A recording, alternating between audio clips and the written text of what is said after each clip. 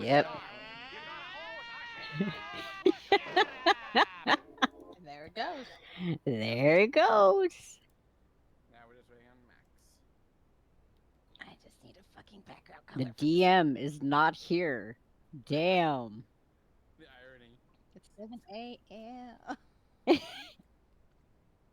hold on. DM's asleep. No. Let's fucking roll initiative. The DM's asleep. We'll do it ourselves. Time to post ponies. Just to do that kind of throwback. What color do I want to do this? Yeah, sure, why not? I like how it says the spell book is ready, and I have completely forgotten how to pull Yep. up the spell book. What blenders do I have to make this look like Where I do So when you I- go into no your bird? spells, there's like a little icon of a book. Icon of a book. Icon of a book. I have something in the way. Ba-ba-da-ba-ba-ba. Is that a max I hear? And it'll be right next to the search bar. Ah! Okay, I found it. Hello? Thank you. You are very far away. Max, the PlayStation has stolen you again. No, I think the Yeti mic is in. I'm just Aha. settling in. It's I was in the been still here. bathroom. How's everyone? Doing okay. Doing good. Trying to put together this I'm home. little image of this motherfucker. Good thing you're home. We got monsters to kill. Yeah. Yeah. Also, shouldn't be Kanan be I'm gonna say technically, yeah, you guys did long rest. So if you haven't already, you can long rest. Oh. Yeah. So what's the PSFX that's in the chat? Are you playing with extensions again? Huh? No, it's there because it got updated. Ah. Whenever a module updates, sometimes they like to put out ads for their Patreon page.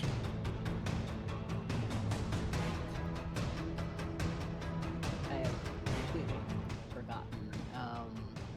So apparently Paul knows these creatures. That's news to me. No, I didn't say Paul knew them. Wait, I who- said that. I said they were- Roger recognizes a little familiarity in one of Wait, them. Roger? In one of them. It was Roger. Oh shit.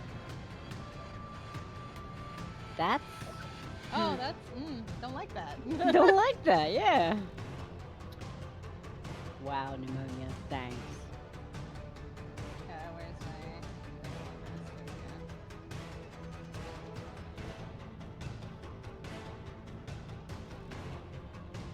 There we Okay. Let me know when you guys are all ready. I've done been ready. Okay, we can get started then. Welcome back, guys, to Barovia's Hope. Last time, you guys, with the help of Kanan's old friend, Sona, managed to get some disguises on yourselves. So you guys look like human guards right now. So you can actually help out a little bit, as the venue for the winemaking competition is apparently under attack. With One day we'll get to make wine. One day. I mean, you guys are still in the process of it. It's just Paul, I guess, is still deciding the recipe. Oh no, he's got the recipe together. He just needs time to, make it. Oh, okay. But yeah, we're still in chaos mode here with several of the ongoing villagers being attacked. You see a lot of soulless servants around as well, unfortunately being helpless. One of the rich men pretty much threw two of his soulless servants in front of him to use as shields so he can try and get away. And you see these creatures that look unearthly to you, with giant eyeballs that seem to come out of very human-looking mouths. And I'm just going to show this again for reference. Yeah, we love that.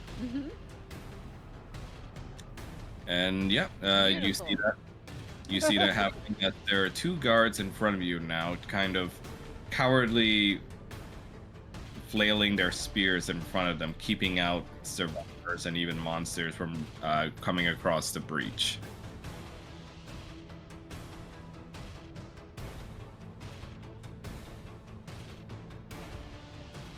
I mean, they look like they're doing their best.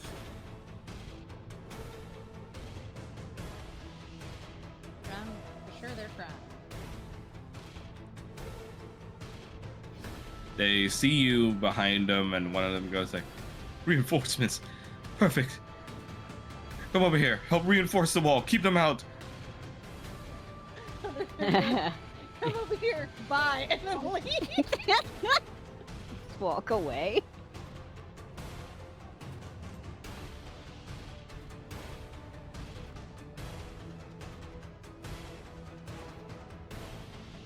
Aren't we supposed to be protecting them from the other side of the gate? Are you mad? We're not going out there. You see those things? They're already tearing apart those that are trapped inside.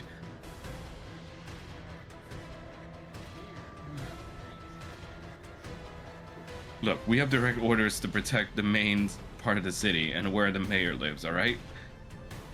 Is this not part of the main city? Not where those monsters now tread. You then hear screaming as one of the whites start just slashing across one of the villagers.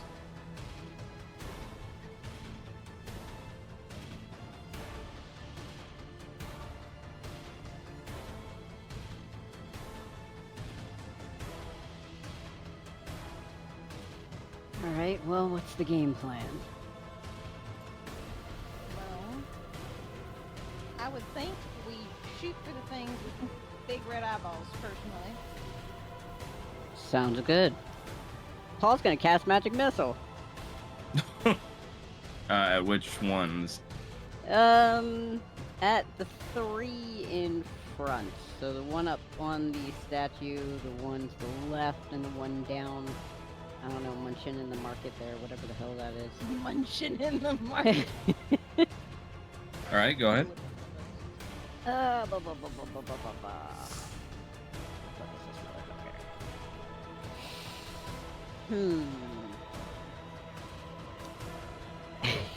motherfucker? You know me so well. We're gonna do it at 6th level.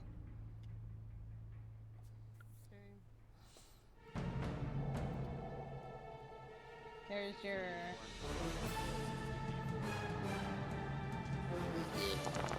There's your Okay. rough draft of Lauren. If you have it in your head.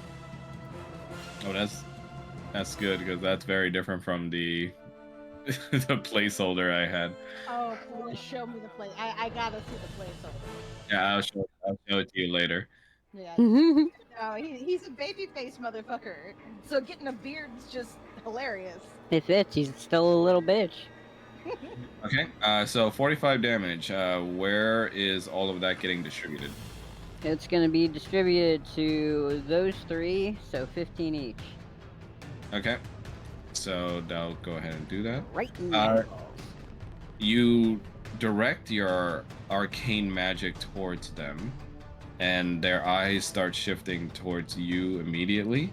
And the missiles hit them, and you see they let out ungodly sounding churling noises as their eyeball starts vibrating and setting sights on you. And yeah, they took 15 damage. Let me do that. And roll for initiative. Wee. Initiative.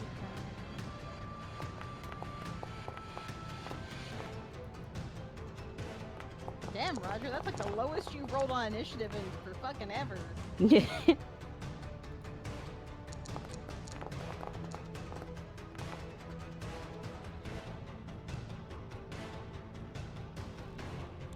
Give me a sec, just adding all the beasties.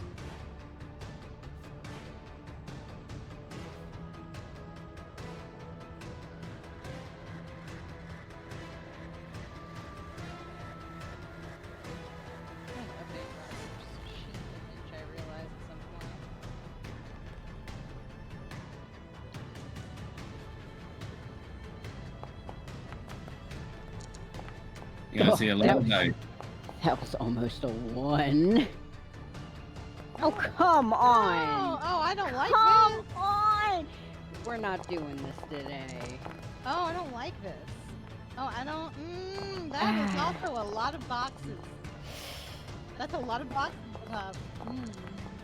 Oh, Right, Roger, what have we got, buddy? Wow. Dice said fuck you today.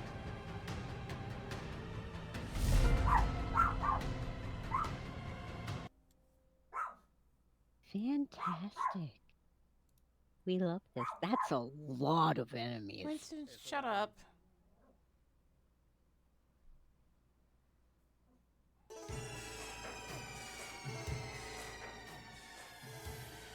Oh, this is gonna be fun.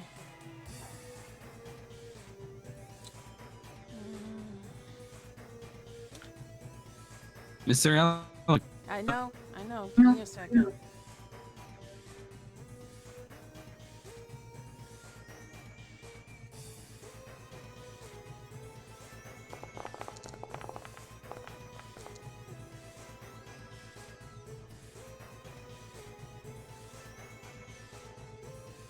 Oh, damn.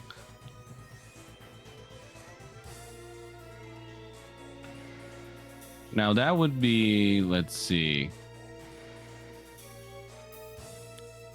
Your star knife, and I think you're trying to aim at the whites and not the soulless individual, right? Yes. Okay. So let me go ahead and roll for that.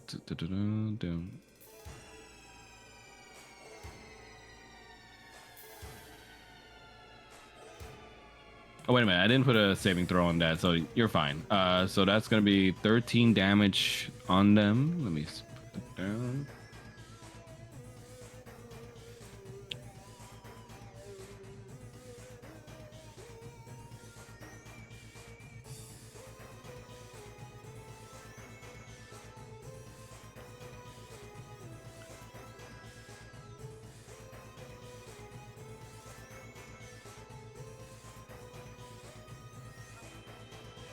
Okay.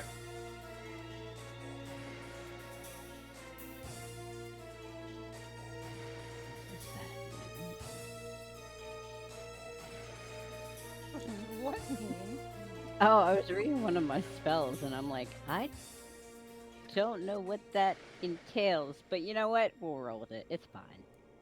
You see, when you do that, the two whites that are about to murder a defenseless, soulless, and their owner turns their gaze upon you. And you see the guard next to you goes like, "Are you mad? You just brought their attention to us." Shut up. That's, I've never.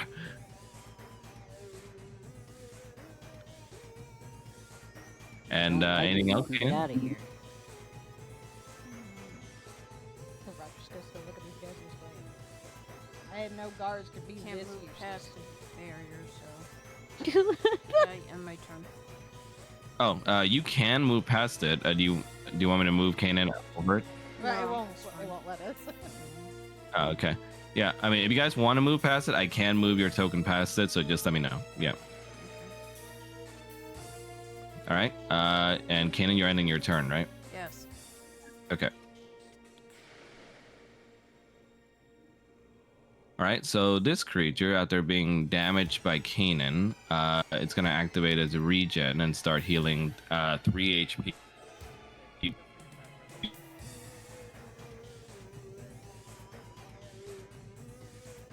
Say what now?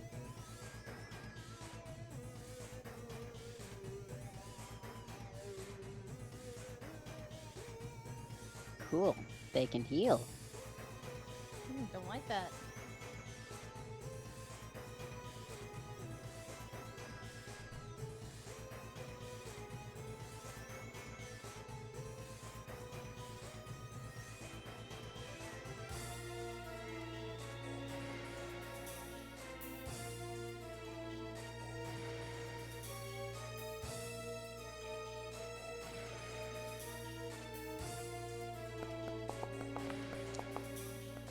Come on.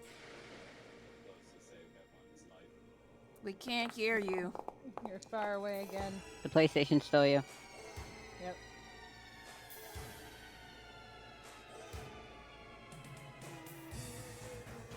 Have you tried, like, not owning one of those? Hello? Can you hear me? Yes. Yeah, the PS5 controller's not even plugged in, so I don't know what's going on. I think it's just my Yeti mic going wire. Just get a headset. Yes. But the damage is dealt for 10. Unfortunately, killing one of the soulless.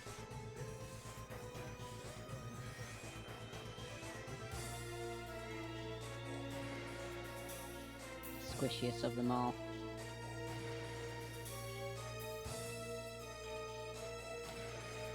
The white over here is going to fight one of the guards that are up out there still.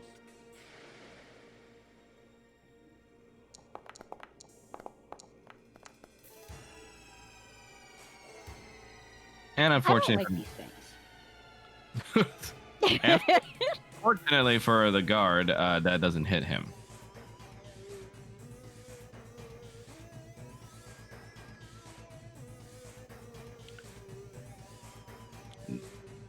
The mysterious creature over here is going to go over and attack a soulless.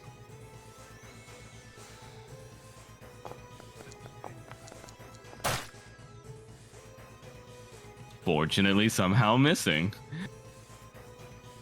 As the soulless kind of just falls down onto their butt and dodges a claw. That's embarrassing. This creature is also going to attack a soulless.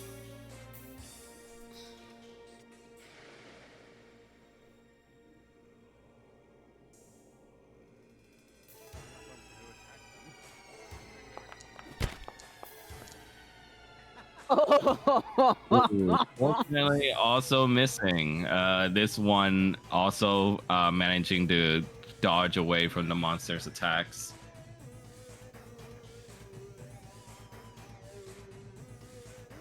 Oh, I still have control of Paul. That's okay. I mean, you should be able to control him still, I think. It's just Yeah, I can. It just gives you the This one- notification. Get ready, Paul, you're up next. I mean, what?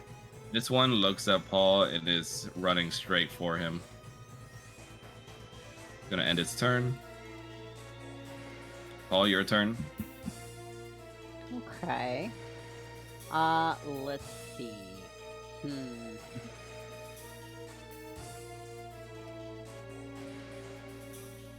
What kind of bullshit does Paul want to pull?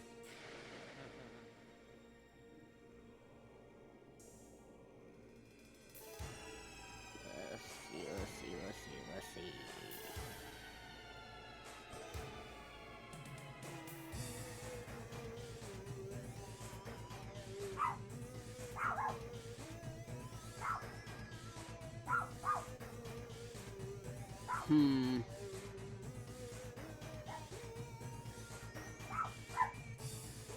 No, we'll go with magic missile. It's fine. And he's gonna target the one that's running at him. Okay. Let's see. Which spell slot do I want to sacrifice? Let's go with 3rd level.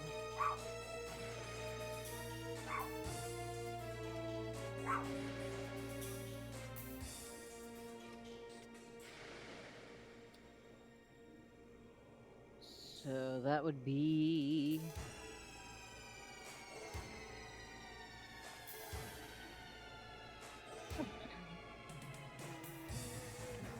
Blaze? 3.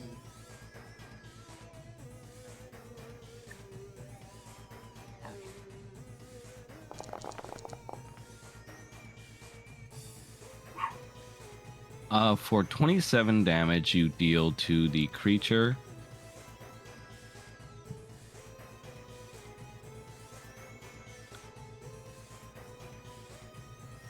You see it still starts to crawl towards you in an animalistic, feral fashion as its eyeball head starts spinning around and focusing its gaze further on you.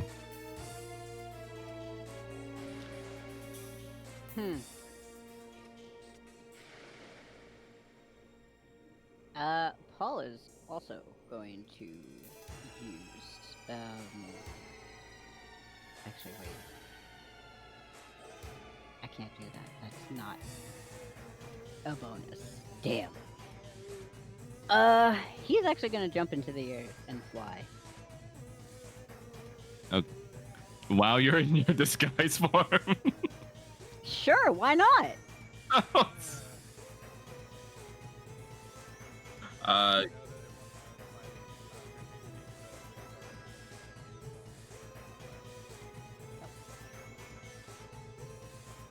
He can fly. He just knows magic. He can levitate. You break out your wings and start flying, and the two knights guards near you just are awed and abacked and just says, oh my gods, what are you? Paul's gonna look down at them and just be like, a guard. What's it look like? You see they start running away from you. Roger's just gonna be like, saving your ass is what he is. Paul's just gonna roll his eyes, and that's gonna be his turn.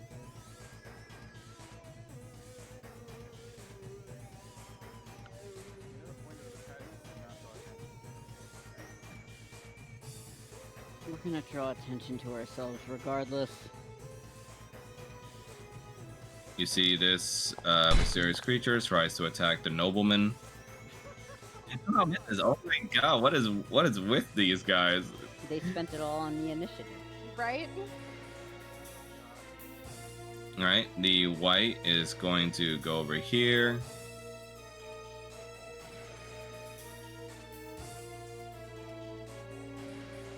And this white is going to attack the other soulless.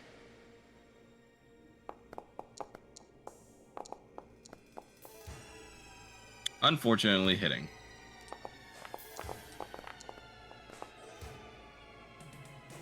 Oh, not completely dead. Living with 1 HP left. The soul. Please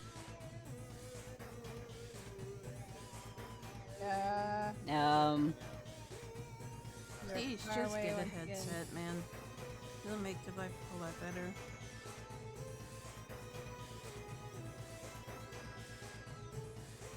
He's dead, Jim.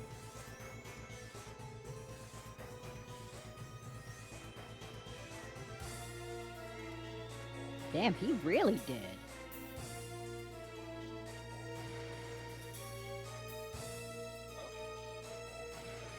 You're in the far distance. Yards away.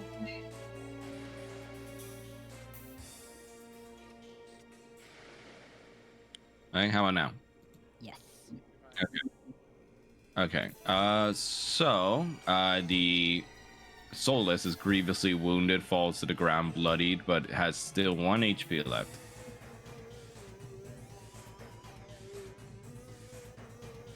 This white over here is gonna attack the other guard that he found.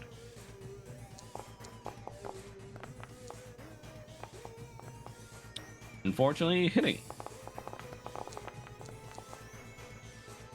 Dealing the guard 14 damage.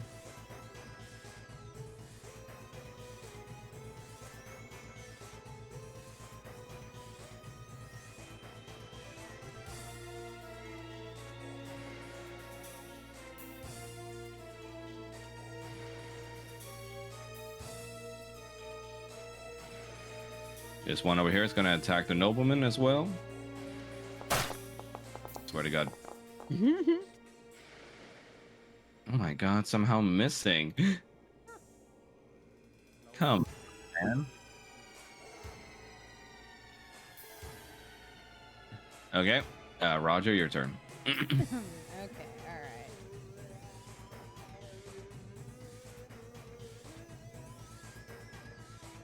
Okay, Roger is going to see, these two motherfuckers here.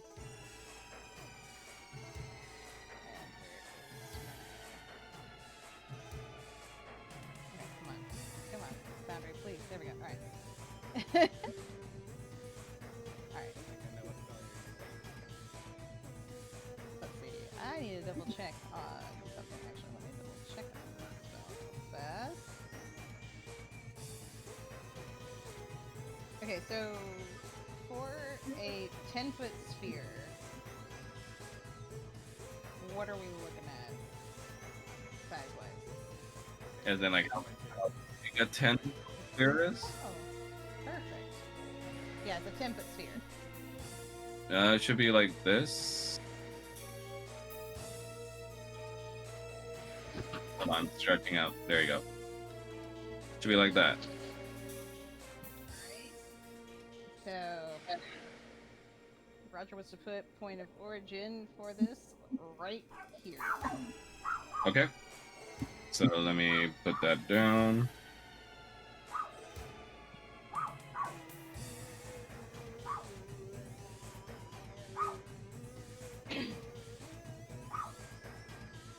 Okay.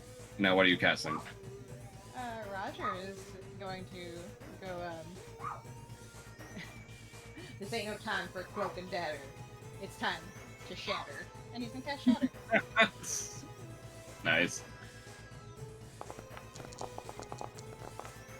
Oh, it lets you put down the template there. Okay. Cool. Mhm. Kaboom. Nice. A loud noise erupts from the point of origin where you put that spell, and they make a Constitution saving throw. So let me go ahead and do that.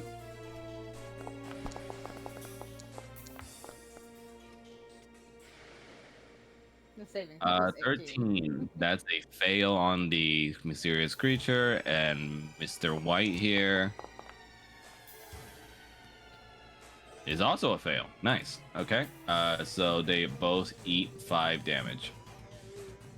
Alright, so that's first thing. Let's see. Hold on.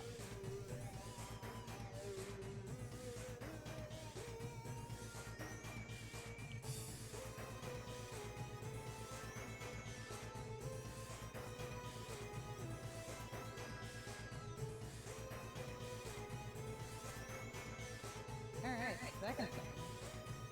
It's this guy that's down with the one, right? Up top? Yeah. Alright.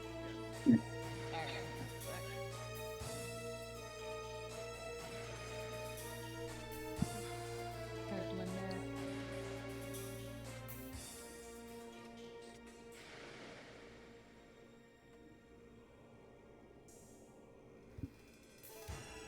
Roger is going to feel the word again.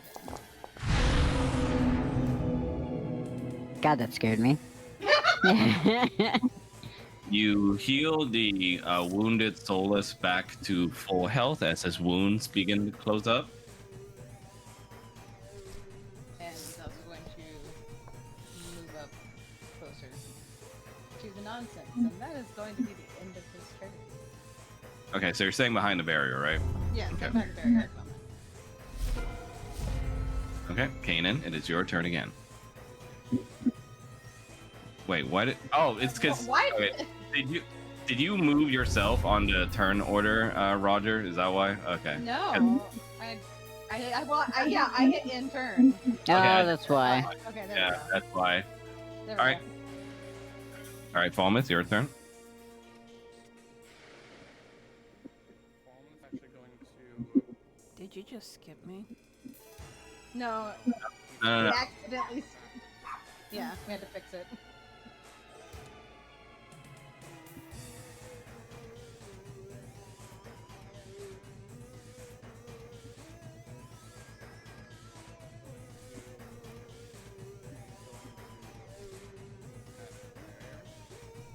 Okay. Let me move you. There you go.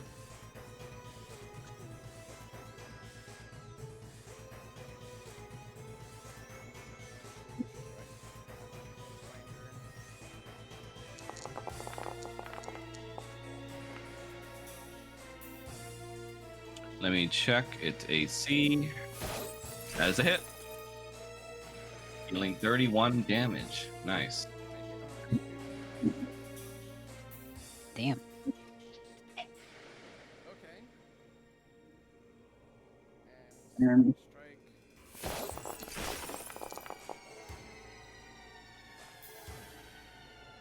That is also a hit. You slay the white creature where it stands and manage to save the soulless that it was aggressing upon. As you see, its undead blood splatters over the place, leaking black ichor.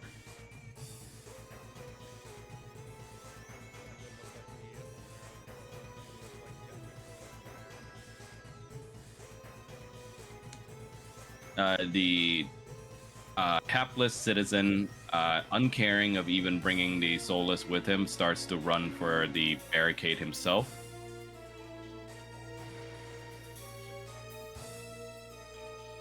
As the soulless just kind of slowly just starts walking, despite their healed injuries, towards the barrier.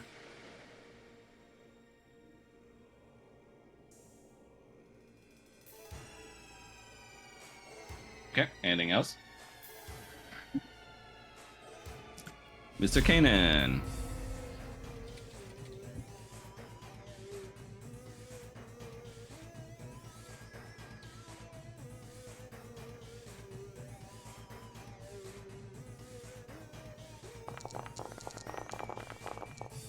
Oh, shit.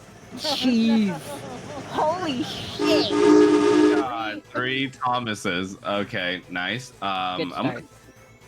So you use your star knife, strategically aiming at the creatures before you, managing to slash out the eyes on the mysterious creature and slaying it where it stands, as it makes a very disgusting squish noise as it crumples up like a bug almost when it dies. As for the white, he eats a whopping 23 damage. Oh yeah, I did have that roll, didn't I? Okay, 46 on that shit. Yeah, you killed a white too. Then. White Fuck. evaporates on the spot. Fuck. Wait, hold on. Is that an accurate range on that? Because isn't there another one caught in that? Oh, you're right. In the same cone. All right. Yeah, we're gonna do damages to those too. Fuck my life. So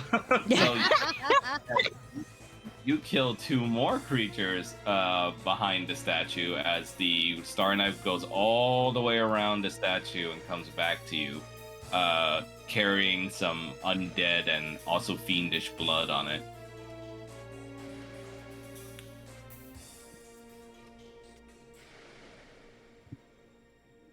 As the nobleman hiding behind you can goes like, "Oh, such precision! You will be paid most handsomely for this." I'll hold you to that. And anything else, Mr. Kanan? No. Okay. The white over here is going to attack the new paladin it found in its track.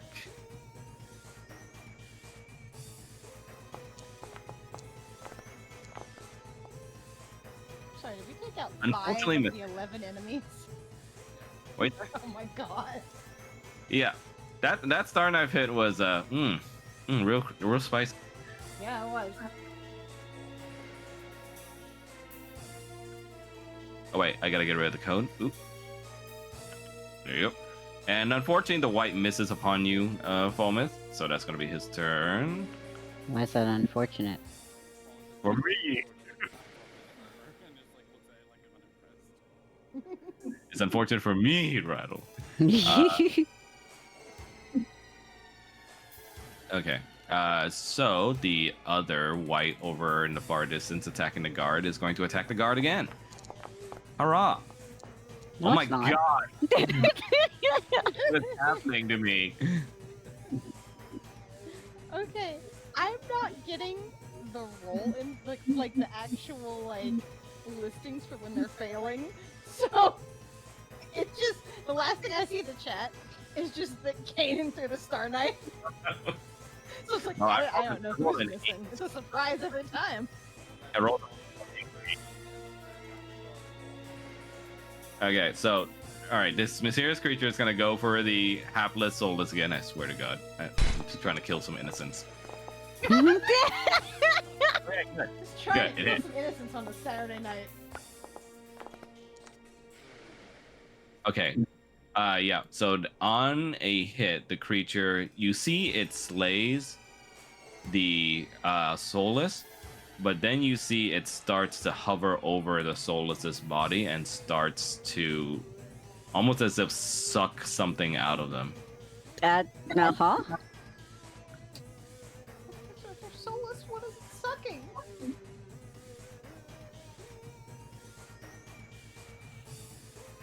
And that's gonna be its turn.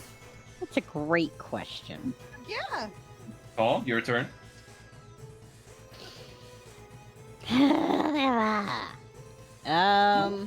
What motherfucker is all left?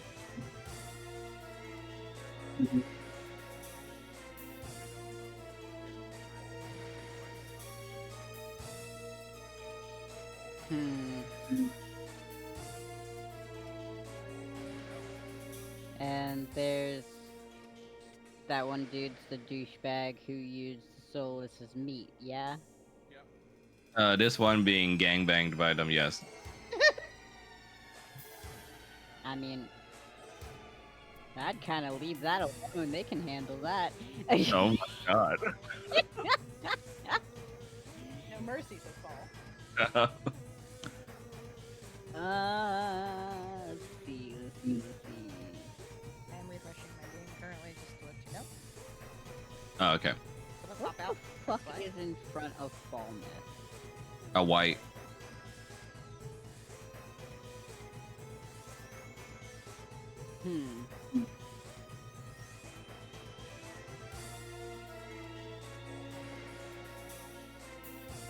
My brain's still trying to process things. We're just gonna magic missile it. Okay. To be fair, he did just get off work and get food in his body. It's so he's very moving. true. Ba-ba-da-ba-ba. We'll do another third level. That's what, 10d4? Yay, nay. I think that's the same level as last time, so I think that is 10d4. Okay. Am I still stuck in the game? Hmm? Am I still in the game? Yes, you're still in the game. Do you need me to kick you, or? Yeah, try kicking me because it's not letting me in. Okay. There you go. Alright. Okay. So what damage is that going to? Yeah, it's just all going to that white. The one in front of Falmouth? Yeah. Okay. Yeah, the white eats a whopping 32 damage. Get wrecked. Sorry, Anything I else? said that out loud. He just kind of mutters it under his breath. A gamer. 360 no scope.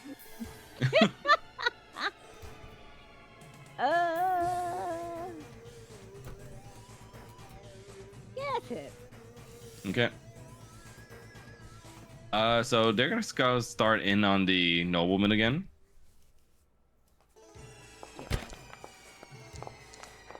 Oh my God! This nobleman just won't die. This nobleman's got moves.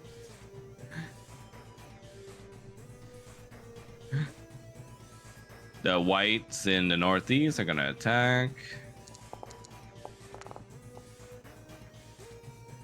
Hitting the knight. At least I'm hitting someone tonight.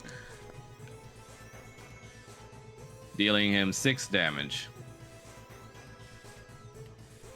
Tragic, truly. Okay. And the creature over here gonna attack Nobleman again. I swear to God.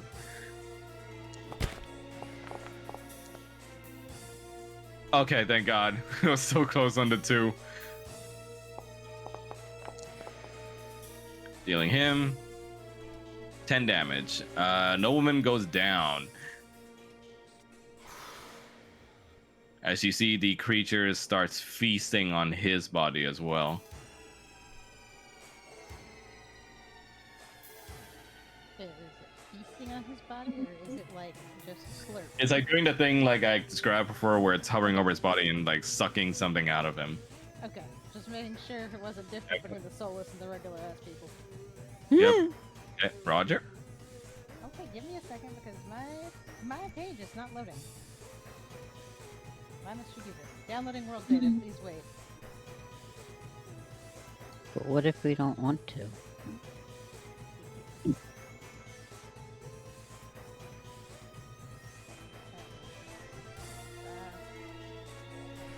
sorry about the pause, guys. It's all right.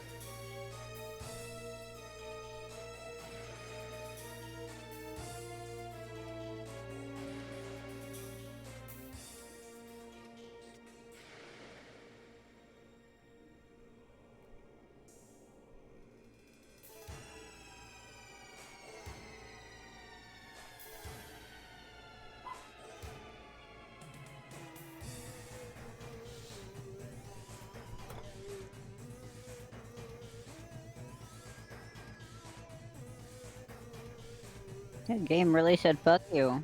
Computer, we're trying to play D&D here. I need you to cooperate with me. Do you want me to just do something for you, or Well, that's Like, the thing.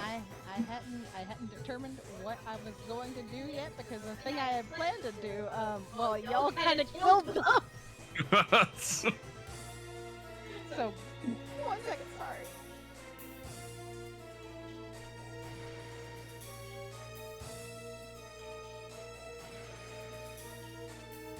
What's still left on board?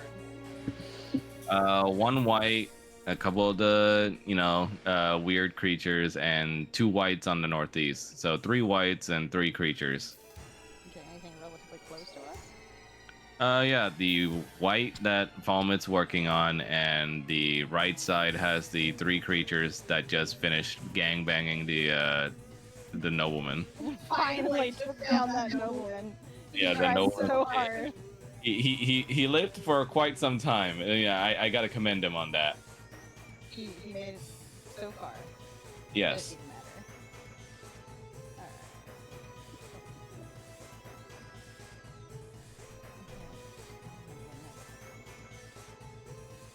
Yeah, Kanan kind of went crazy with that Star Knife.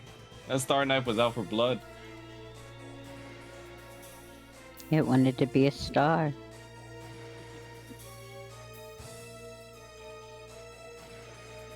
Roger is good. Okay, pick whichever of the unfamiliar creatures is nearest to us, and Yep.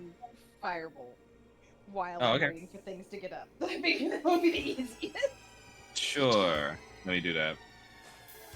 Paul's gonna use a reaction. Wait, why? Wait, what are you reacting to? He's going to use accelerate, decelerate. Oh shit, okay. And he's gonna accelerate Roger's spell. What's that mean? It It hits means harder. that increases the damage taken by 1d6 plus spellcasting modifier, which is going to be 8 pretty much. So it increases the damage by 8. Very nice. So fireball, Yeah. and you see Paul uses his magic to make the fireball streak across even faster and deals 18. Actually, I haven't rolled the damage yet for fireball. Let me see. I was just gonna look over and be like, 22 damage. when did you learn that one? Paul is just gonna shrug and just be like, Mom showed me. Internet. Internet. And anything else, Roger? Let's see. I think for now that'll be it, just so we can keep things moving along. Okay. Falmouth, your turn. A little cold develop. Okay. Strike.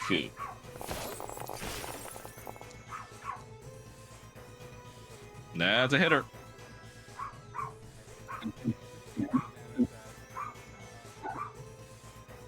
It's holding on to some levels of HP left, to be honest, for this one. You little bitch. He's saying that out loud. He's like watching it like, you little bitch. Right, now it's dead. And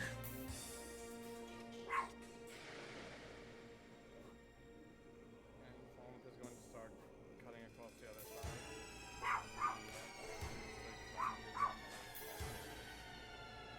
Okay. Kanan, your turn.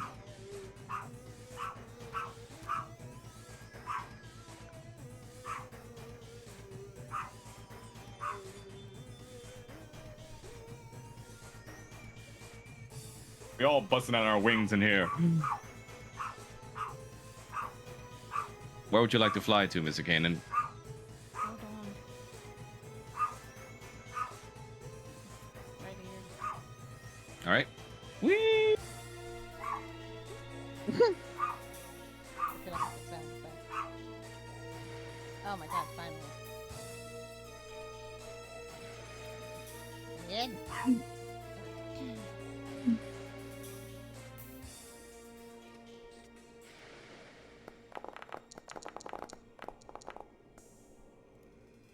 Ah, damn. Yep. Them be hits. You deal 17 damages to the creatures.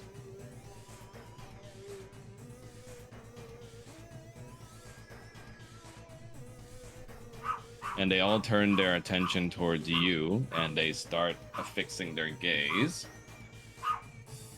This one, with its range, especially starts focusing on you.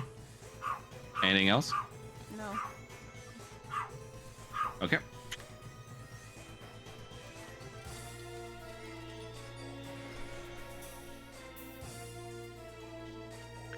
The two whites up here still banging away at the guards. They're gonna continue doing what they're doing.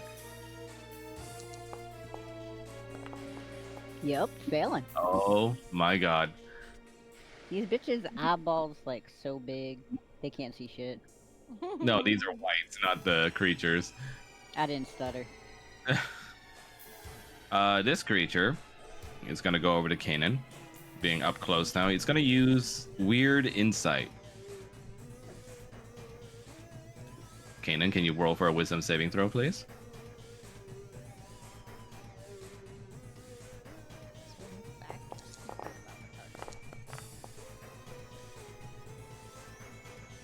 Damn, you saved. Fuck. What? So I'm back here. and it's gonna use his claw attack on you instead then. For its action. Does a 16 hit? No. It sorry. You okay? Yeah, it misses. Oh, that did critical damage to me. Oh. Hold on. Okay. Give me a second. Oh, okay. Do you have a reaction?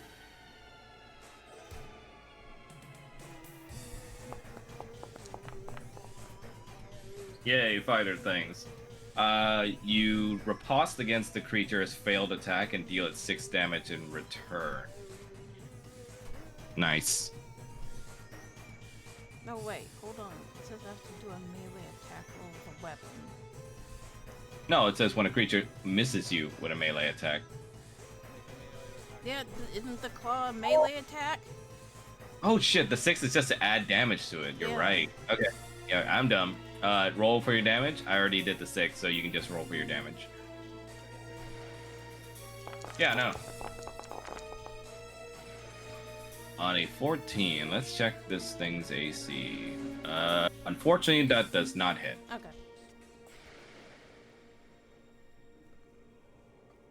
Is there anything else? No. Okay. Next turn is Paul. I like how you said that as a take a bite of food. No. I mean, you guys killed a lot of the other people on the initiative list, so... It's very true. Yeah. Things tend to get expedited. They had their chance. They rolled high. It's very true. Put Paul on the other side.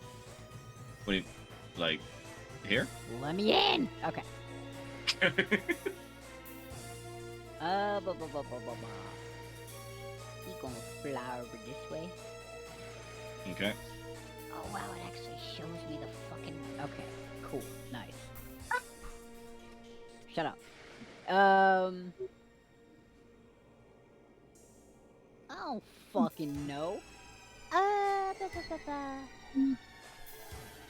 far away from... How far away from... He's in range. What are you doing to Kanan? Ha ha ha. Making him a fucking beast. He's gonna give him action.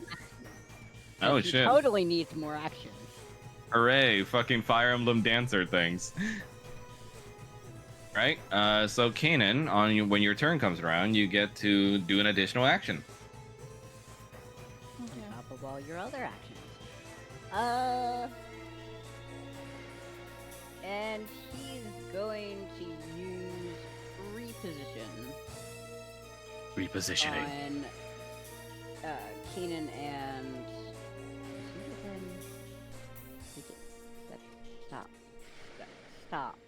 stop. What? No, What's happening? Roger's out of view. He's gonna use No. position on Kanan and Faultness so they can move 30 feet in whatever the fuck direction they want. Okay. Kanan and Fulmouth, if you wish to move 30 feet, you can. Let me turn on free movement. There you go. No, I'm good. Okay. Roger just back here watching with chips and popcorn. It's fine.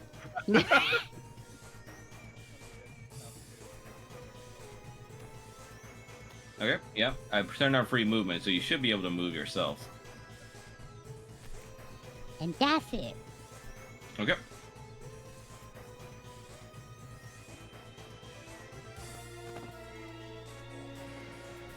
Creature here, seeing Falmouth as its new target.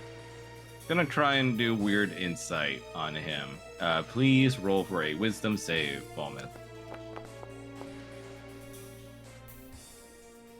Damn, that passed. All right, he's gonna do a claw attack instead. Then. Oh No, my he's god, fucking not. my rolls. Okay, so that's a miss. I'm gonna end that guy's turn. The white's gonna keep banging away at the guards. And missing. You know what? I give up.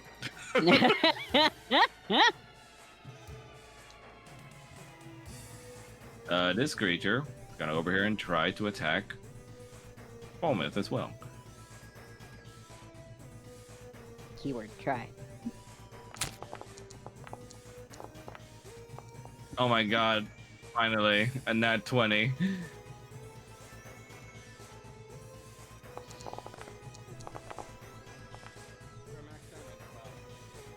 Finally, I did something right. Can I unlock on that? Yeah. Yeah. Okay. Just I mean- really, can I unlock I mean- on that? I mean, you could, but why would you do that to me? I don't know, ask Paul. All right. Job as players to make your life this- harder. That's why. Oh my god. You're welcome. You and streams. No.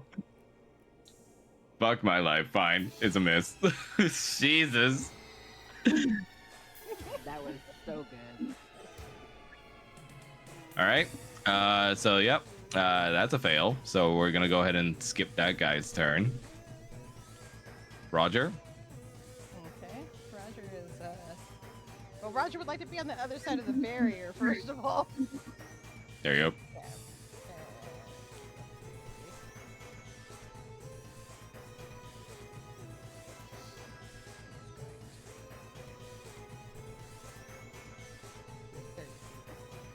Nice. Okay, so you said that Roger recognized one of these. Did Roger recognize one of the creatures, or did Roger recognize The creatures. in general? The one of the creatures, the one that Kanan already killed, which ironically lies dead before you over here. You see their face, and it looks like something you've seen while you were here at Kresk. You can roll for history to try and find out. I was gonna say, can I do like a history or insight roll or something? Yeah, you can do a history check. Okay. We'll see if Roger knows anything. I don't. Did it roll? Unfortunately, God damn. Wait, unfortunately, wait.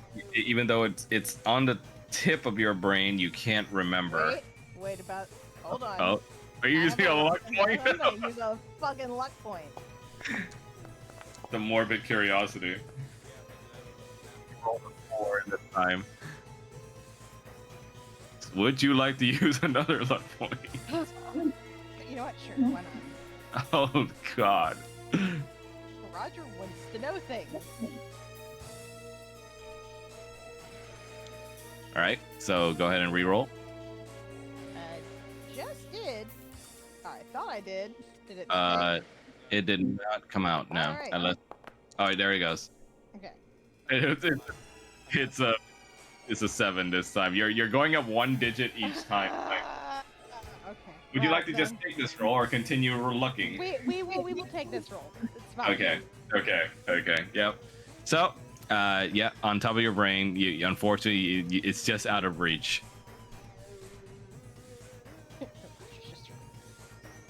Now, would you like to continue your turn? Yes. Roger's just staring at this thing for a minute, just like, God damn it! What is this? All right, let's see.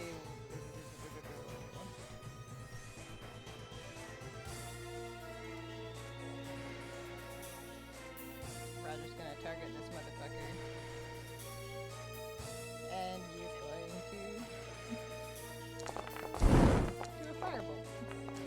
Oh, nice. Unfortunately, it misses. Oh my god! Welcome to my world. Wow. Fuck me, I guess. Roger just throws his hands up, and that's gonna end his turn. Okay. Hey, well, at least it's not as bad as my rolls have been tonight. All right, Falmouth, your turn.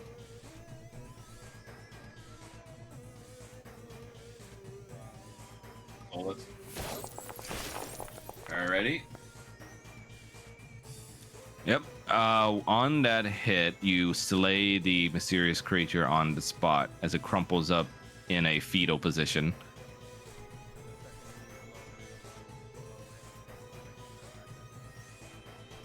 Okay.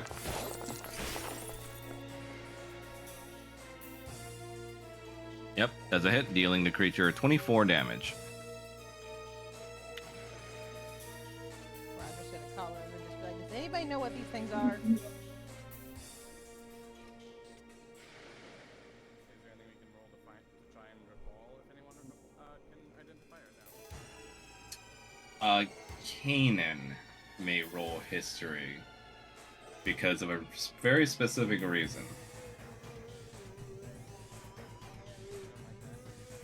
I don't like that either.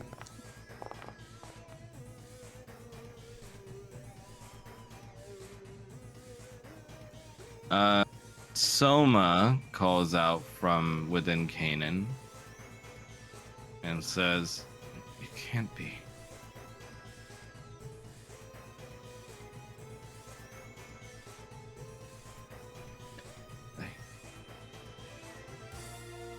I thought we got rid of these.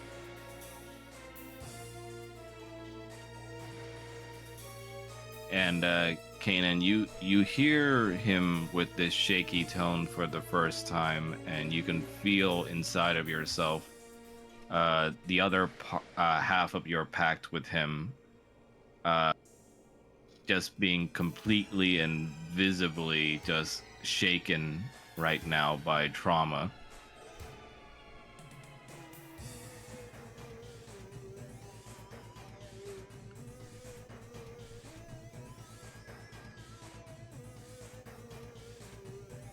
In mid-fight, other portion in his brain having a traumatic flashback.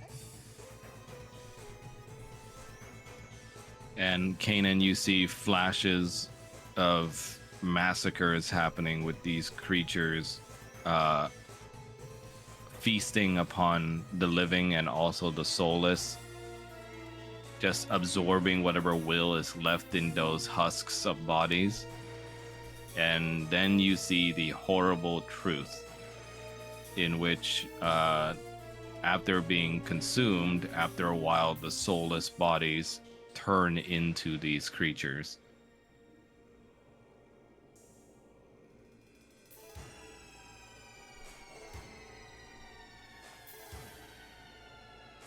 Only the soulless bodies, or Sorry, say again?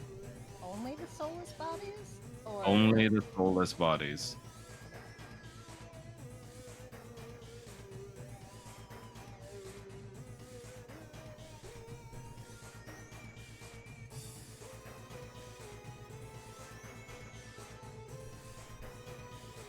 Kanan's just out here like typical. You there, Mel? Yes. Okay. How does Kanan react to these visions? He's not going to. Oh, okay. Do you relay the information at least to the others Nope. of what you saw? Okay. Ooh. In that case, you don't get an answer back from anybody, Roger. Roger once again. Okay, well, fuck me, I guess. What's his answer?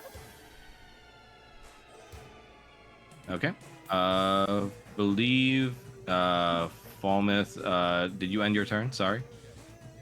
Okay. Kanan, your turn.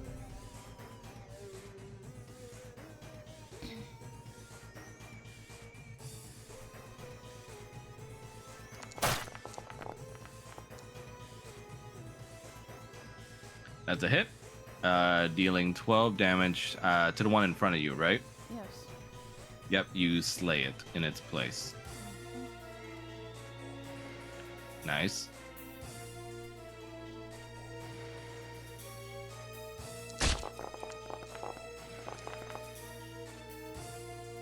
Nice hit. Dealing 17 damage and finishing off that one as well.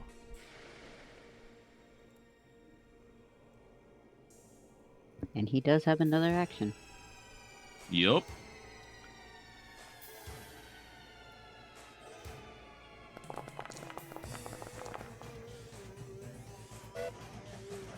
Thomas! He's gonna scream out duck. Okay. Oh, to these guys. The guards hear you and obey your command immediately as they duck underneath the Star Knife's path as you deal 17 damage to the whites, angering them and bringing their attention towards you instead. Then my turn. The knights look at each other and go, it's like, was that standard issue? I didn't get one of those.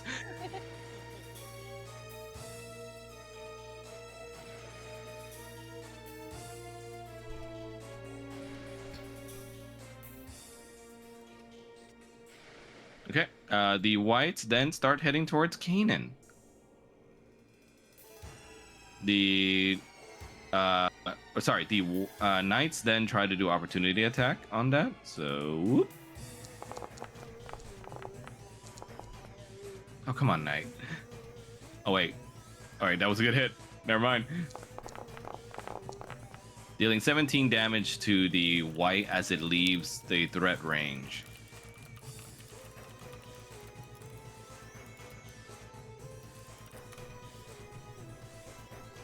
And that's going to be the white's turn.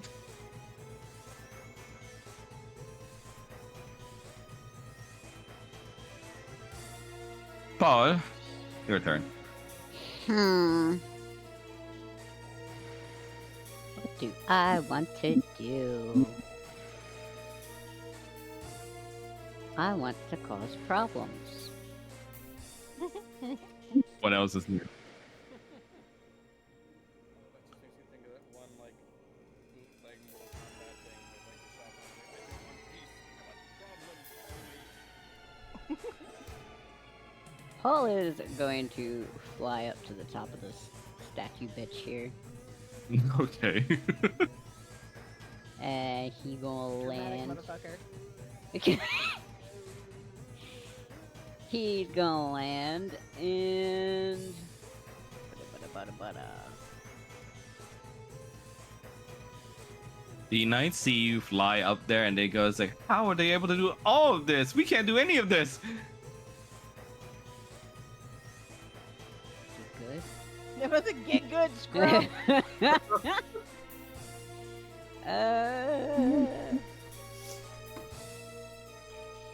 we go magic missile. It's fine. Okay.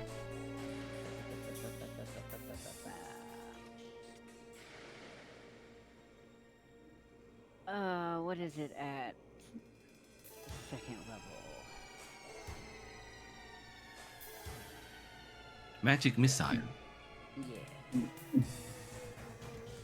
That's what? 8d4 or am I dumb? So, wait, let me check. Yep. I know math.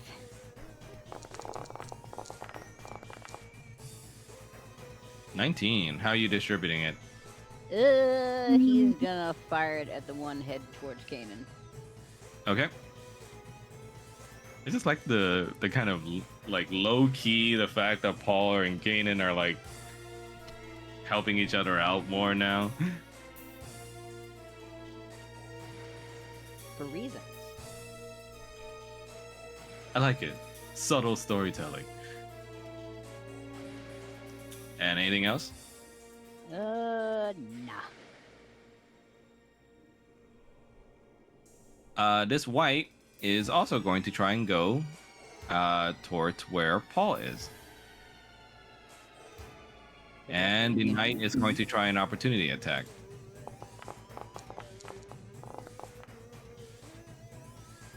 Oh my god, the knights are actually kind of... Oh wait, no. Never mind, they suck. Yeah, that's a miss. And he sees that you're flying up ahead, and he's going to try and use Drink Life instead. Oh wait, it has to be something 1 to 5 feet. Damn it. Oh.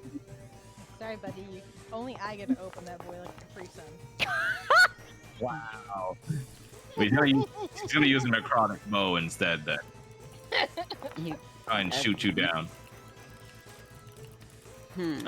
That's 19. Would you like to react somehow? Yeah. He's gonna use decelerate on that bitch. Oh my god.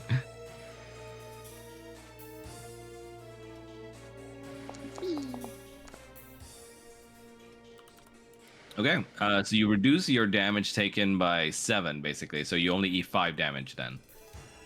Yay. As the arrow pierces you very slowly.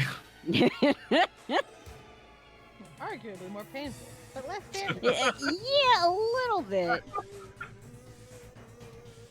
Okay, that's gonna be that white's turn.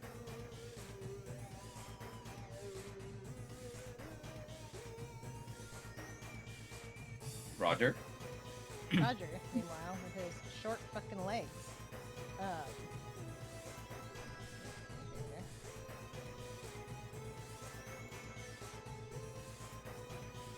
He's going to try to get up here with the rest of the party.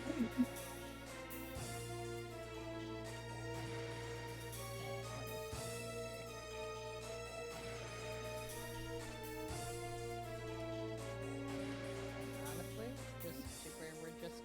we're just gonna firebolt again. Okay.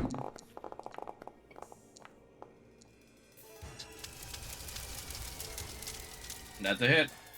Okay, thank goodness. The one near Paul or the one near It's the Kanan? one near Kanan. Okay, dealing 14 damage. Very nice, very nice. Alright, and honestly, I think it's gonna be his turn. Okay, He's like, I can't do much back here right now. Falmouth, your turn.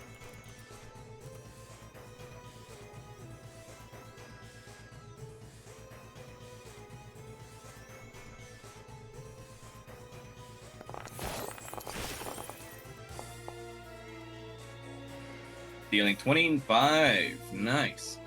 Let me see the thing.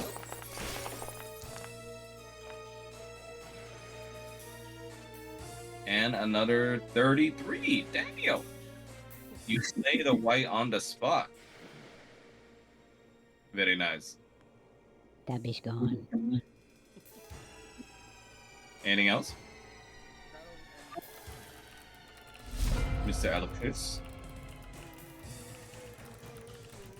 What the fuck is that little orb? What orb? Over. Yeah. Perhaps you should go find out. Not really. I like how, for some reason, the statue somehow is always blocking whatever the fuck you all are talking about. It is actually good for immersion because Roger flying up that high, you would be able to see that orb over there. You mean Paul? Sorry, Paul. Fuck. What? No, we just I mean, clarified. he is on top of the statue, so. Yeah. It's just funny because it's just like, it's like, oh man, there's more of them back there. Me, there's No. what? Now you can roll for insight, Paul. Why would I do that? I'm I just mean, you can kidding. choose not to if you'd like not to. You spot the purple orb, which pulses with a mass that feels eerily familiar to you back in that dwarven lab. As you peer into it, you see the face of Oblivion again, smiling back at you, the monstrous creature that tried to kill you, and Oh, is fuck the that shit. main core of the dark powers that be that rule this land. As you see its denizens starts to retreat on back into the orb.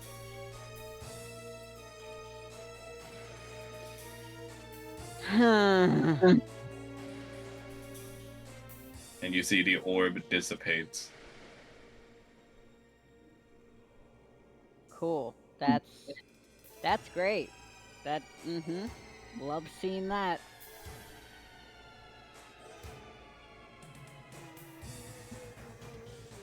And Paul's gonna look down at Falmouth and just kind of be like, so we have a problem? Before that, though, Miss Kate, your attack did go through 23. You slay the white right where he stands.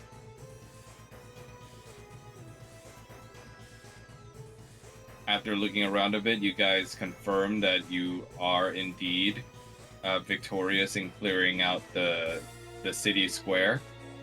I'm gonna start chopping the heads off of the souls that died. Very smart. Roger's just like, Kanan?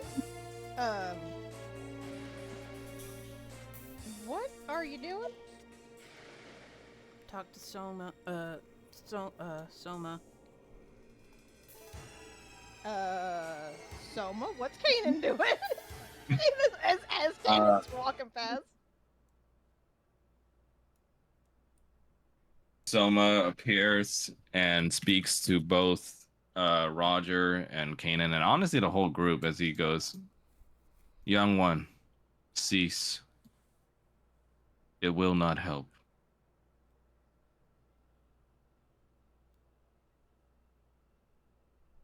It won't help what? These creatures you see before you, we've encountered them before in the past. Nothics, they're called. And they are born when a soulless individual either gets turned into a vampire or gets their soul drank or gets their soul devoured by one of these things. Okay, but if they're soulless, that implies they don't have souls in the first place. What the hell are these things drinking? The remnants of will that remains in these husks. The only thing left that allows them to live and even move and perform basic function. We never understood why, but some theorize that it's because it's the soul lost to the dark powers, longing to have the other halves of themselves again. So doesn't matter if he's chopping the heads off, if they are still going to turn into those things. We have tried such tactics in the past, and it didn't work. Wouldn't These destroying mal- the body entirely work then? that would help. These malformed creatures will mutate based on whatever it is it remains of the bodies.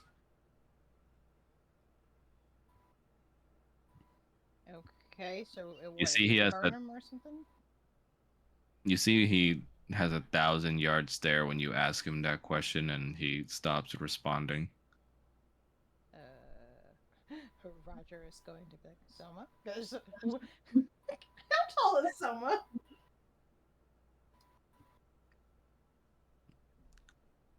How tall is Soma? About 6'2". Roger's just gonna kind of wave, clap his hands a little bit. Soma, hey, all right. He shakes himself out of it, and he says, "I apologize. Whatever methods you may employ, so long as the bodies are not recoverable. I need a moment. I apologize." He disappears back into Kanan's brain, and Kanan, you feel his discomfort and distance from this situation.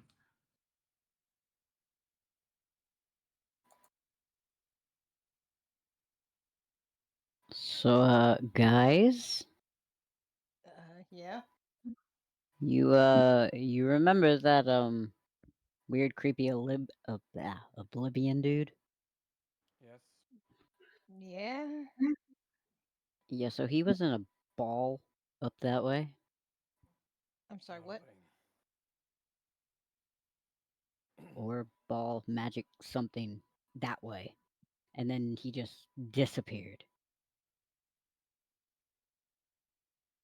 Roger's going to pause and just sort of look at Paul and just be like, okay, is this like a ball like magic, like it's made of magic, or are we talking like a ball like the thing that you're using for your animals? Well, no, it disappeared, so I'm assuming it's magic. Right. And Roger's going to assist in starting. Oh my god, is that the image? Yep, that was the placeholder. Just showing it to you Jesus before I switch it Christ. over to the actual one. No, that boy ain't nearly babyface enough. Lauren's that guy that like he shaves his beard off and suddenly he looks like he's 10. Like So Haley Joel Osment. Oh my god. yes, functionally that kind of look, like just the, you know, you want to lose 20 years, just shave your fucking beard off. At least we're disguised. So So nothing there. in the aftermath of the fight, two individuals wave across to you all from across the barrier as they very insistently slink across the barrier and hails over to you all. And Roger, you feel your blood run cold despite Era's protection for you all over the cold. You still feel chills down your spine as you see him again. This time he looks a little older and he seems to have gotten a beard. Mr. Bradley Laurentius Vedas himself, wearing a more official grown-up outfit this time, with your mother at his side as he looks over the mess and has a wrinkled expression on his nose. Roger's immediately turning his attention to burning these dead bodies. It's fine, don't worry about it. Yoo-hoo, guard, gentlemen.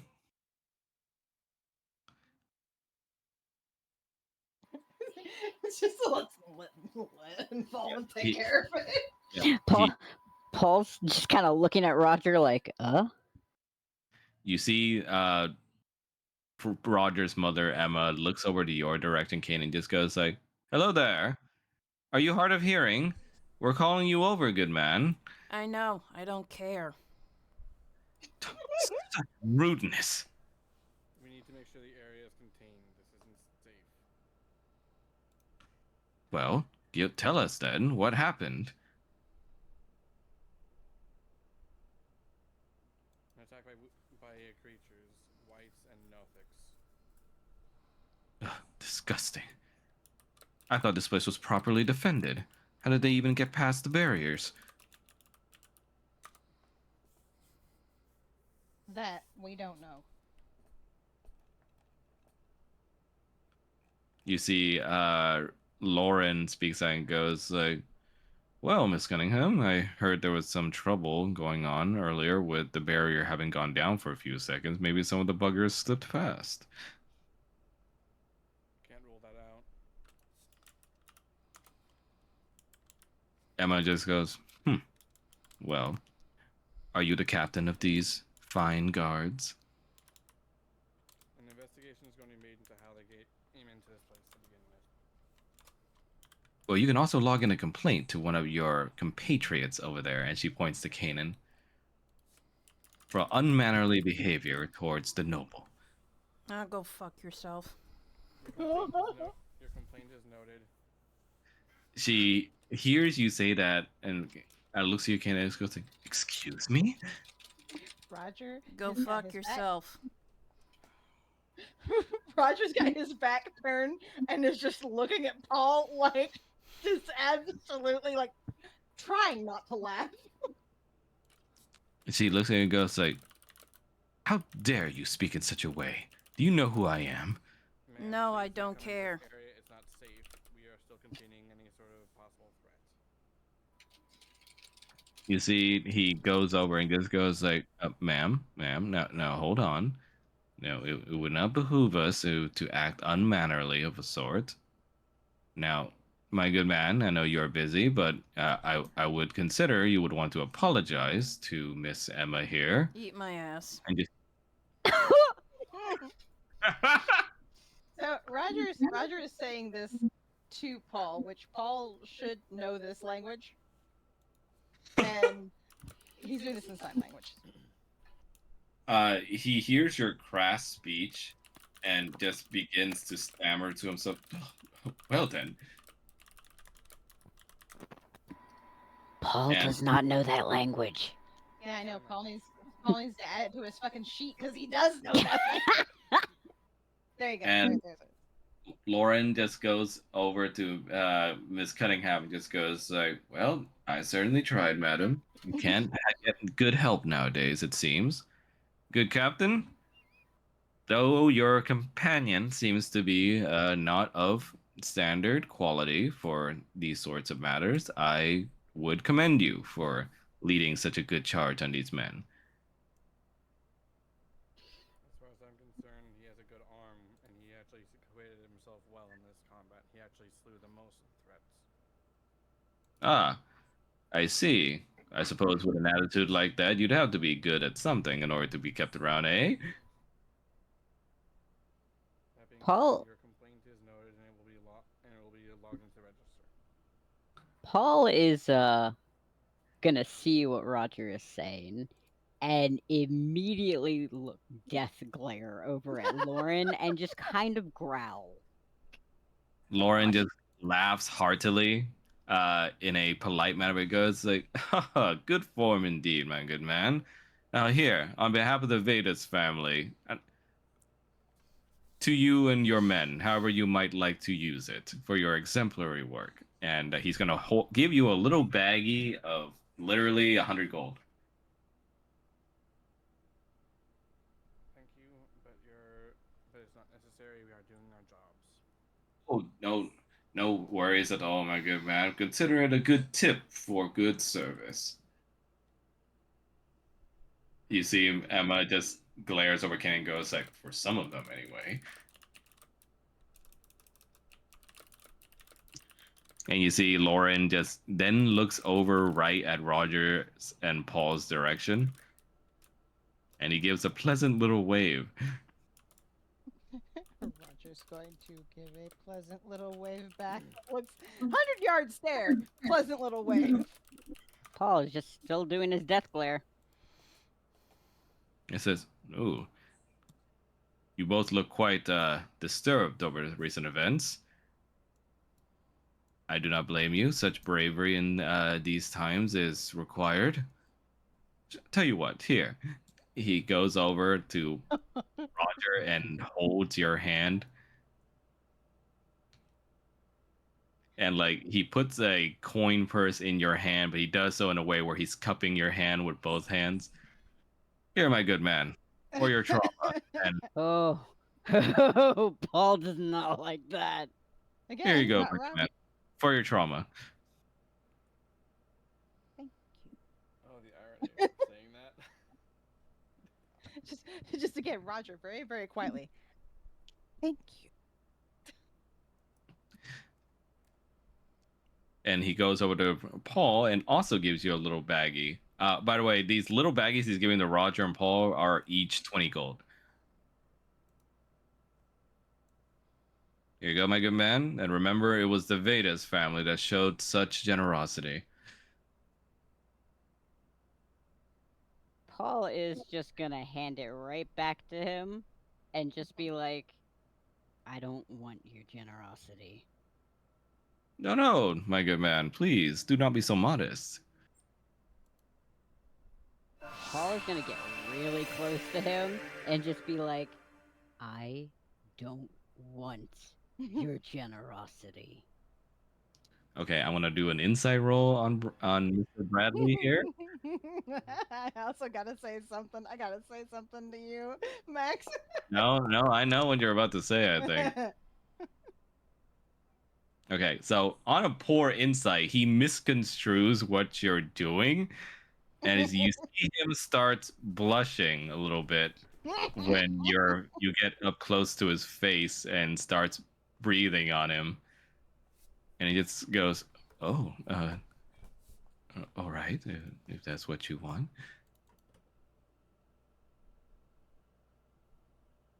Leave. Very officiate, this one. uh, are you staying in the inn nearby? No. Well, I suppose I have to find you around sometime then. Paul And is just gonna kind of raise a brow at him. Emma calls him over and goes like, "Bradley, no need to wander around and linger, especially with all the ugliness and stink that's around this place, and let the men do their job. Though, Captain, we will have words about that one." And she points over to Kanan again. Kanan's gonna show her the finger. As I said, it is noted and will be logged. Thank you. She regards you with a polite nod and looks over to Kanan. "Spend what little days you have left with your job, little man. I pray you can find better employment elsewhere." I don't care. You see she makes it past the breach with Bradley giving everybody a wave again. Paul is just gonna kind of look over at Roger and just be like, that one? Yeah. He's gonna just look and be like, look, for one, he didn't have a full beard last time. For two, no. Yes, but no. He didn't. He wasn't like that. Right. No, he wasn't. And Roger's also gonna just sort of be like, I see his tastes are still the same though. For what? Darling, you got him hot and bothered. How? Remember that thing that I told you about? How sometimes when I see you in a fight, I'm like, that's the hottest you ever been. He's kind of like that. Paul is gonna look absolutely disgusted. He look, he all right. He likes them a little aggressive at times. Hang on, we have company. He looks you. You see a new guard appears to you all, and he regards you as like, "Good done today. Good job today, man. Keep at it. Citizens, please return to your places of rest. We will handle it here." As they start to go away, and you see the remaining soulless over here be escorted out,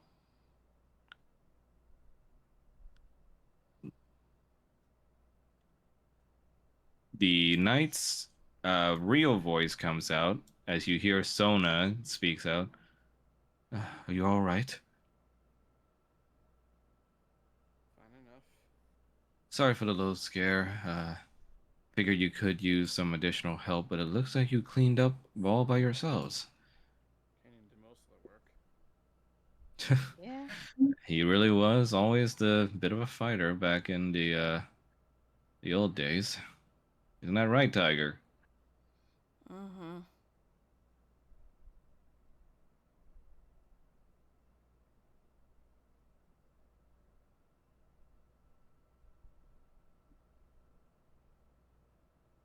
Is Melly okay? No, Oh, okay, just no response, I or said He's yes. oh, okay. We're not he hearing didn't you hear when. it. Mm-hmm. Yeah, it's like Yeah, he's like not registering. and she looks at you all and just says, "With nary a scratch on you all either. Looks like Kanan made some powerful friends."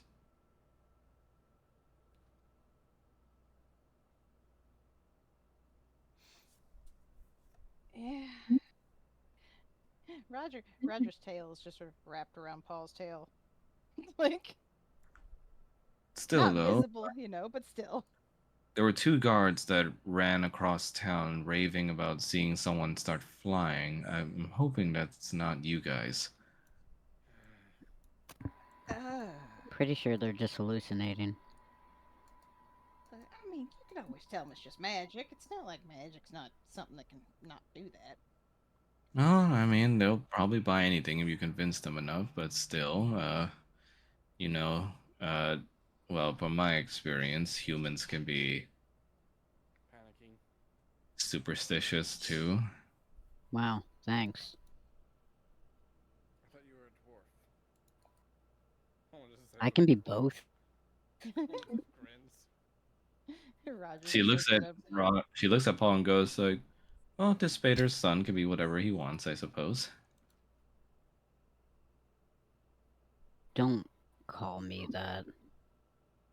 Oh, I apologize. Do you want me to? Never mind. You see, she's still a little awkward around you, considering. Just call him Paul. All right, Paul.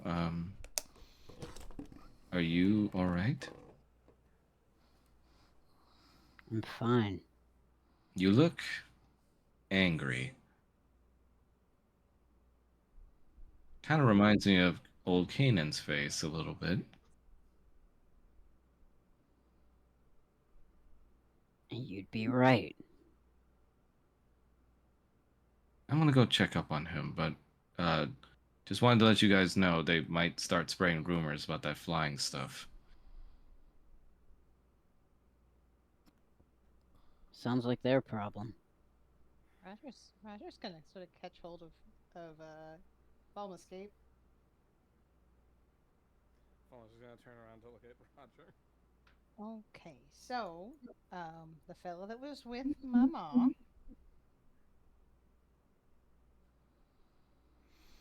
that's that's another person. Yeah, you know that noble family. Yeah, the one The that's one been you. after me. Yeah. That's the son. That's that's the one I was gonna run off with. Oh. Yeah, I don't I know what won't the hell ask. he's doing here. I won't ask what happened. It's not for me to pry. It was bad. We'll put it that way. Bad enough that that family's got a price on my head. So that's Yeah. something to Keep in You mind. mentioned that when you and Faye were having the argument. Yeah, just to let you know. Speaking of which, we may need a new safe house, considering the fact that she knows where it is, but she's also working with your mom. So Exactly. we're gonna need a new safe house, which means we need to inform Barbara. Yeah. And if oh God, he's just gonna like pinch the bridge of his nose for a minute and just be like, so now I got my sister, I got my mom, and I got my ex, and they're all working together. This I'm not gonna say what I was about to say because if I say what I was about to say, I don't know who will turn up next. So let's just do what we gotta do. Thomas is gonna reach over and give Roger a hug. Roger's gonna full on hug him back. So can I kill him?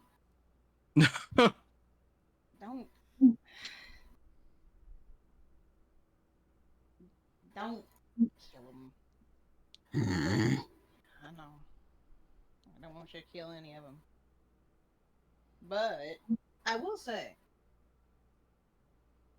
if you want to break his heart a little bit, then absolutely feel free to do so. How? Roger's just gonna pause and look back at Paul. Honestly, you could probably just keep being mad at him. I mean, that's easy to do. Meanwhile, that's happening. Persona catches up with you, Kanan, and just goes say, "Hey, Tiger, you all right?" Yep. And I know that furrowed brow look before. Anything you want to talk about? No. Kanan, come on, it's me. I know. I don't have anything to talk about. All right. Well, you'll be glad to know your little charge is behaving a little bit. She got a little rowdy, but she's asleep now. Good. She's with your human companion, though, because, well, I suppose I can't blame her for not wanting to trust me anymore.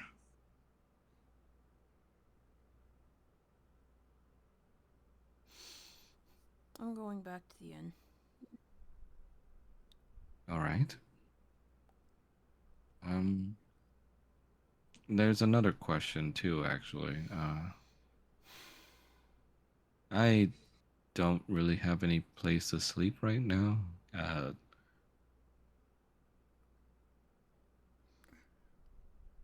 mind I'll if I stay with you? I'll pay you to I'll pay the innkeeper to get your room.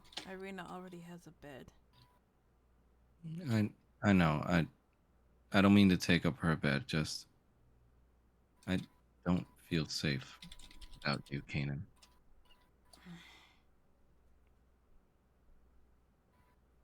But if you prefer, I'll just sleep up on the roof.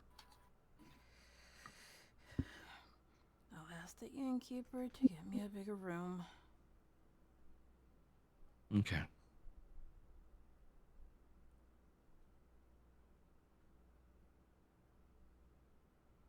She then looks behind at your companions arriving, Kanan, as she hurriedly makes her way back to the inn.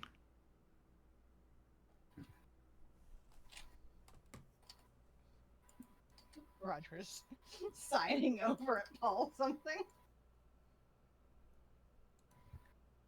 And when I want to say when they catch up to Kanan, he wants to sort of like grab like Kanan's like wing or arm or something. Kanan, you feel Roger tugging at your wing. He'll slowly turn around. And Roger's gonna just sort of like gesture to all of them and just be like open his arms for a hug. You look at your friend Roger as he seems like he He really needs a hug right now as he kind of wordlessly just opens his arms before you.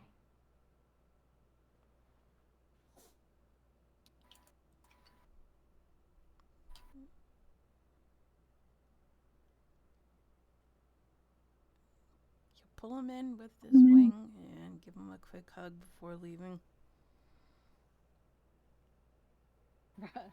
Before he runs off, Roger's just gonna be like, "Thank you," and the boys for helping with earlier with Faye. Mm-hmm.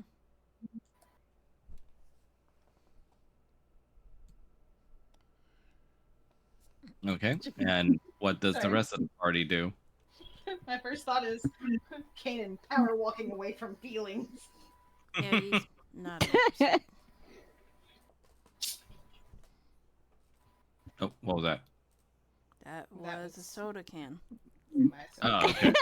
I thought somebody was like calling a cat or something. It sounded like it. No, that was my soda. Okay. I thought it was like. Pss, pss, pss. Paul is just gonna sign back at Roger.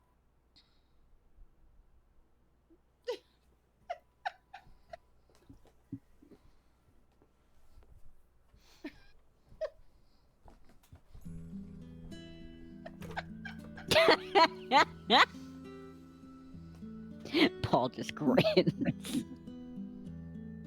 So you guys appear back at the hideout.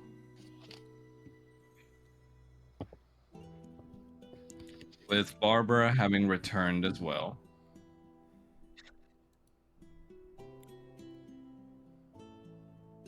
Heard about what you guys did for the town. Good job. So No. there's something we kind of need to update you on, Barbara. What's up? Roger's sister is currently working with one of the enemy factions, so her knowing about how to get in here is Yeah, she told me actually. She told you when you let her in here? After you guys left, yeah. She told us about what's going on and so you think she's gonna spill? Look, Faye and I have only recently been on any kind of shaky ground where she doesn't want to stab me. And she's always been Ma's favorite.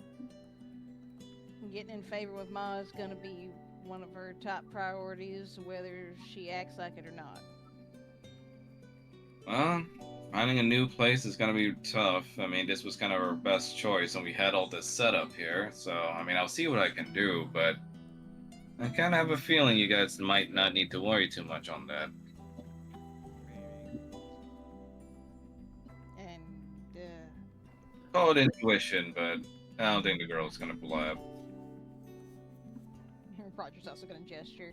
And my ex is with Ma as well, just because, we couldn't have. We're just gonna have a family reunion, I guess. Wait, which one? Bearded fella, Bradley. The blonde?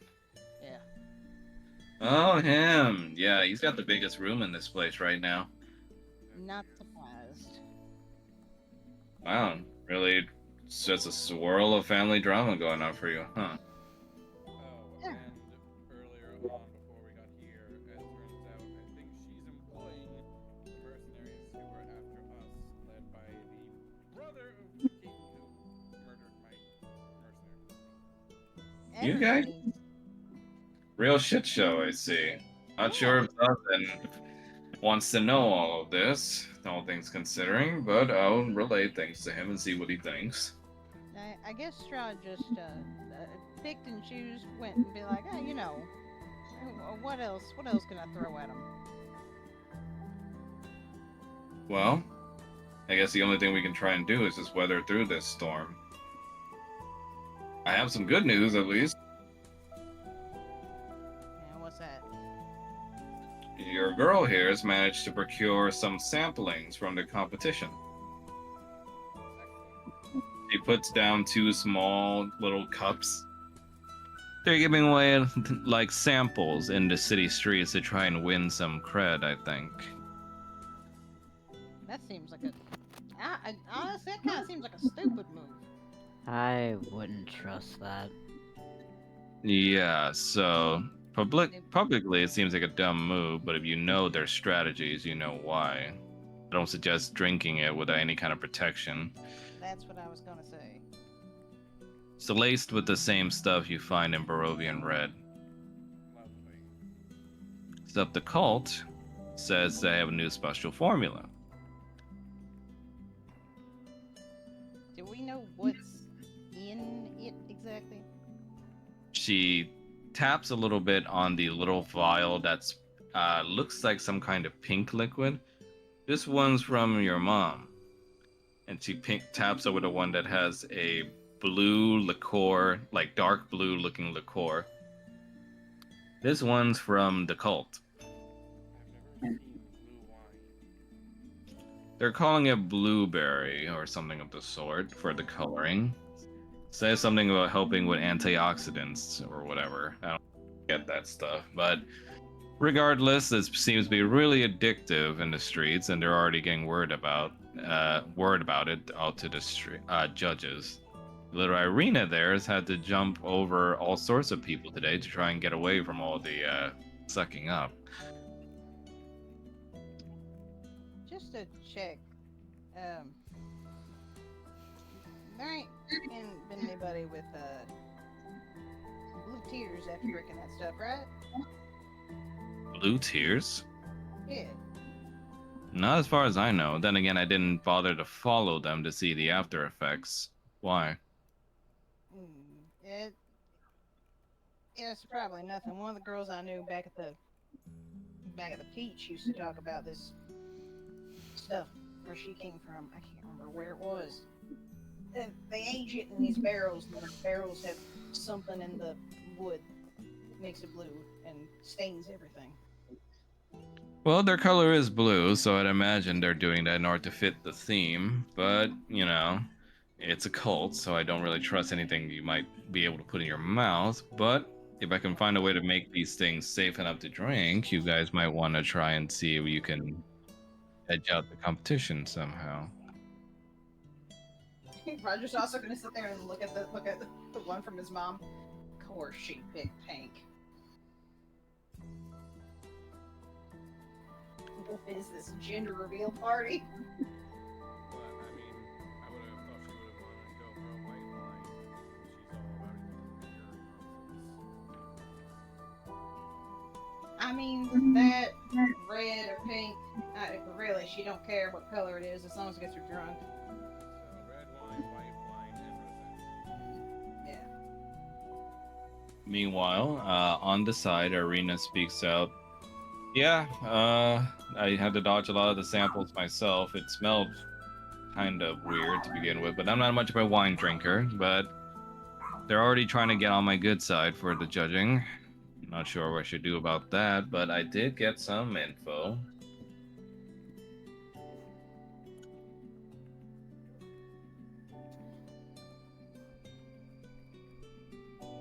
So your mother looks like it's backed by Strahd, so she's in a good contender to win this thing just based off of that, but I think she's the one that's using the same orchards they're using to make Barovian Red.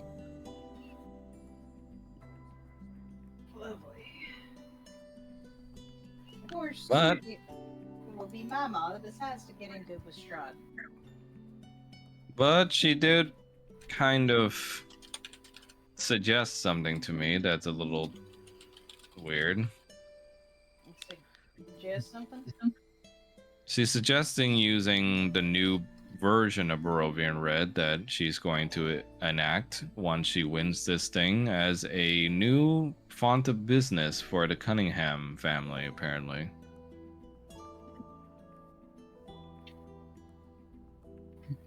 Considering the addictive quality of a rolling red as it is, if she managed to market that out, it would be an economic windfall for the Cunningham family. It would be. And no one in her social circle that eat it up. I see she's decided that philanthropy don't pay enough.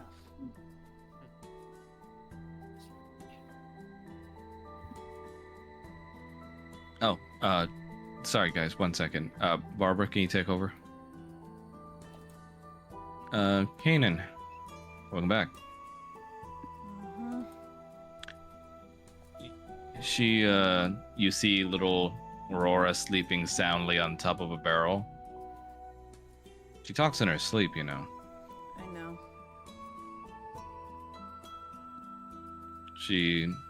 I'm assuming that was her dad's name, Boreas. Yes. Well, she's also been calling out your name, ironically. Mm. I honestly don't know how to take care of a little dragon, but I did my best.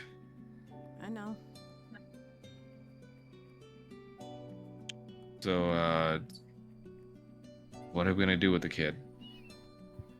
What do you mean? I don't know. I'm not really a child rearing type. I don't know anything about that stuff. I just Look after her till this stupid thing is over. You all right? Yep. Well, I mean, I know you better at this point by now to dig, but assuming this all goes well and we take another hit to Strahd and hell, we manage to take my father down. I mean, you gonna take her home with you? That's the plan. You know, people aren't really perceptive to dragons around, I don't think. Not Well, especially. those people need to mind their own business. All I'm saying is, speaking as a daughter that's kind of in an awkward family position, I really hope you do well by her. And what's that supposed to mean? It's nothing against you, it's just growing up, I just always felt out of place. I mean, didn't know my real father up until now. And as And far as I know, mine.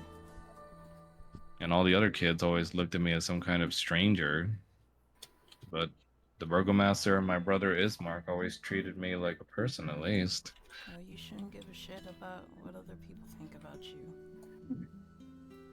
Oh, thanks for that.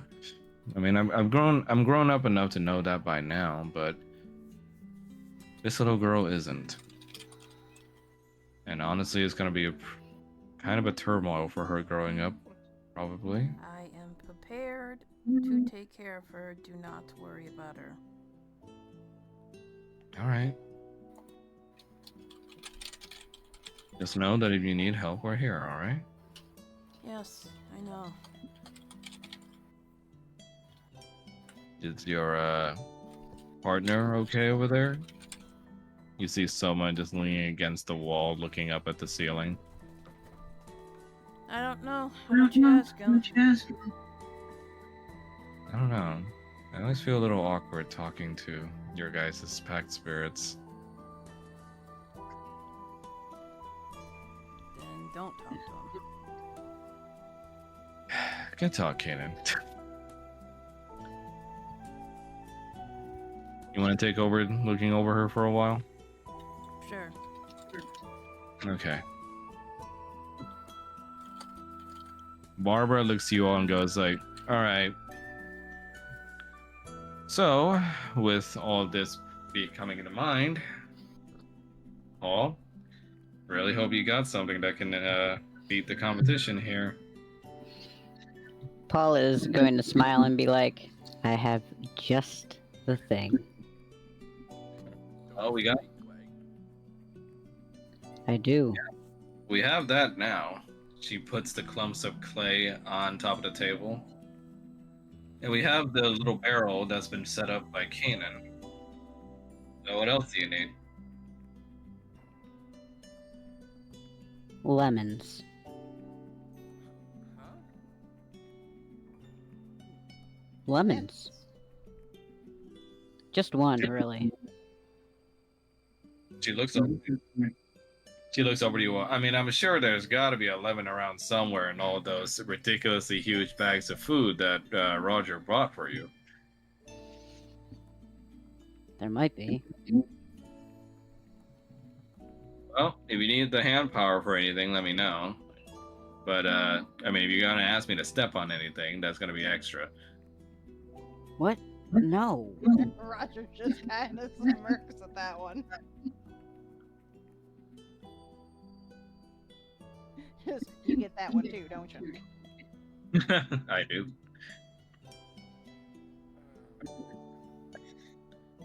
But in any case, the competition's coming up in a day for the first day where they're going to judge or start the judging process. So we're going to have to get working.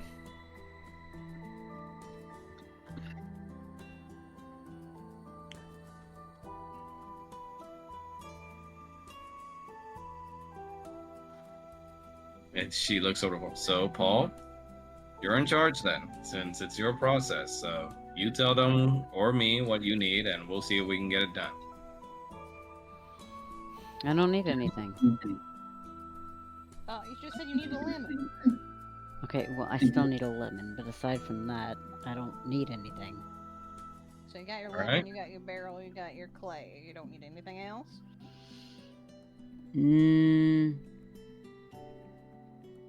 Nope. Well, as far as the situation with this being our hideout, unfortunately, we're gonna have to stick with it for now. And, well, if they start coming down here, just use our defensive measures. And by that, I mean just stack a bunch of stuff up to make it look like a wall. So put barrels in front of you. Yep. Well, don't look at me like that. I can't use fancy fox magic for everything. What I just said you should use. I didn't say you had to use fancy fox magic. Alright, well, I'll leave you boys to it. I gotta go back to being a receptionist up top. Well, have a good time at work. Yeah, well, one more thing, though. You had someone asking about you. What? Well, not you specifically, but the Harkin family. Oh, what were they asking about? Yeah, the Vedas family wanted to meet you all to give their regards. Nope. What you say, Kanan? Nope. Roger is Barbara- going to get Barbara up. looks at you and goes like, well, Mr. Harkin Daddy, you can tell them that yourself because as a little receptionist, I was too low on the ring in order to give them an opinion that was worth anything, apparently. I'll tell them to eat ass and shut the fuck up. Ooh. Roger is going to get up and just flat out lay on the floor. Paul's gonna look over at him like, you okay? Not particularly, but I'll be alright. Just give it a little time. Paul's gonna go over and lay down next to him.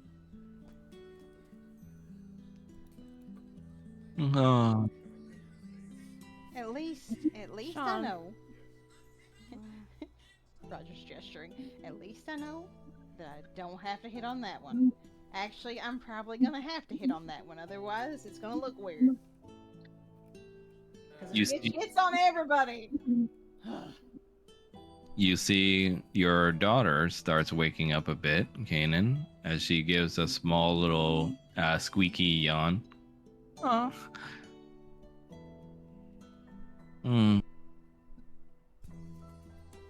This barrel is not comfy. I can take you upstairs if you want. Does she still look a little girl? Does she look like a dragon? No, she's a dragon right now. Okay. There's a little girl asleep on a barrel. You smell like blood. I did a lot of killing. Good. Father tells me that's what we dragons were made for. Not really. I think my father would know a bit more than you. Oh, really? He was, in fact, one of Lady Tiamat's most trusted generals. I'm her direct descendant. Hmm. Yes, you are. Why do you dislike her so much? I don't dislike her, I dislike what she represents. But she is what we all represent. No, not me. No. So you think you're special then? No, I just don't share her beliefs. Hmm. You're not like him at all. Like who? Father tells me that you're related to somebody that was in Lady Tiamat's court. Yeah, he's a douchebag. Douchebag? Yeah. What is this word? It means he's an asshole. Hmm. You won't swear in front of Kyle, but you'll swear in front of her. I am a Don't tell fellow me how to dragon. raise my dragon. How to She raise looked a at you, dragon. commenting, I am a fellow dragon, Mr. Metallic. I am closer to him than any of his other worthless descendants could ever be. He's gonna pull on her horn and pull her up by the horn. Hey, Yeah, it's time for a nap. let go of me. Those are sensitive.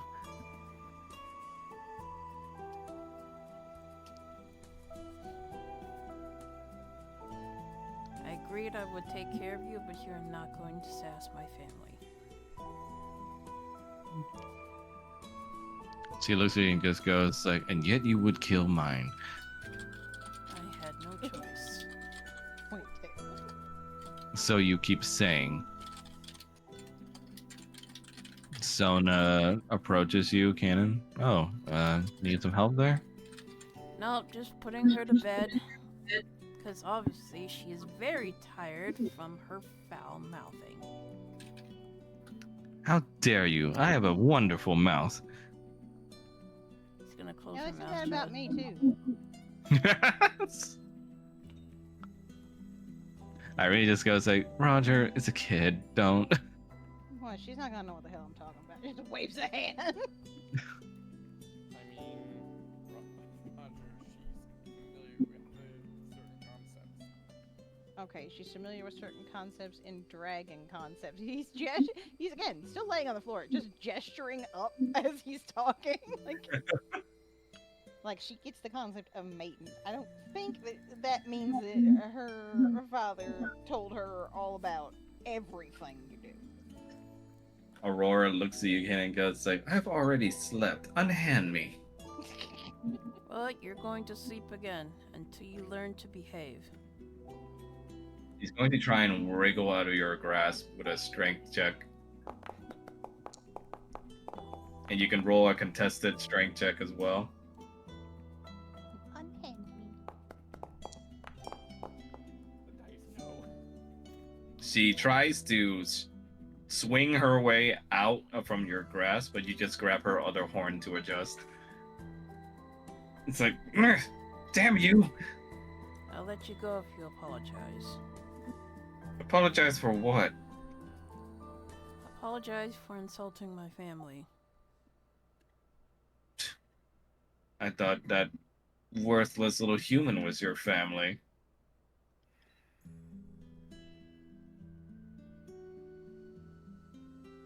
He's gonna drop her on the floor. Ah! You could have at least warned me. Sona approaches you, Cannon.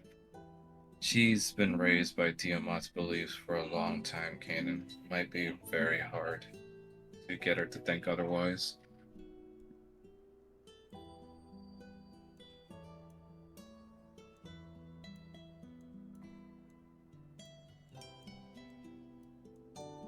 Hey, where's he going?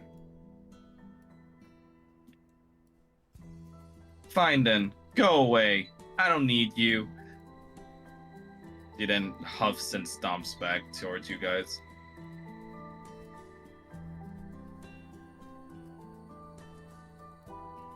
You see, she then tries to get up on a barrel, but has a hard time doing so and starts just scratching at it.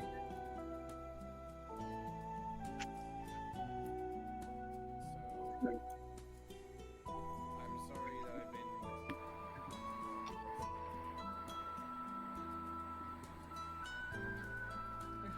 Roger's gonna just look at the comic and be like, huh? What? I said I'm sorry that I've been more aggressive of late. How? At the inn where we ran into Prince Ellen and the mercenaries. Roger is just going to slowly get up and dust himself off. And he's gonna point at Paul and be like, Paul literally just growled at Lauren, and he's just gonna pat him on the shoulder. I think you're fine. Thank you Wait. all having that. I did what? You growled at Lauren? I don't remember that. Did I do that? Yes. He sure did.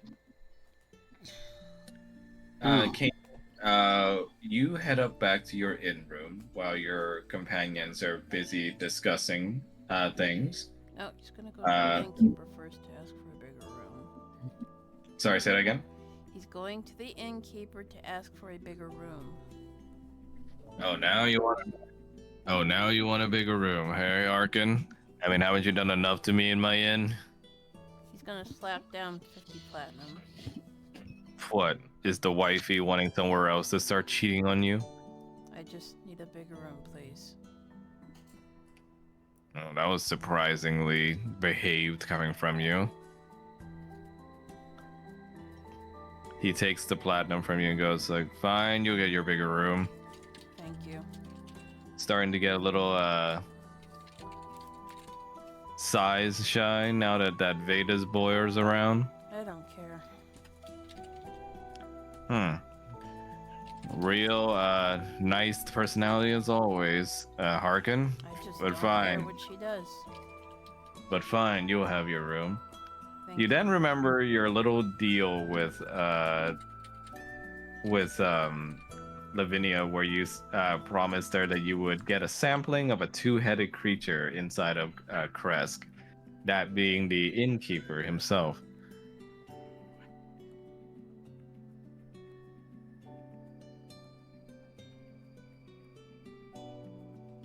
He gives you the key to your room and goes like, one of the executive suites, but it's gonna have to be right next to the Vedas boy, so deal with that. What did Lavinia want?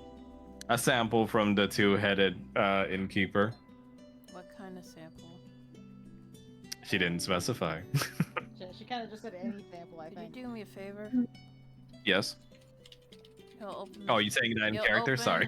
He'll open a jar. Can you spit in this? The hells are you and your wife into now? It's nothing about my wife. It was like, you want me to spit into that? What? What for? It's for the contest.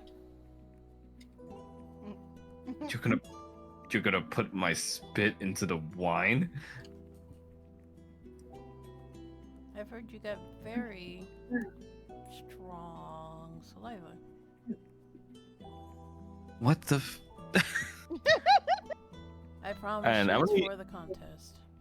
I need you to roll for persuasion here, and it would be at a disadvantage, but your advantage cancels it out and makes it just a regular roll.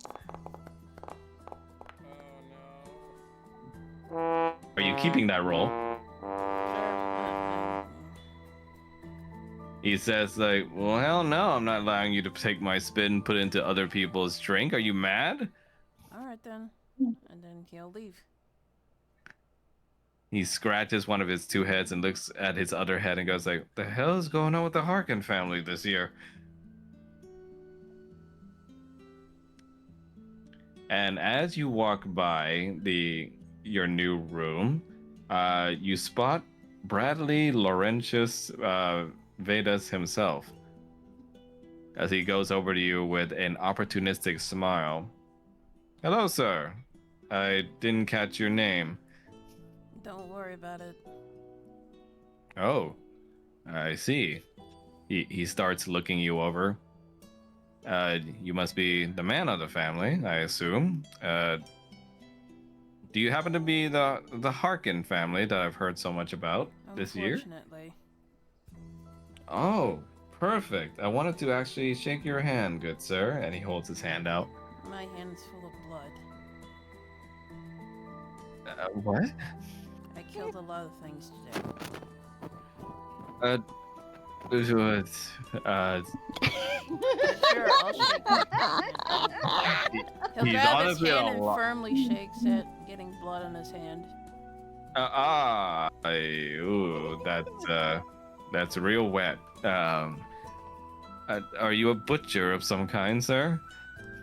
No, didn't you hear the attack that went on earlier? He looks at you and goes like, "Oh, you were a part of that?" Yeah, fucking guards here are absolutely useless.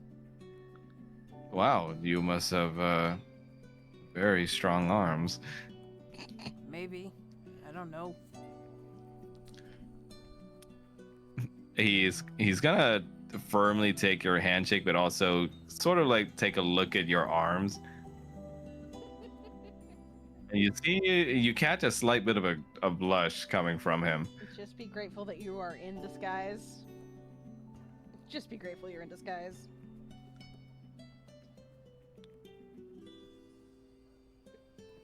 And you catch him staring still. Why are you staring? Oh, no, so sorry. I suppose it's not every day I get a blood handshake. Ooh, he takes out a handkerchief and starts wiping his hand. Still, though, are you the patron of the family? Unfortunately. Much responsibility that I get. I myself am the scion of the Vedis family and have many responsibilities to look after as well. You have my sympathy. I have heard, if you don't mind, rumors about the goings on about the other head of your family, of course, Mrs. Harkin. Believe them or not, I don't care. Well, of course, I mean, baseless rumors and all of that, but, you know, if they have any credence at all, my apologies, good sir. As I said, I don't care. And he starts rubbing your arm. Well, I do hope you can find some relief sometime, good sir. I did. I just killed a lot of monsters. Well, there are other ways of maintaining relief, I mean. I'm sure there are. And he'll gently remove his arm.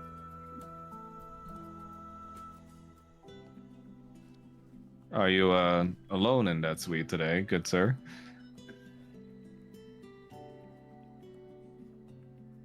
No. Oh. Well, it just so happens my suite is right next door. Interesting. I'd love to get your opinion on the competition sometimes, if you don't mind a quick spot of tea over in my room. We'll see. As long as you have time, of course, you know. No bother there. We'll see. All right. Well, have a good day, sir.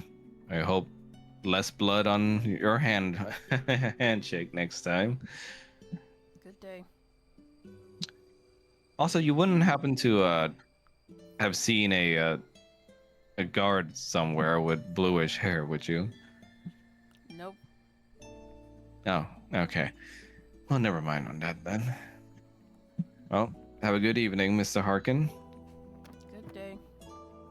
In the distance, Paul is just fucking dying. Yeah, you guys are still talking with Falmouth as you're walking up the stairs. Okay, Blaze, I literally just went to Max and went, damn, Lauren's thirsty. Excellent. Excellent. To be fair, the boy is pretty in the closet, so Man, that was perfect timing. Man, Roger is going to be looking over at Falmouth and is just like, I mean, you also were running into somebody that you, well, you got history with too. So, I can't blame you for getting mad. The last time I saw anyone related to that kingdom holding myself and those I cared at a weapon point the way Radley, that first thing I did, I didn't see the rest of them for 6 months. And then I saw their severed heads. Roger's gonna stop walking and just look at Falmouth. And is just gonna reach over and hug him.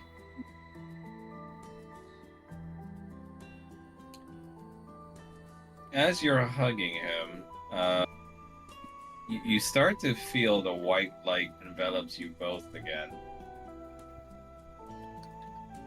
As you start seeing your horns and your jewelry that's on you and your piercings tend to take a more metallic shine now to them.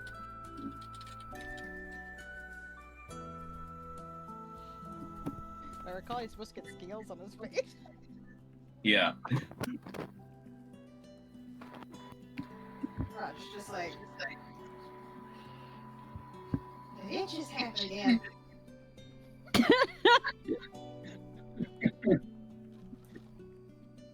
Like looking himself over. No new horns, nothing like that. Nope, but you do have scales on your cheeks now. They look like sparkles. He's pulling out a mirror, looking at himself. Star eyes, motherfucker. Oh my god. Meanwhile, Paul, you see a tiny little staff poke out from top of the stairs where the rookery is. And you see it's your mother's staff. And you see she kind of playfully taps the bottom of the stairs and also does like a little wiggly motion with the staff. He's gonna kind of tilt his head like,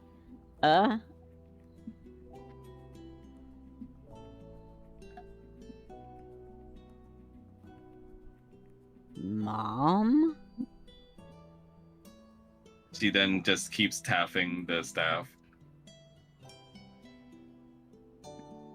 He's gonna go over.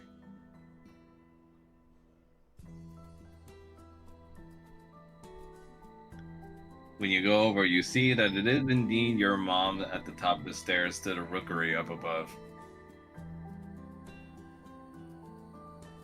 What are you doing here?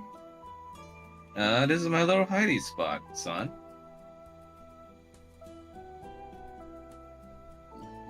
Here? They keep the birds up here, so what better place to keep me, right?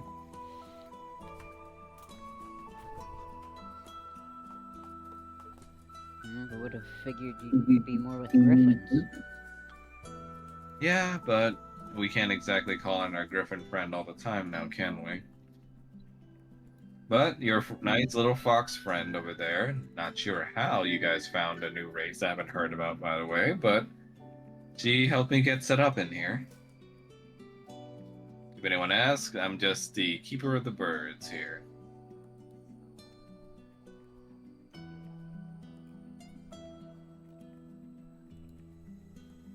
So you like it?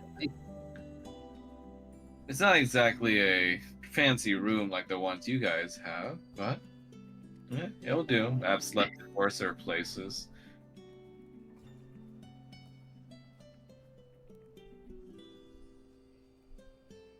So, what's your plan now? Well, can't I just be here to help support my son when he's busy making wine? I mean, shrine? Legitimate question. he'd be fucking himbo enough to do it. So I'm hot. I'm gonna send that. I'm gonna send that to Max. I have to. I basically said that, do you think Dispater did like a little bird dance or whatever, like a mating dance? I She looks over to you. So, how's that going, by the way? Need your own mom's help on some recipe? yeah, actually. Well, shoot. I have an idea for the wine, but I'm not sure what combining those particular ingredients are going to do. What are the ingredients? Um, he's gonna kind of scratch the back of his head and just be like, Ludrin, Firelight, and cheer uppers. Hmm. That's some powerful stuff you're working with, son. I mean, we're competing essentially with copycats of Barovian Red. Yeah? I mean, I'm not exactly a drink specialist myself, as far as that goes, but I'm fine at things like hot teas. My only suggestion would be get a taste of what the locals usually like, and then find out what they're missing, and then try to fill in that slot.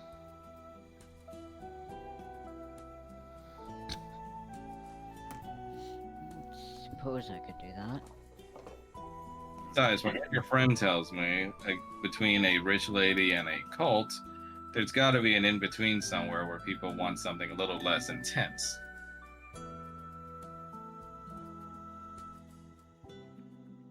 I mean, this would be intense in a different direction than what they're used to here. How so? Well,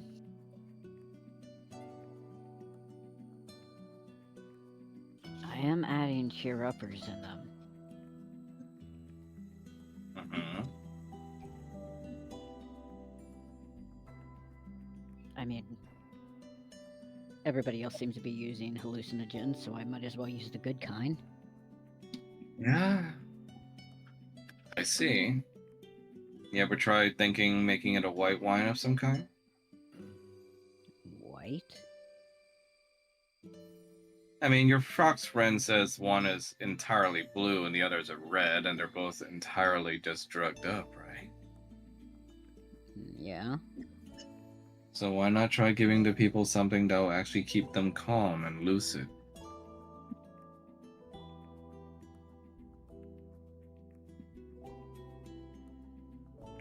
You might be onto something.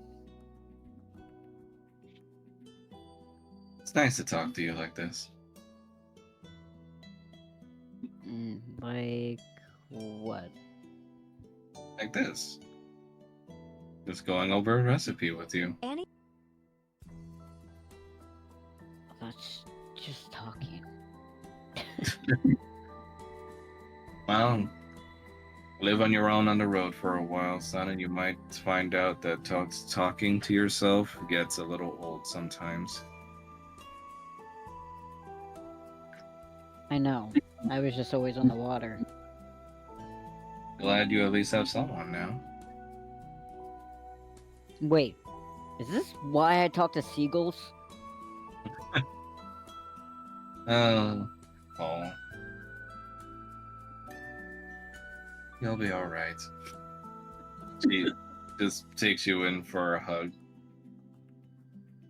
The chickens weren't concerned, but the seagulls apparently.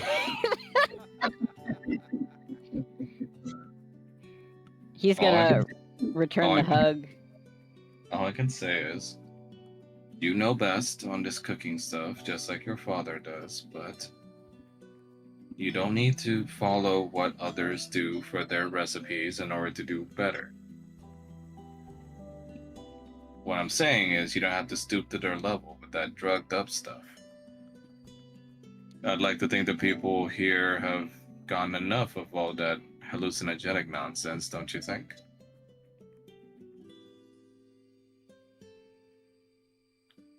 You're right. You know, you don't have to call me that, by the way. I thought it was the name you preferred. I'm fine with you calling me Tarsus. And then Tarsus? She kisses you on the top of the head. Go help your friends win this thing, alright? I'm gonna try. And if it doesn't work, then, well, we can always just magic missile the judges panel. Who knows? I don't really want to kill Irina. Of course not. But, you know, the others are probably fair game.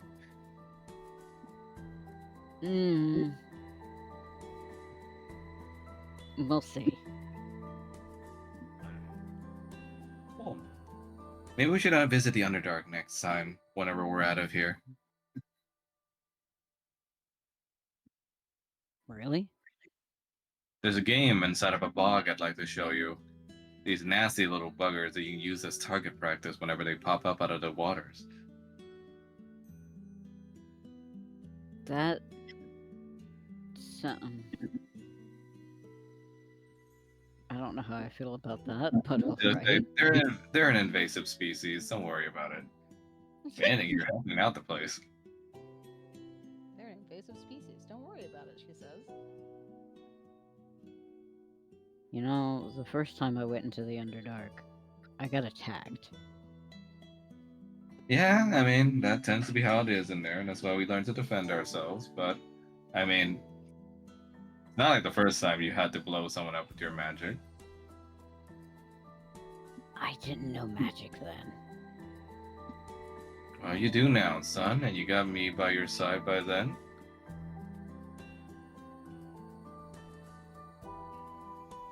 You'll be Which fine. is nice. God, you're as stingy as your father was when he first stepped foot in that place.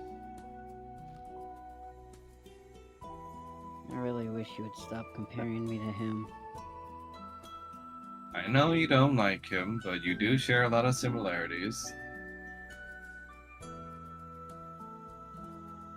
I don't want to. I know.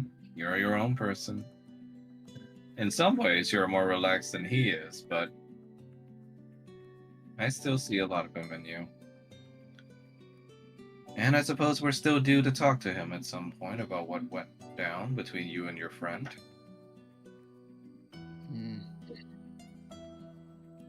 But for now, just good luck to you. Make a damn badass drinking wine. Thanks, Mom. He then goes back to tending to the birds. And Kanan, as you return to your room, you hear your messaging stone activate. Okay. Roger in the far distance. I swear to God, if I hear one word about eggs. You answer your stone, and up comes the voice of your son. Hey, Dad. Hey.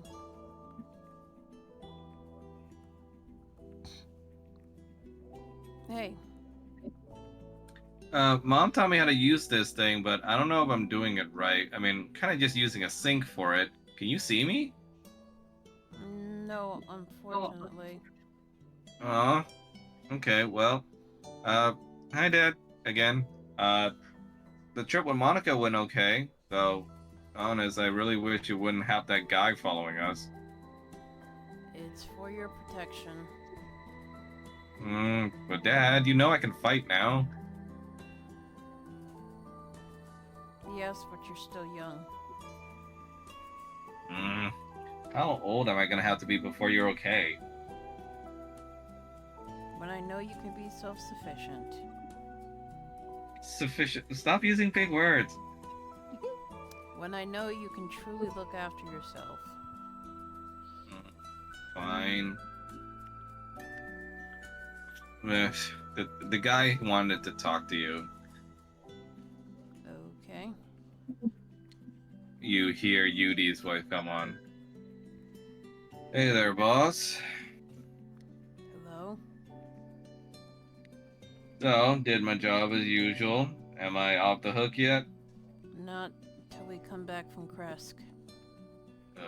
Fine. Well, the kids were well behaved enough. They just went to some cliff and she just started. Well, I don't know what the hell's wrong with that girl, but she didn't draw anything, but she said she drew something. I don't know. Just make sure they don't do anything stupid. They're fine, though your kid's a little more energetic than usual. You think he got some attention disorder? Excuse me? I don't know, but trying to talk to him and keeping him down on one topic is almost like trying to wrangle a bull. He's a kid. Kids are energetic. Right. Forgot why I didn't like them. Anyways, they're safe. I mean, true enough, it seemed like none of the monsters approached us even. Not even the magic-sucking ones that usually like my supple chin flesh. Ew.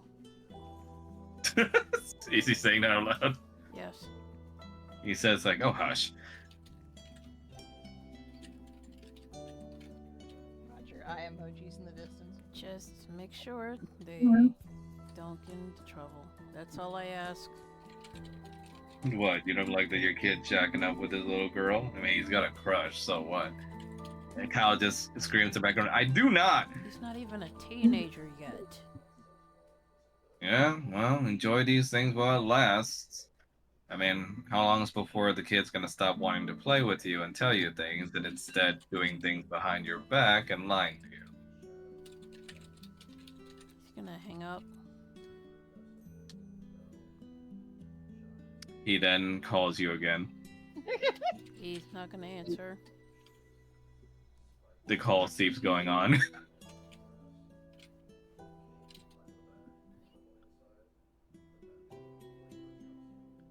And then when the call eventually stops, your special stone with Odalia rings instead. He is not gonna answer it. Oh my. Oh dear. Oh no. It vibrates for a while before it just stops dead. And eventually Irina returns to your inn room. So I heard we got a new room. Yep. Behind her is little Aurora running between her legs as she huffs at you. I'm not talking to you. It's fine. She then just closes her eyes and points her nose up as Irina says, should I leave? No, you're fine. As Aurora goes like, yes, leave. This is between me and him. Shut up, Ori. She then breathes a little ice cone at you.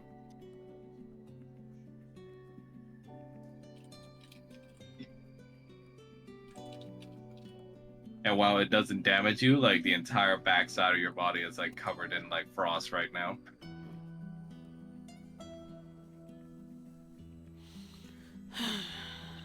You big stupid man, how dare you treat me with such disrespect? Then you can go back to the ice cave. What? If you truly do not want to be around me, I will take you back to the ice cave. I told you I would measure your worth.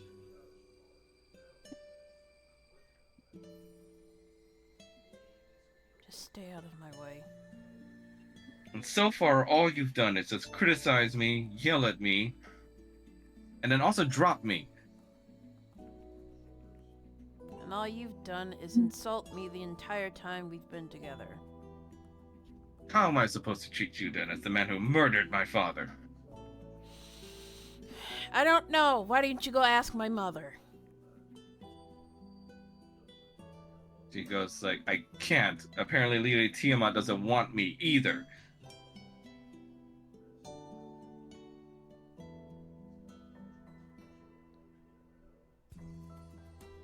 You see Irina just closes the door behind her as she starts to see some people like looking in. As she's, guys, I want to quiet it down a little bit.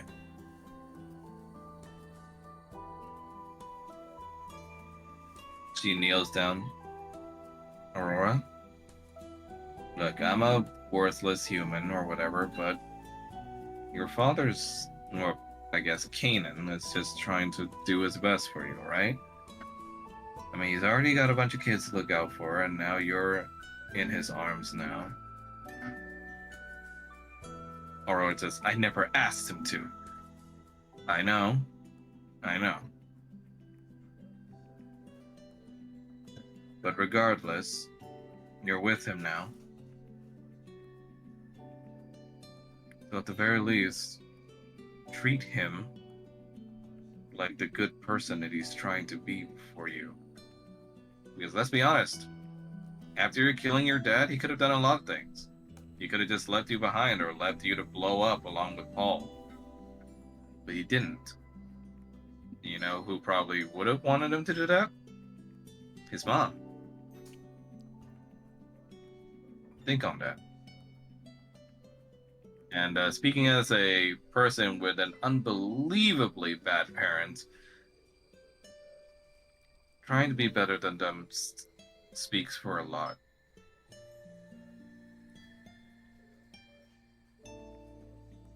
She just huffs and goes quiet while Irina says, I'm gonna go see if I can get a drink, alright? I'll be back. Meanwhile, we cut over to next door, which is Paul and Roger's room, and Holmet's door room is also nearby, and you guys could hear all of that coming from Kanan's room.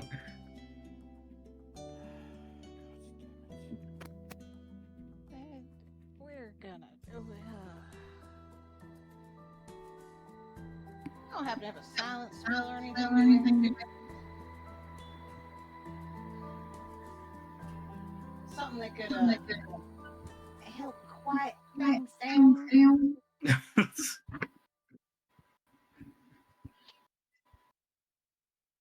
Meanwhile, Falmouth, on your room, you hear a door knock. Falmouth answers the door, but he's in disguise as Kirk. You see Irina. Hi, Kirk. Mind if I come in? Sure thing. She closed the door behind her and just goes, I hate this corset. Anyways, And I hate being 20 inches shorter. you mind if I sleep here tonight? I mean, Uh, I know I'm shacking with Kanan. He's got the bigger room, but I think he's going through some stuff with the kid.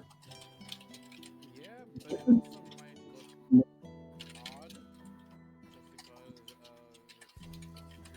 living on the kitchen, and this is the room one of the sons of one of their parents.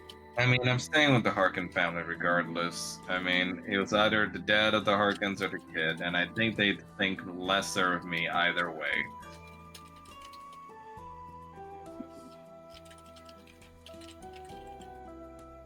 And over in Paul and Roger's room, Paul, how do you respond to Roger's question about having a silent spell or not? I wish I did.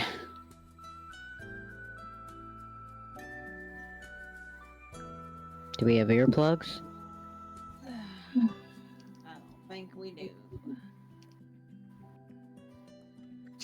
Paul is just gonna kind of lean against him and just kind of be like, "We could be louder." Roger pauses. We could be. You then hear from Kanan's side of the room as Kanan, you start hearing whimpering and crying. As little Aurora starts to... She tries to stand up and act proud, but she can't help but let her child nature go through as she starts crying.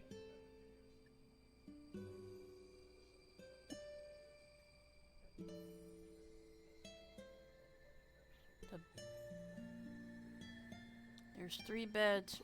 Pick one to sleep on. I don't want to sleep in this stupid room. Then what do you want to do? I want my father.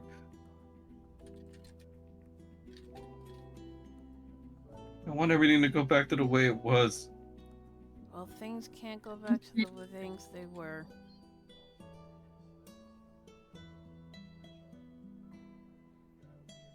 And you have Tiamat to thank for. She starts to break down and cry even harder into her front legs as she hides her face on the ground.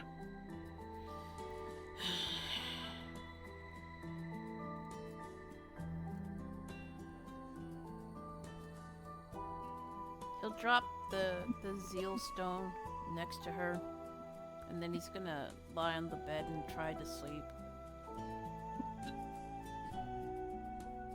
As that's happening, Paul and Roger, you guys hear a knock come on your door.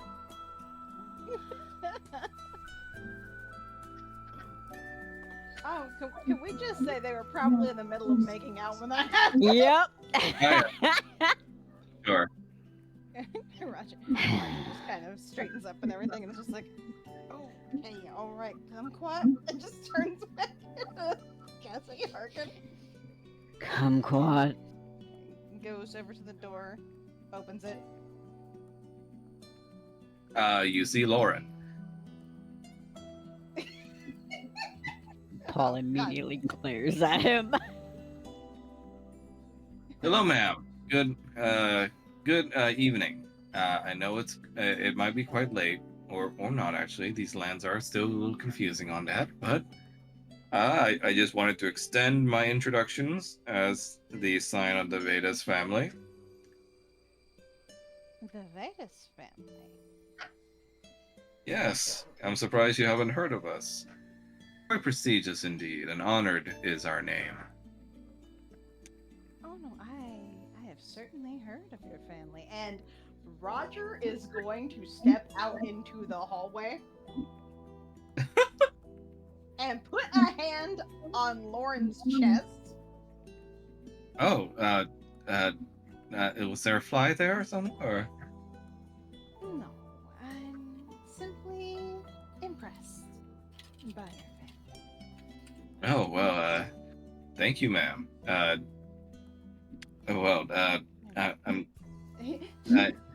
He's gonna reach up and like tuck one of his curls behind his ear and just like, they have such a strapping young man. He looks visibly uncomfortable, but he puts the stomach front as he goes like, "Yes, I do try my best." You are Mr. Harkin's betrothed, correct? His wife. Yes. Good. You know, I'm to be betrothed myself very soon. Is that so? Yes. A lovely woman named Veronica. Roger, by the way, is still aggressively like you know, showcasing the tits, the whole 9 yards. Well, Is that I right? yes, she's quite a lovely girl, and our families will profit greatly from our union. But I wanted to extend my invitation for your family to also be a part of our alliance, if you'd like to win. What is this alliance exactly? Well, there are smaller parties vying for this competition, and we thought, well, we put more great minds together under our banner, then perhaps we have a better chance of winning. There are some madmen and cultists in this competition that wish to win. I'm sure you've seen them, the snake cult. Roger just sort of waves a hand dismissively. Yes, I've seen them. Yes, well, if your husband would agree, the Harkins would be stronger for it under our banner, I would say. Oh, I can certainly ask, but I will. Sounds fake. Just looks over his shoulder and is just like, hush. And then he looks back at Lauren, leans in, and is just like, I would certainly so. Behind him walks up your sister. Oh God! Hey, Bradley. I see you've met one of the other competitors, I think. Your name, miss? Roger is going to look at her and posture in his best mean girl way, and just be like, Cassidy Harkin. Yes, Miss Harkin. I think I saw that name on the itinerary for competitors. And you see Lauren goes like, well, suffice it to say that you've met our greatest mind on our team, Miss Faye Cunningham. So. Yes, she is Miss Cunningham's daughter, and quite a intelligent one at that, despite her upbringing, I would say. Isn't that right, Miss Faye? And Faye just kind of does her fake smile and just goes like, yes, I suppose that can be quite impressive. Roger is going to gesture and just be like, well, it's not often that we see foul bloods in competition. You see Faye kind of bites her lip at that, and she says, yes, well, So it is very impressive. you see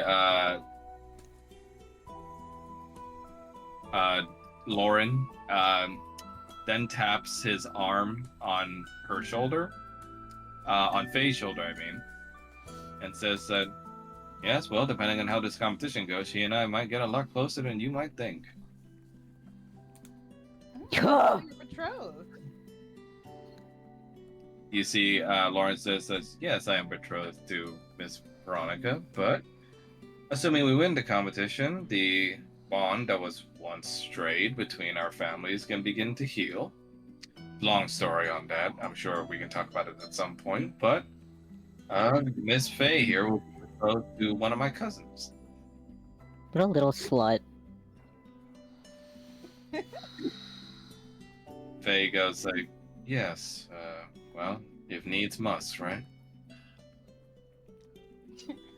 Roger is going to pause and he's like, so, exactly what family is your betrothed with? You see, oh, Miss Veronica? Yes. She goes with the Hastings family, you see. I'm surprised you didn't bring her along. Oh, she's of a frail constitution, and she said that new places tend to frighten her. Ah, I see. Miss Faye my just God, puts a hand on Roger. Lauren's shoulder and goes like, well, it was nice meeting you, Miss Harkin, but Mr. Vedas and I have to get going. But, I mean, I'm sure he's given you the invitation. Please keep it in mind. Of course. And then Roger's gonna look at Lauren and just like, and it was a pleasure to meet you too. You see he kind of laughs awkwardly and just tries. Roger steps back in the room, shuts the door, looks at Paul, and is like, thank God. You see, as this is happening, Kanan, you hear some noise outside that causes you to stir. And when you look towards the door, you see little Aurora still sleeping on the ground, clutching onto her father's seal stone. And you see she's still sobbing her eyes out as she quietly weeps and shows discomfort as she just keeps trying to get into a good position while she sleeps.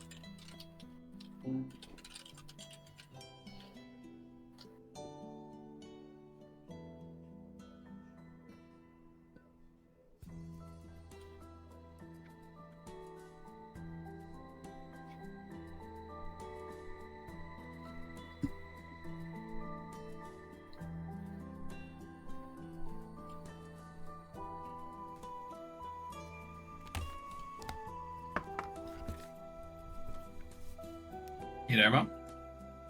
Huh? Did you hear me? No. So I'm gonna repeat myself.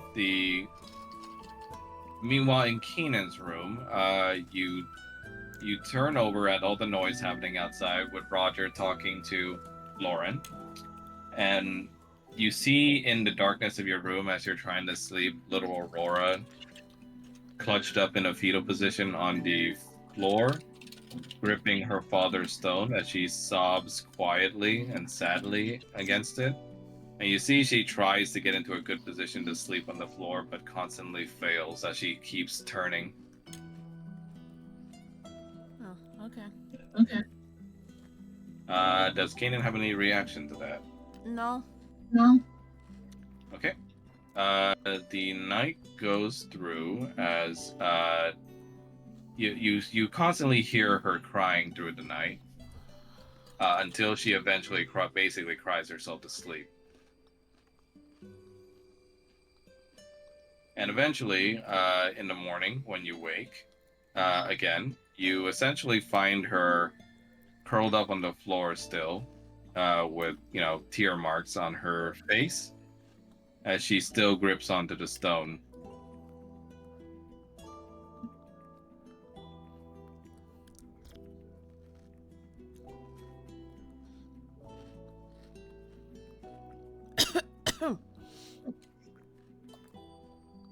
And as the morning comes about, Falmouth, you awaken as well to find Irina, thankfully still being in the room, but you can tell that it was not in the same position that she was in last night, as she's kind of sleeping awkwardly, leaned up against one of the chests in your room. Almost eyes just like get squint when he looks at her.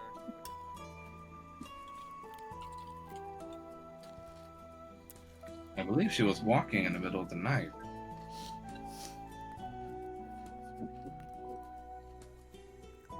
I suppose at least she was within view. Almost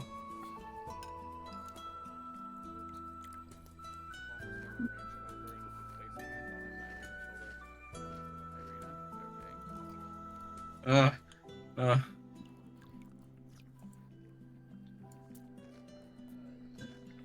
Oh, it's just you. Yeah, I'm alright.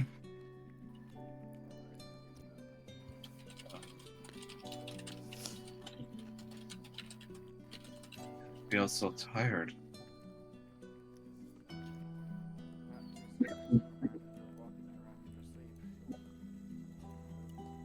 Yeah. Apparently I've been doing that a lot.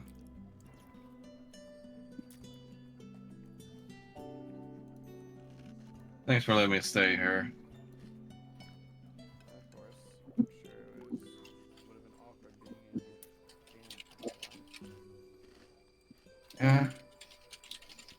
I hope he patched things up with the kid. I mean, I'm not really good on that parenting stuff myself. I wouldn't know about that, I suppose. Sorry, didn't mean to imply anything. No, it's fine. It's just sort of something I was remembering Kane saying just What was that?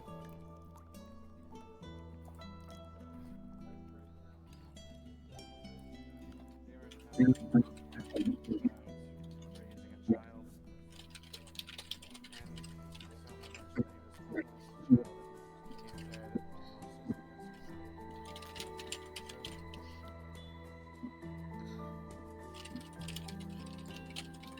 Seems like the spirits you guys are bound to are quite a lot of history to them. No offense to Era, of course. Era just says none taken. We Guardians do often come from disparate paths and have our own pains. But I'd like to think at some point we'd like to overcome them and focus back on the task at hand. on that front, you might actually be very helpful in that regard, Irina, given your unique ability. Oh, I don't know. Last time I tried doing something like that, you guys almost all got trapped. That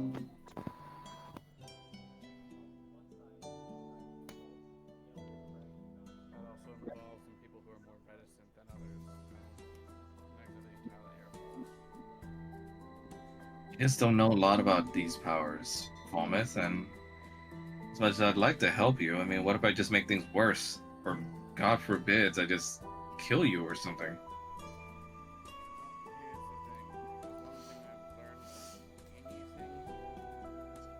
have true ability unless you actually practice for it. Yeah, well, that's often to things like archery or swinging a sword around. My version of practicing might actually kill someone. That can also happen with sparring with weapons or magic. Oh no, do you really think it's a good idea? Look, I won't force you. I won't try and pressure you. Ultimately, it's your choice. I mean, suppose it'd be good to get a handle on this thing, but okay, but small stuff first, alright? Nothing too deep. Of course. Maybe just like idle thoughts first before we go into like whatever it is that I can do with your mind. Trust me, I get it, and I understand. Okay, well, let's get started then. She then tries to form a connection with you in a meditative state that Kanan taught her. And it goes small at first with her just letting you delve into the idle thoughts of your partner and also yourself, feeling that some doubts you have about your faith and whether or not you are considered worthy in the eyes of Bahamut, and also brushing upon Era's doubts on surface level as well, on whether or not he can live up to Era's legacy and whether or not he actually deserves to be forgiven by Argon Bostholtz. Beautiful. Just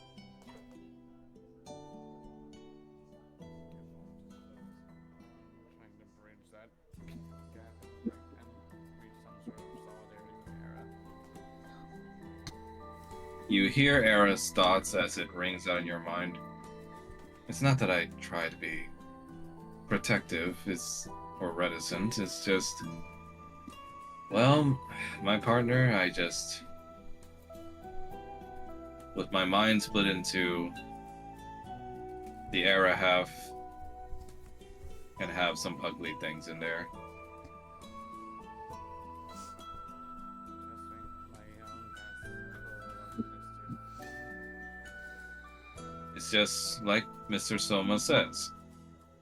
We are guardians and we're supposed to be focused on the mission, stronger together. I try not to overburden my partner with my concerns or my past. After all, we did just saw what happened to me. But I will try to be more open about these things, I suppose, now that we're trying to bridge our minds.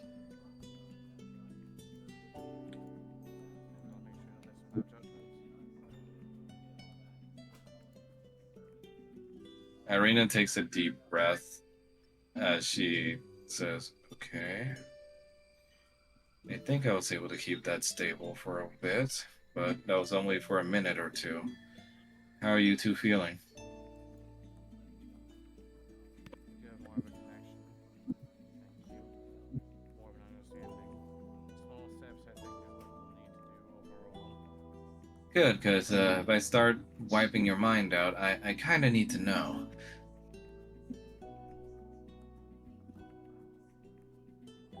Meanwhile, in Paul and Roger's room, Paul, you wake up refreshed and inspired to get started on the wine making task. As you know, today is the day of the judging, or the first part of the judging. He is gonna very quickly kiss Roger on the forehead and bolt out of the bed. I know what I need to do. And just kind of rush out of the room. Roger, half awake. Huh? You bust out of the room and slam the door shut as you leave it. Uh, Probably forgetting to put on your disguise again, unless you had it Yep. on all night.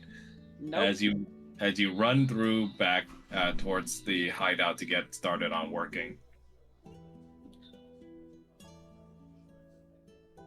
Kanan, you wake up and you see little Aurora nudging the stone back at your feet as she looks utterly despondent and defeated as her head hangs low with bags under her eyes.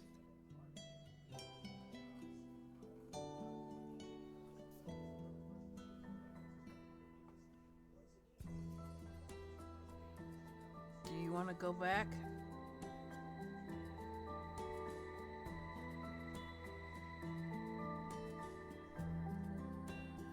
She sniffles. No, I don't. What do you want to do? She scrunches up her face and begins to cry again as she stomps her foot and looks at you. I want to have a father again.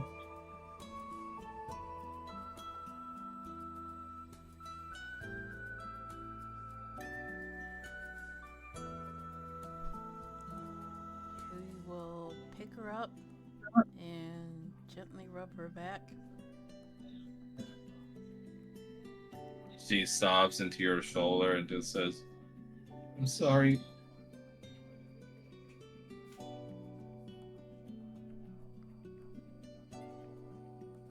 I won't be able to replace your father.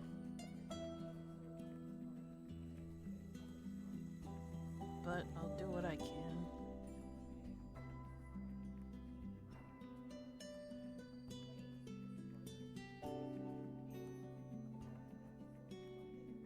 I want you to treat me like a princess. Then the princess must Want learn manners. I want you to let me call you Dad. What? I want you to let me call you Dad. And I want you to love me.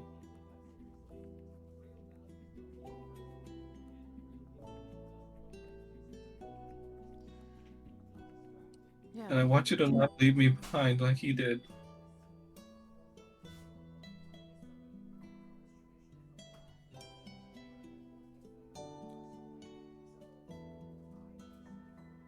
I think we can come to a compromise.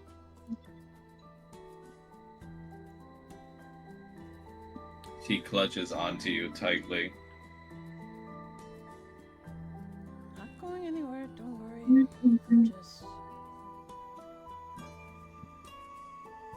if we want to make this work, we'll have to respect each other.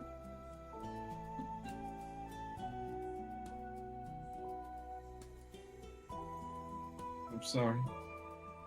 I know.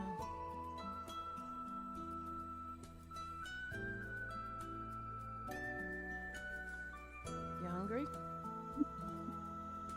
Yes. Then let's get you. She does that thing where she's speaking like a little kid crying, where it's like every word is like inundated by like sniffling and crying. And let's get you something to eat. Something with meat. Something with meat. Tell that other one to make me the black gunk again too. I mean, if you want that stuff, you'll have to ask him politely. Fine.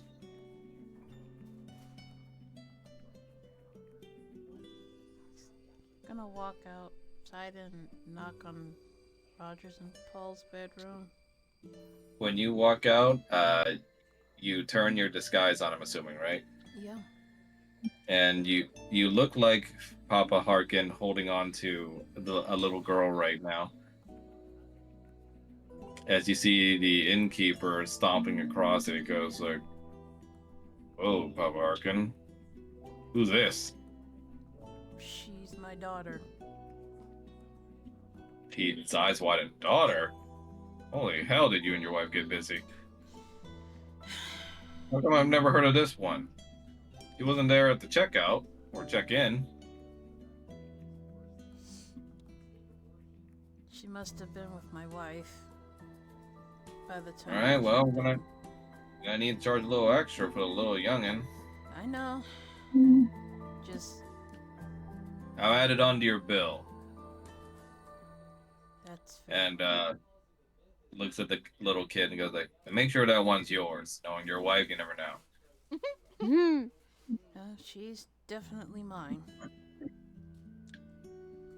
You see little Aurora blushes as she taps you on the shoulder.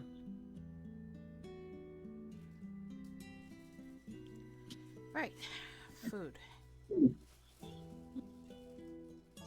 You knocked on whose door again? Sorry. Paul's and Roger's.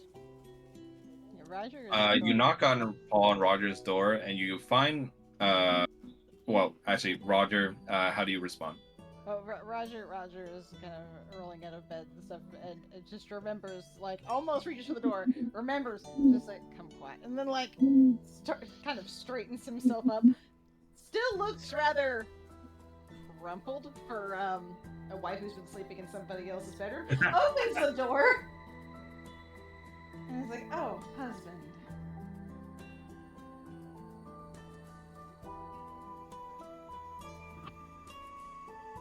Sort of leads out into the hallway and looks either way, like if there's anybody around. Literally, you see some people milling about the competition day, giving out flyers and stuff, but otherwise it's just you and your husband in the hall. Husband. Your husband. Where's Paul? He just sort of got up and ran out this way.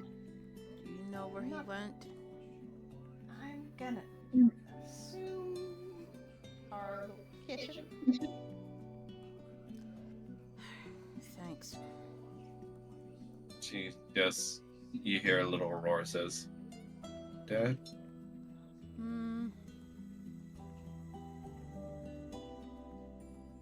Yes, I don't want to sleep on the floor again. that's fine. Roger is going to stop and look at him. You let that baby girl sleep on the floor. Goes to teach her a lesson.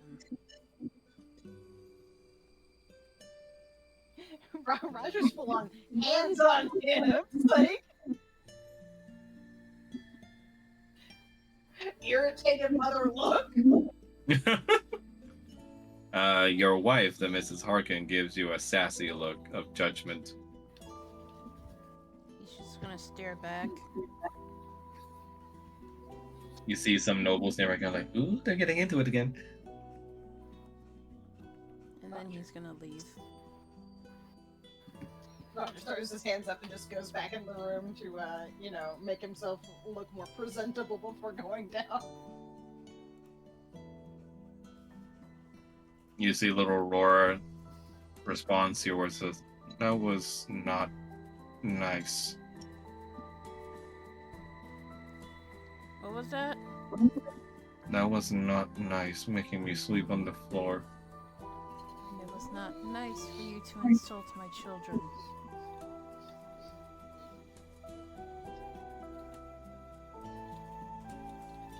I'm not the perfect guy or the perfect father, but I love my kids. And I won't let anybody insult them. You love that human child as if he was your own? He is my son. Then what am I? You're my daughter.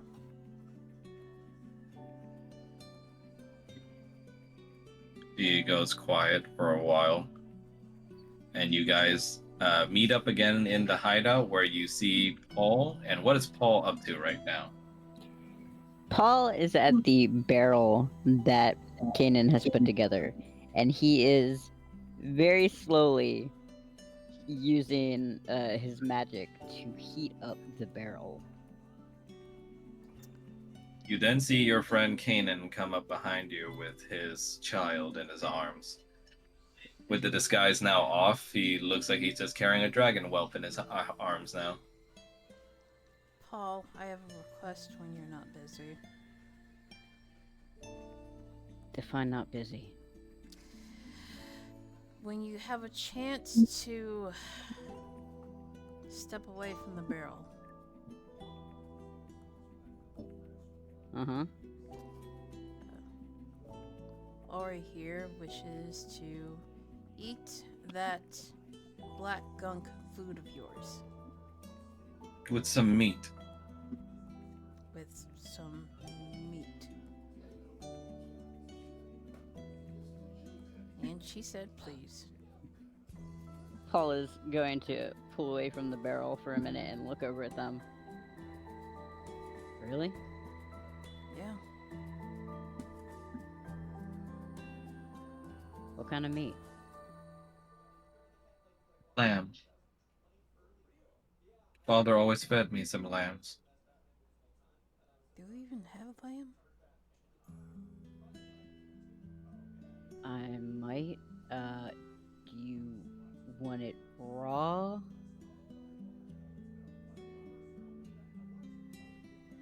Maybe you should She cook did. it.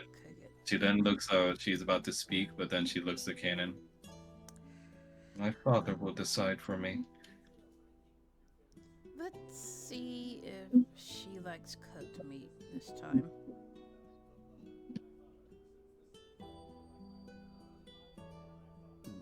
All right.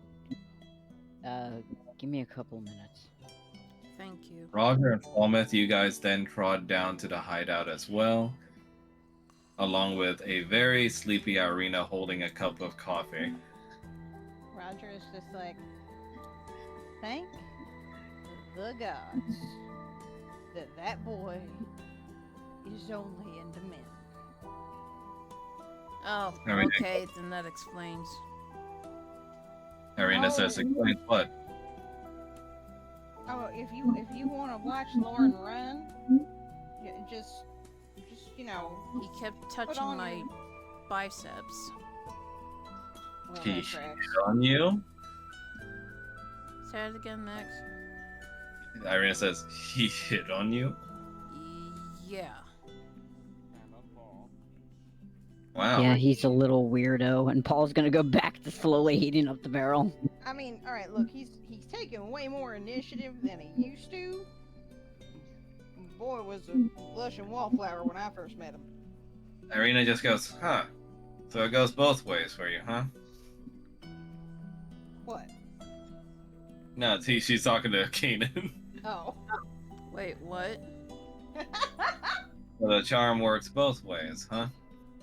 What are you talking about? I mean, come on. Everywhere we go, it's almost like every chick wants to jump you or something, but now we got a dude. No.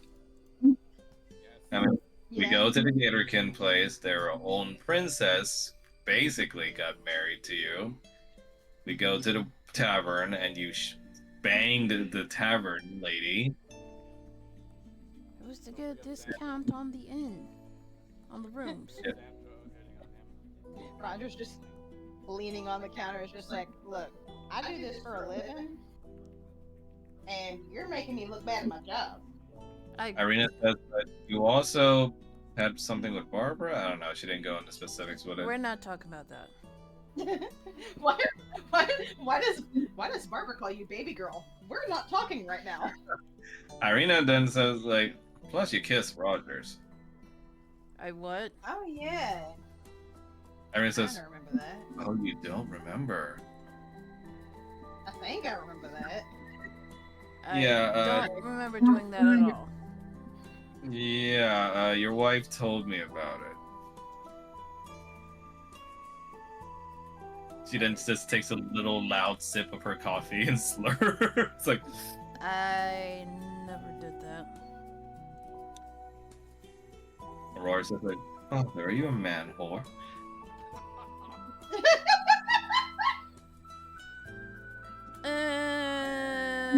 It's all right if you are. Father says this is the way Reds are. Roger just loses it in the background. I don't even know myself. I guess, maybe. Roy says, "Oh, I'm not judging, Father. Lady Tiamat says we must spread our seed." Oh god, you shouldn't be knowing about that. What? Irina says, like, yeah, that kid needs some help. But regardless, I mean, you turned down the guy, right? Or is this gonna be another loud situation? I'm not interested in him. Oh, that's good for you then, Roger. I don't want anything to do with it. I just know that one, if you look like a girl and you try to come on him, he's gonna run.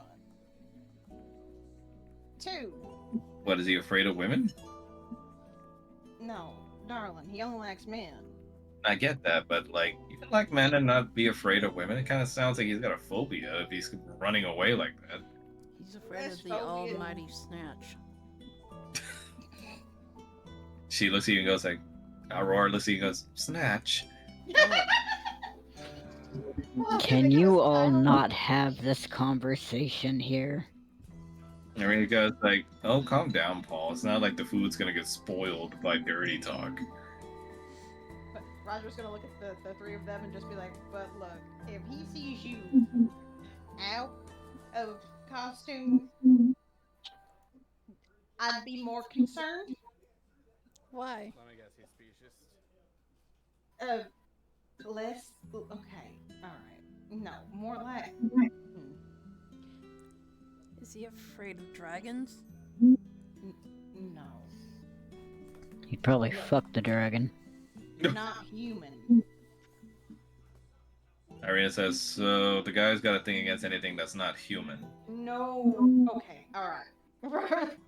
Roger's gonna put his hands on the table. There's a thin line between liking something and hating something.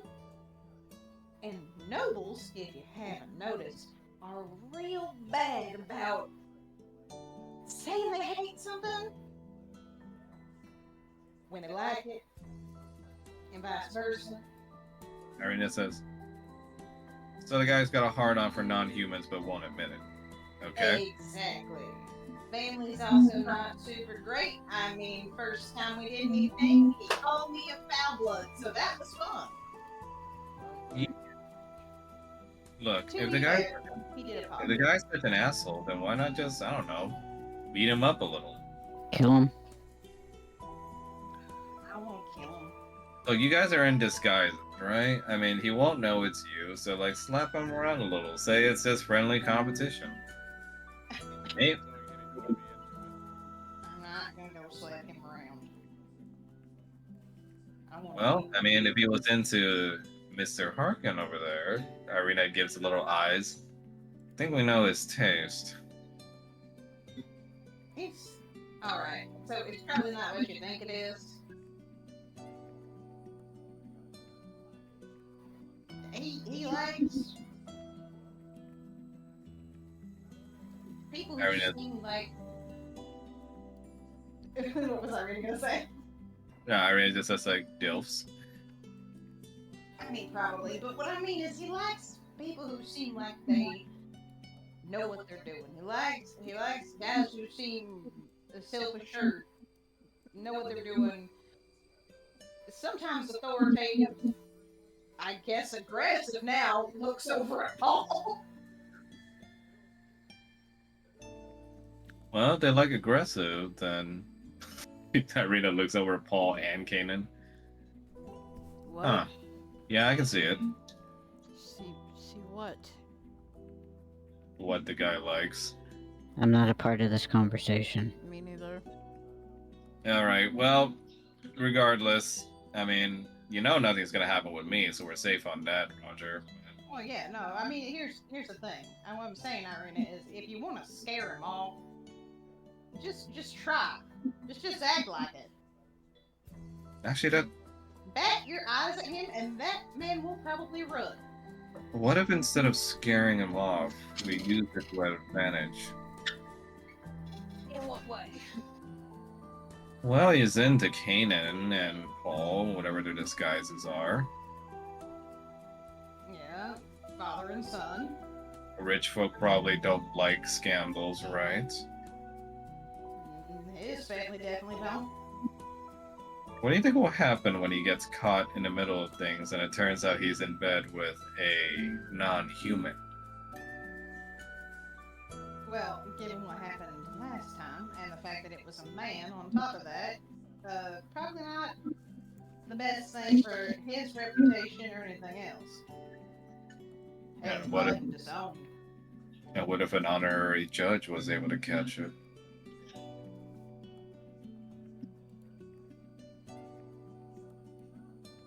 Roger's sort of sitting back like, He smirks a little. I don't know. Look, Roger, I've been dealing with rich brats like him all my life, calling me names, saying I'm too much of a girl to do anything other than make babies and just be someone's wife. These guys need to be hit where it hurts, and that's in their pride and their ego.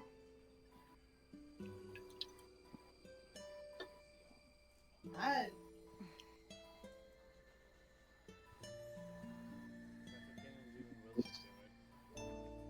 Or Ball. And as far as I know, they're both like powerful spiders. Roger's gonna kind of gesture and be like, I don't even know if it's pride and ego at this point. I mean, I could be wrong. Things change. I mean, don't you want to get some payback, Roger, after what he did to you? Roger's not like that. I know, you're not a vindictive person, but personally, if it was me and, you know, if I could do something like that to Strahd, you know I'd take the chance. Well, yeah, that's true. Unless you're still kind of keen on him. No, it's more like I kind of get it. I'm from same kind of, family background. Only mine's at least a little bit more accepting. But I don't think it's as much pride and ego, or at least it used to be, as it was being afraid. I could be wrong though. I don't know. As Last that's time I saw him, he happening, threw me out. Paul, you finished the breakfast for Kanan and his daughter, and also for everyone else as well. Whose nose is whistling? Huh? I don't know if it was you or not, but I just heard this tiny whistling when you were breathing. I have no idea. Aurora sniffs at the meat and starts looking at Kanan. It's not poison.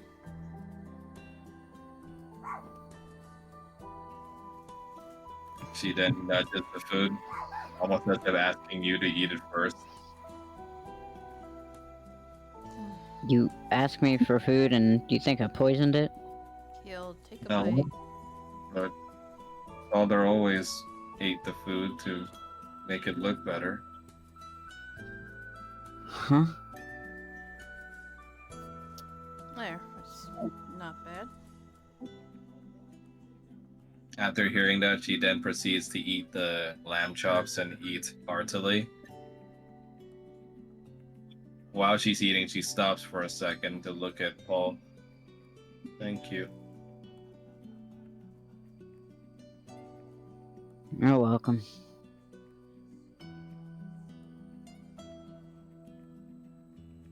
She then starts to eat very fast, but to the point where she starts choking a bit and coughing. Don't eat so quick. She slows down a bit with your urging.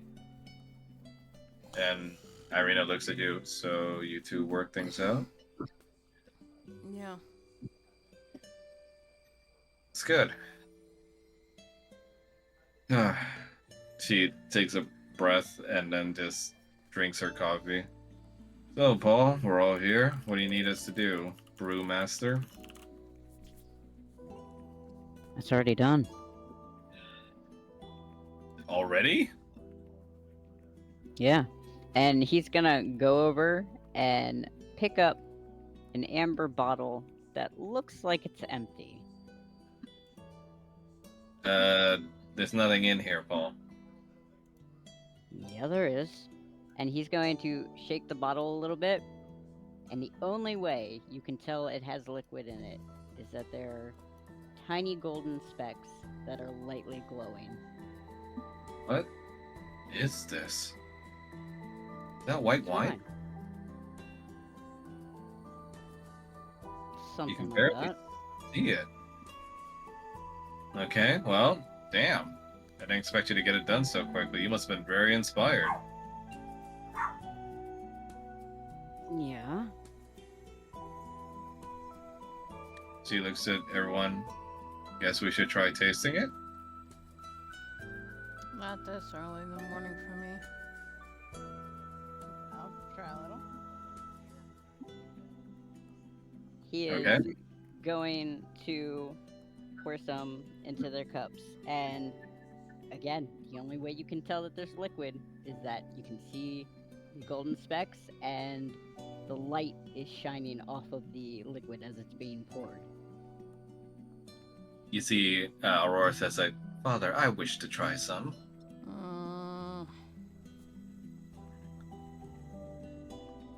Give her a tiny Paul's sauce gonna cup. look at Kanan. Say that again. Just give her like a tiny saucepan of it. Little bitty sip. Ladies of Tiamat's court must learn to drink well. You are not of Tiamat's court.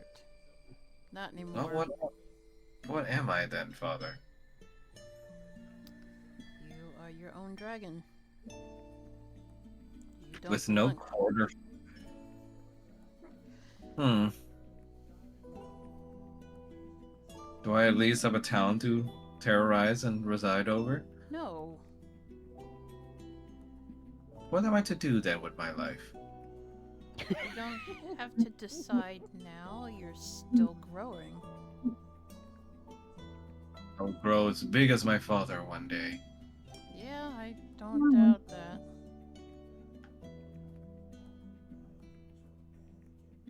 She then tries the drink, and what is everyone supposed to be tasting, Paul? At first, it tastes sweet, but then as they're drinking the gold specks, it starts tasting spicy, and it feels a little bit like Pop Rocks and comes with a sense of euphoria. Nice.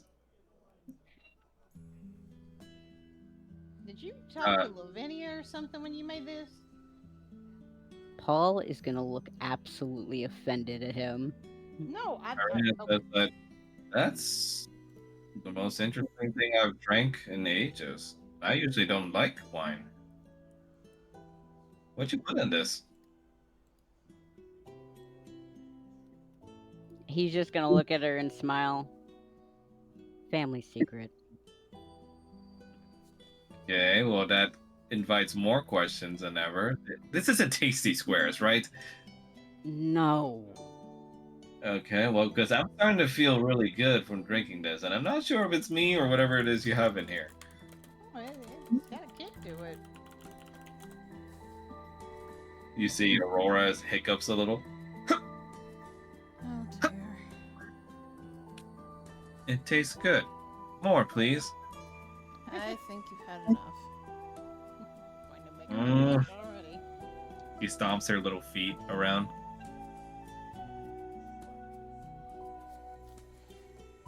Hell, we could sell this out of the manor. You can't have too much alcohol. How's the little dragon going to be high and alert for danger? Oh, it's non-alcoholic. Really? See? There's Wait, a winemaking competition. Irina says, like, wait, so what is this? It's wine. Non? Wine is fermented grapes. Wine can be more than that. That's a cold ass line, though. Aurora says, like, if it is not alcohol, father, then I demand more. You demand more? She blushes and says, please, father. He said, "May I have some more?" He's gonna serve her more in a saucepan. This is good. Your chef does good work. Always has. Think it'll win? I think it could, given how depressing this place is. Irina turns to Kanan. If it's not alcoholic, then you want some, Kanan? No, I'm good. Irina just says, like, come on, just one sip. No. It doesn't have to. We also don't know how strict the other judges might be. They might not be too keen on it being non-alcoholic. They won't Irina's- know. Yeah, we don't always have to tell them. Though I will have to tell you, one of the judging criteria is a story. So I don't know what we're gonna do with that, but you got one I made already up. have it. Already got that part done too. Mm-hmm. Do we have an idea what it is? Nope. Oh, that's concerning. Are you sure that's a good idea, darling? It's a great idea. The criteria are still presentation, taste, and story. So, I mean, taste-wise, I think we're already there, but I don't know how it's gonna. Oh, sorry. Go ahead. I was gonna say presentation's pretty nice, given the trick with it not looking like it's there. Yeah. Taste-wise, it tastes pretty good, and the people might like it as a mellower taste to the other two. I mean, it's definitely different, I think, than the wines here too. Said everything about this place is fucking depressing. Hello, boys. You see Barbara enter. Ah, I see we got the wine working up. Give me a bit of that. Paul's gonna hand her a cup. He just takes the bottle, Oh no. and she takes a little swig of it. That's really, really good. Doesn't taste like ass, for one thing. And, why do I feel really good? Did you drug this? Mm, So you did. what's your definition of a drug? So we just gave the small child drugs. No, it's not that strong. You see, Aurora looks like, Father, what are drugs? There are substances that sometimes can be used for medicine. Oh, so I was medicated then. Is it the healer that Lady Tiamat has in her employ? Sure. Father says they employ some kind of powder in their food in order to increase production, too.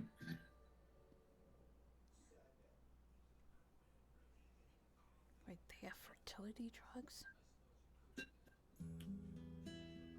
Did you say that out loud, or? Yeah. He says, yes, actually. That's concerning. Alright then. You see, Barb just goes like, I mean, I'm not judging. Vulpines use a lot of drugs, especially for our work. But, I mean, doesn't taste poisonous. I mean, I'm not dying so far. You got a nice bottle going on. Looks over at Paul and it's just like, so you didn't do tasty squares. Mm-hmm. The slight delay. Mm-hmm. What did you do? He's just gonna grin. Cheer uppers. So what? She says, you put uppers in this? No, cheer uppers. What are cheer uppers? It's a mushroom from the Underdark. Ah, right. That's your mom. Well, that would explain why I haven't heard of it. You see Aurora just wrinkles her nose. The Underdark. When Father took me there, it was stinky. But he showed me how to hunt there. What did you hunt? All sorts of things, little creatures, even the winged ones. Paul is just gonna tense up a little bit. Yeah, well, we're not gonna do that anymore. So I'm not to hunt, and I'm not to be a lady in a court, and I'm not to have children. Oh, we're gonna teach you how to hunt, just not in the Underdark. She says, very well then. Chef, you have done good job. I have a name, you know. What was his name again, Father? Paul.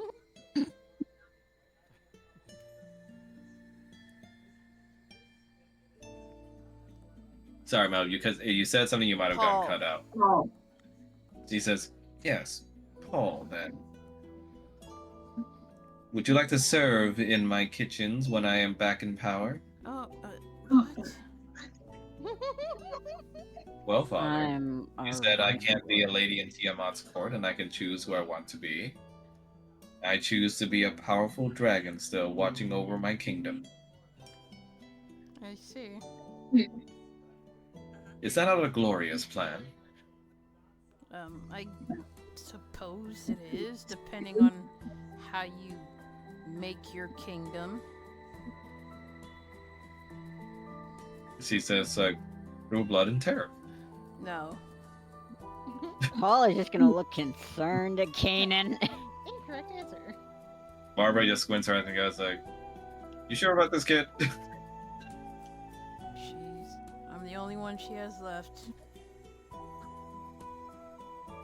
And you see that she hisses at Barbara, and Barbara just hisses back. Anyways, I mean, good drink. I like the bottle. You think it'll beat the other two?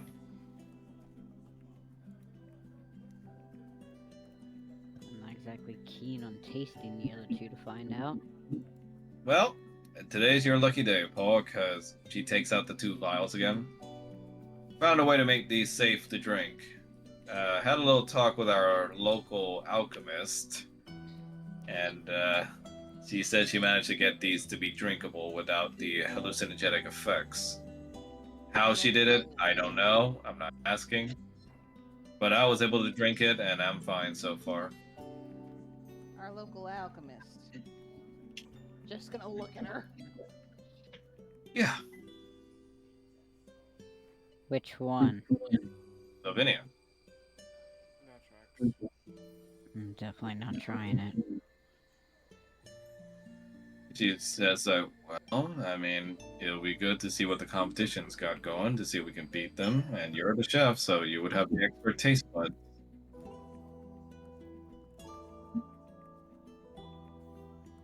Yeah, I'm good. Worst case scenario, poison, so I can always remove it. Barbara says, I'm immune to poison, so I'm good on that. Wait. Aren't I supposed to be too? She looks at you and just goes, supposed to be what? Immune to poison? She looks at everybody else because she doesn't know what a champion is. And she goes anyone want to fill me in here? Well, he's part, demon, so He's a I half. think that's, yeah. I think No, I thought you were a bird. he's okay. Paul's just gonna stare at her. I thought you were a bird. Listen, I mean, I'm a Vulpine. The trappings of mortal forms don't mean anything to us, so, I mean, look however you want. No judging here. But as far as the poison thing goes, I mean, we can be poison immune buddies then. So, she then takes the vial to Paul. Want to drink up?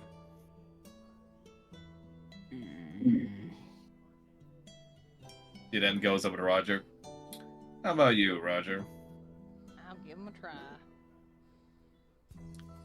See, us whores know how it is to put things in our mouths. Exactly. And Roger is going to like make a face, but he's gonna try the one his mother made first. You mean while Aurora's like, ah, so she's a whore, father. Hmm. Let's not call people whores. He says, we have none of that in Lady Tiamat's court, but they are called courtesans. Yeah, it's just a fancier name for what we do.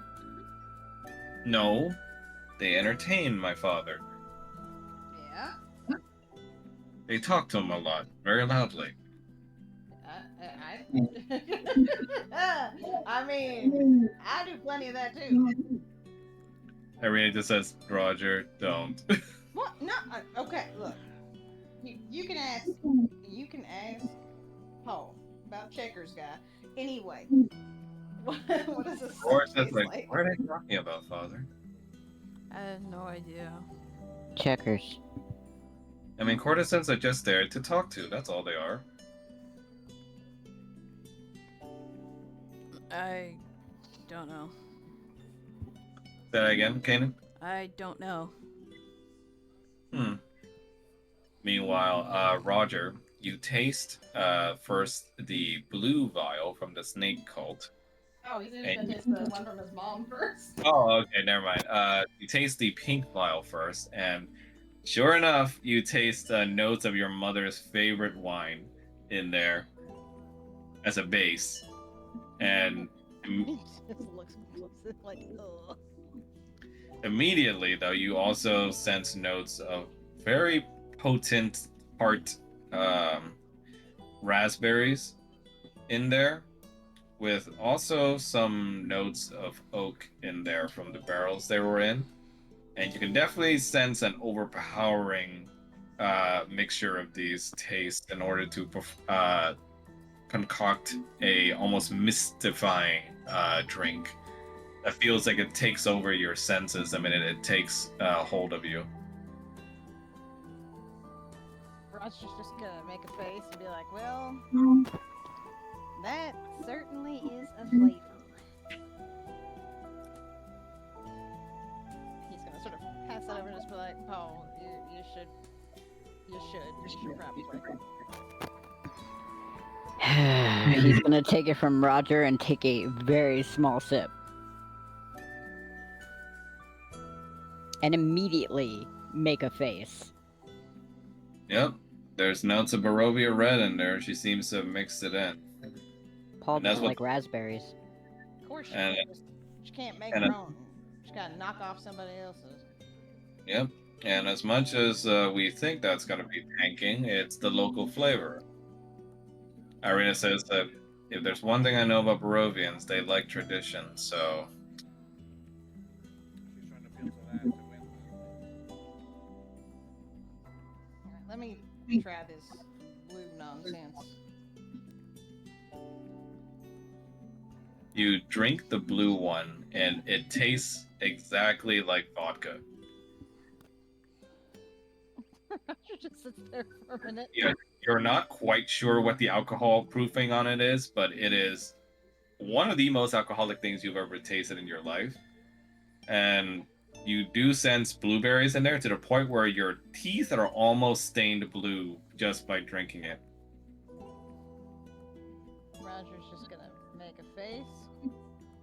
Well, that's a choice, I guess.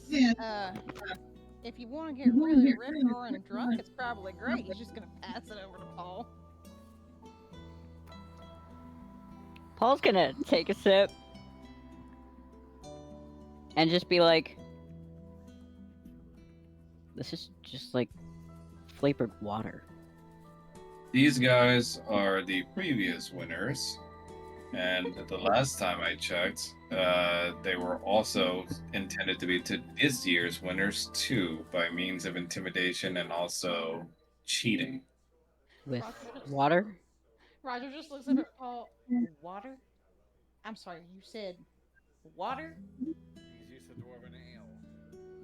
There's one other judge that was supposed to be on the panel, but he mysteriously had his wagon go missing on his way here. Of course. Who was that? Some other officiate, but that's why our girl there was able to take his place. Arena says, great, more dead people that I can be responsible for. Yeah, you're not responsible for that. You're just taking his place. That doesn't make me feel better somehow. He looks over to Kanan. What, Aurora? Father, will you take me with you the next time you go out? I'll think about it. She makes a little puppy face towards you. It might be dangerous. She makes the puppy face harder. We'll talk.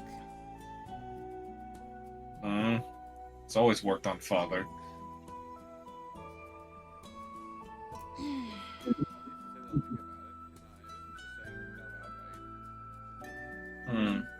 Your metallic friend speaks true. I'll just have to keep asking you. And then she looks over at you and says, can I go out with you? No.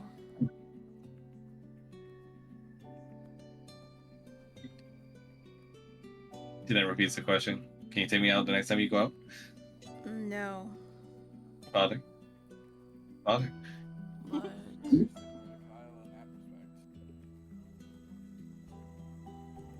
And this continues on until Irina goes, okay, so, I mean, flavor-wise, I think our drinks probably got these ones beat, right? What do you think?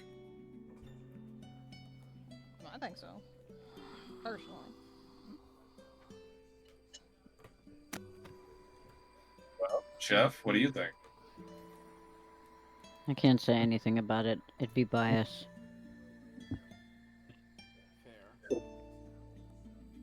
Well, she then looks over to Roger. Well then, boyfriend of the chef, what's your unbiased opinion then? I mean, That's not how that works. that's also biased, but if you want to ask my opinion, I think Paul's got them both beat. One of them tastes like something you'd strip paint with, and the other one tastes, like my mom just decided to throw a bunch of things together in a bowl and call it a day. I'm almost gonna take a taste as well to add like a third opinion to it. You take a taste of the vials yourself.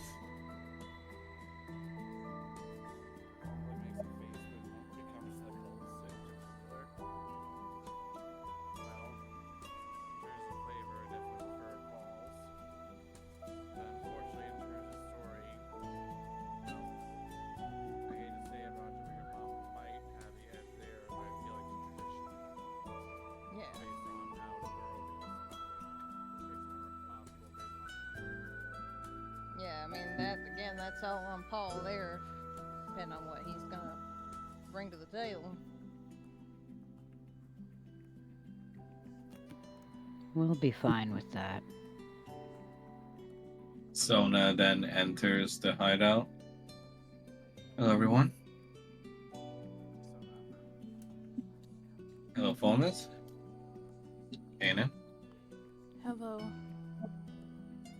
Little Aurora. She then tries to touch Aurora, but Aurora just snaps her teeth at her. It's gonna flick her on the back of the head. What?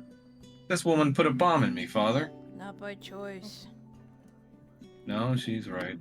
I understand her reluctance. I don't know my place. This man put a bomb in me, father.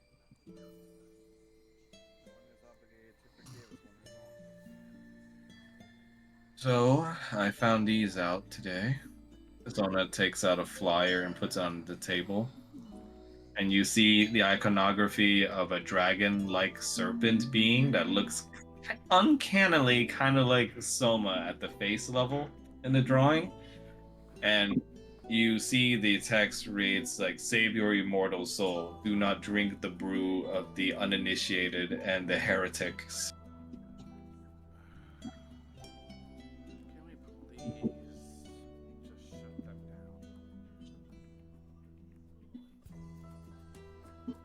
I mean, I don't object to it, but it would look mighty suspicious right now.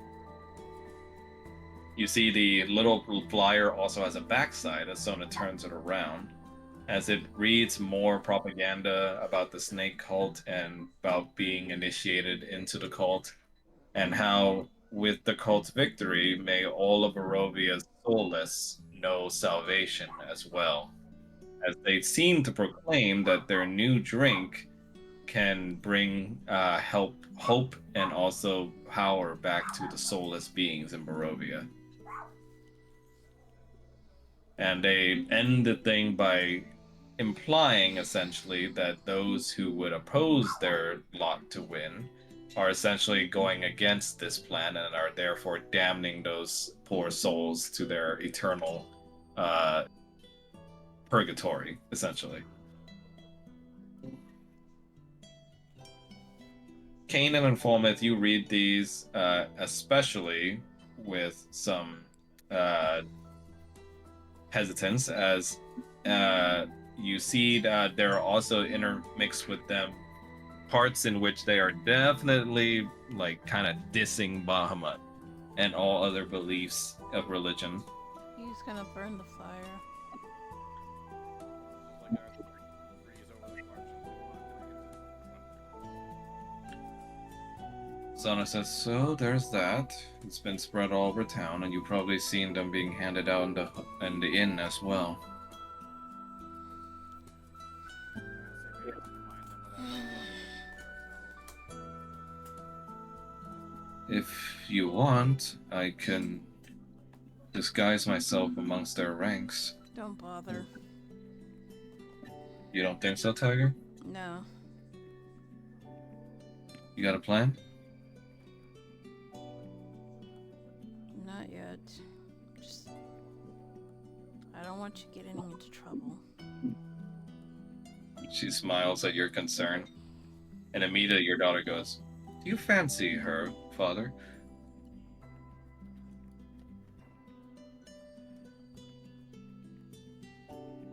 She's my best friend. So you do. Not in the way you're thinking.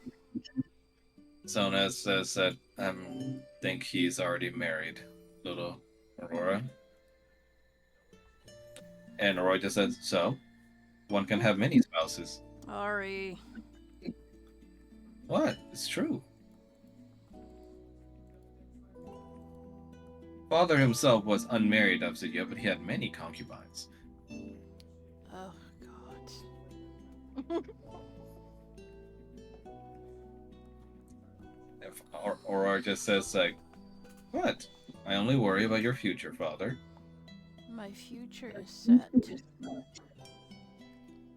Yes, with your wife. Actually, who is your betrothed, father? Is she at least a chromatic? No. Boy, Metallic? here we go. No. A metallic? A gem? No. She then whispers underneath her voice, "Burn? She's a Gatorkin. What in God's name is that?"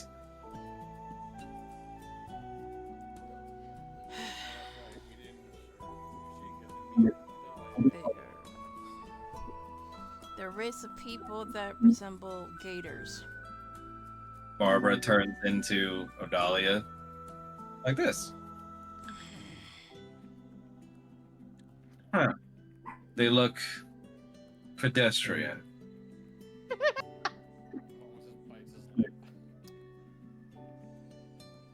He's gonna hold her up by the horn. What did we talk about? What? Father, I'm not insulting them. It's just, well, I mean, it's like when you see those lizard folk, right? Look at what they do, and yet they can't measure up to our power. What did we talk about? Yes. But fine, I apologize, Father. I mean, you will come across many lovers, I'm sure. He has. Sona says, You have? Uh, I'd rather not talk about that. Alright. Well, I suppose I'm glad you lived a full life after what happened. Well, not exactly. When Well, Kezia you got clearly. Oh, sorry, go on. when Kezia got sick, I tried to look for a cure for her. Then I got stuck here in Barovia. Wait, Kezia's sick? Yeah, and apparently she's here now. We got to find her. I know where she is. It's just a matter of getting to her. Where is she? Strahd's castle. She holds your hand. Let me find her for you. I don't want you to get caught. Kanan, let me atone. For what? Everything I've done to you. I'm over that. It's fine. I'm not. Kanan, I was burning in eternal damnation for what I did to you. And failing Lady Tiamat, you can't imagine the things she did to me. Admirable as your intention to atone is, going on a suicide mission doesn't exactly help anything. Hera says, I've learned that much as well. He speaks true, little Sona. Do not do this, and I don't intend to lose anyone else in this group. Sona says, does she know about what I did? Who? Kezia?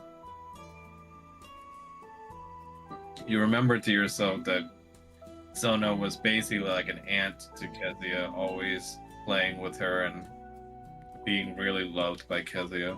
No, and we're gonna keep it that way. She frowns. There's some things she doesn't need to know. I'm sure she'd hate me. Listen, if I don't hate you for killing me, then obviously she's not going to. Meanwhile, Barbara just like eating some snacks while she watches this.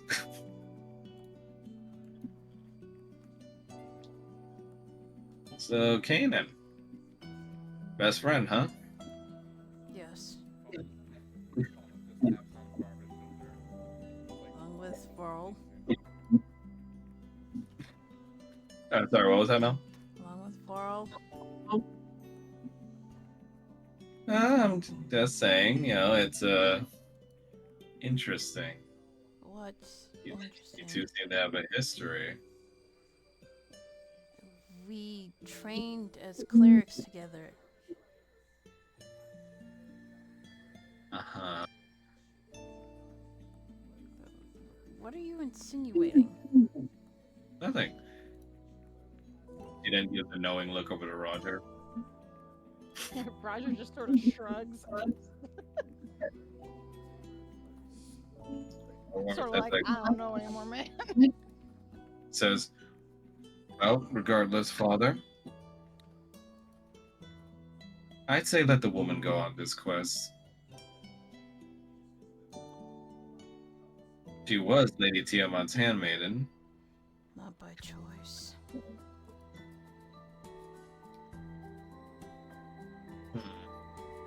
Aurora says, be glad that my father has shown mercy on you. Ari, What? Fine. You said I can be your little princess. yes, but that doesn't mean you have to be rude. Arena says, alright. So we got a cult in our hands trying to play with propaganda, and we got your mother who's playing with money and tradition. How do we take them down?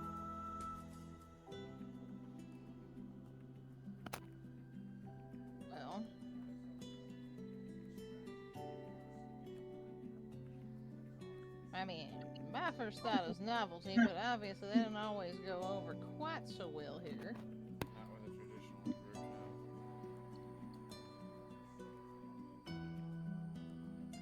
no. Okay. How about we try to tackle it in two-pronged manner then? Roger, you probably know your mom best, so you can probably head out Squad 1 in dealing with your mother. Roger looks faintly ill. Unless you prefer not to, which is I understand.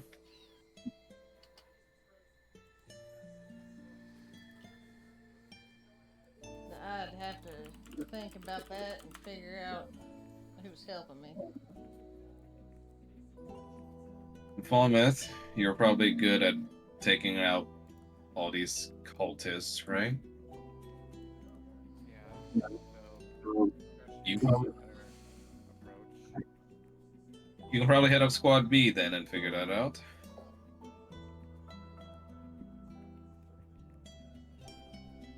So he looks over to Paul and Kanan. What are you two gonna do? I don't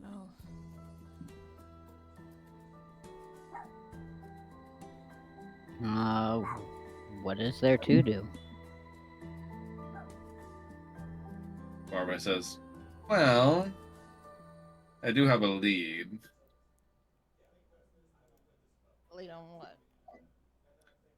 There's an orchard not too far from here where the cultists seem to have taken base and where they seem to be recruiting some members and also some soulless beings as well.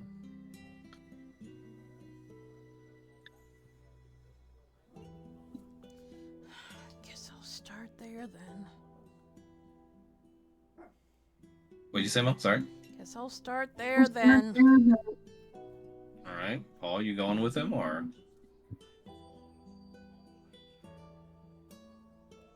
I guess.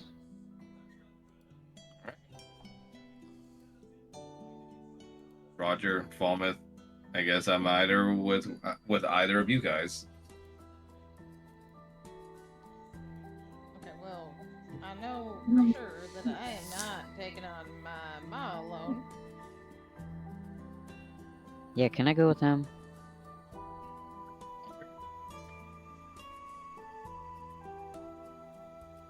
What was that? Jesus, you want to go with Roger? All right. Irina puts her hands on her hips. Looks like it says you and me again, Gramps. She looks at Kanan. Sure. Aurora says, and me.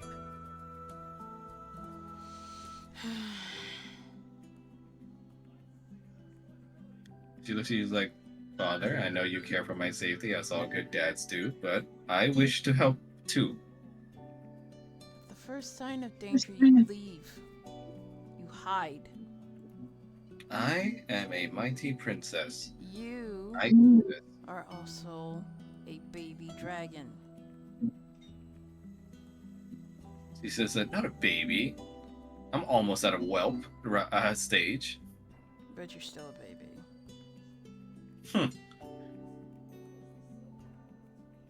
She looks over to Falmouth. All right, Falmouth. You want some help? I mean,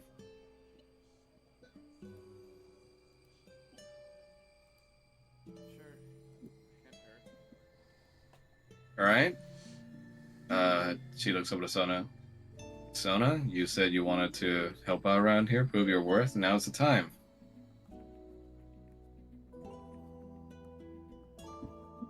Sona just nods. Glad to.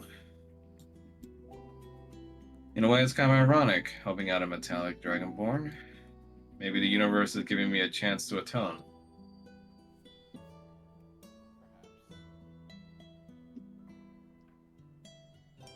Barbara just goes like, and I am going back to being a receptionist, but I will take a small swig of this here. Just make sure that you can reproduce a few more bottles of it, just so the judges can have their own thing. So what do you call this thing, by the way? Barovian Hope. She smirks. Oh, little middle finger to Strahd, huh? Roger grins. Something like that. Well, I guess we'll be seeing Barovia's Hope premiere soon. Oh, before you all head out to your missions, then, I need a spokesperson. What? Well, I mean, the other two factions are giving publicity and a little bit of advertisement for their train. I'd say it'd be good if we got a little in too. So who's the best speaker here? Roger's, Points at Roger. Roger's just sitting there, like gestures to self. Can't keep my mouth shut. Alright. Guess you'll be the spokesperson for Barovia's Hope then. And That make sure you means turn on your busty little disguise too. Maybe the boobs will help people pay attention.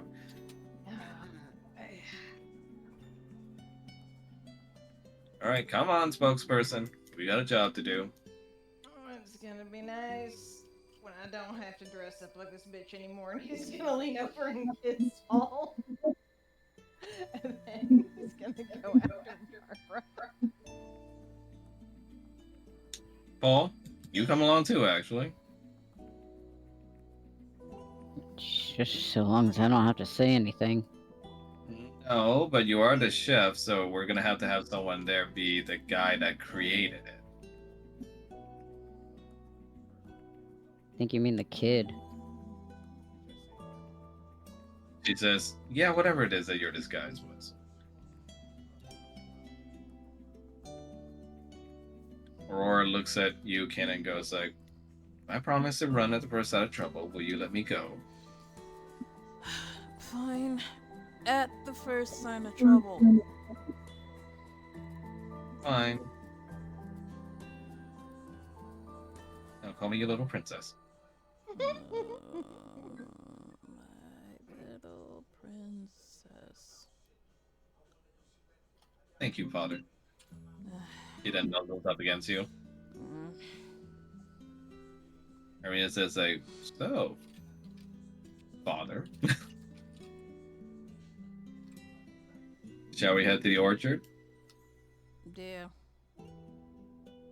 Let's go then. Aurora says like, so is this what you do all the time, father? Adventuring and all the like? Yes, unfortunately. Good. Father has taught me how to kill many adventurers in my time. It'll be interesting to see how they work. Ori. She says, what? I'm not killing any adventurers right now. It's like play pretend. I see.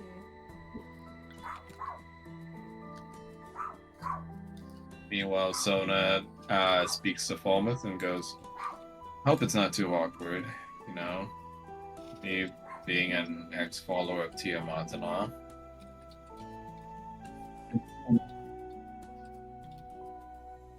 So, she looks at you. Follower of Bahamut, huh? Kanan didn't tell you what happened to my family, did he? Probably for the best. Long, awkward silence between you two where she goes, so, you been a paladin long?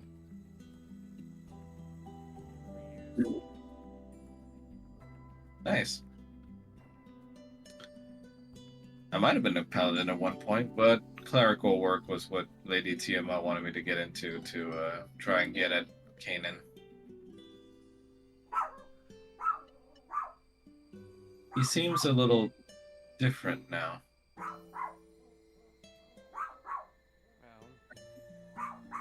when the world has a tendency to beat you down, it does change you. Some grow harder through it, some crumble, and some adapt. In Kane's case, he became harder. Well, I've seen his softer side, at least. I hope that part of him is still there. Couldn't tell you.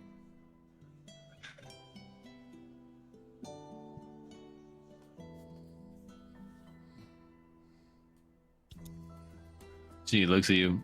So why did you come to believe in Bahamut?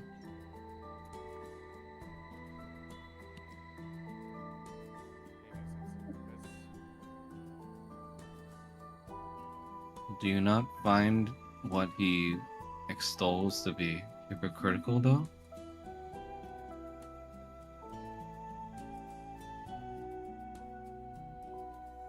If there's one thing I've learned, at least, it's that we often have to make our own adjustments. I see.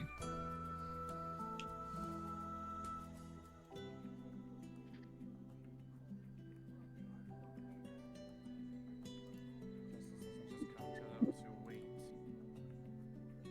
We need to take an active part in shaping it.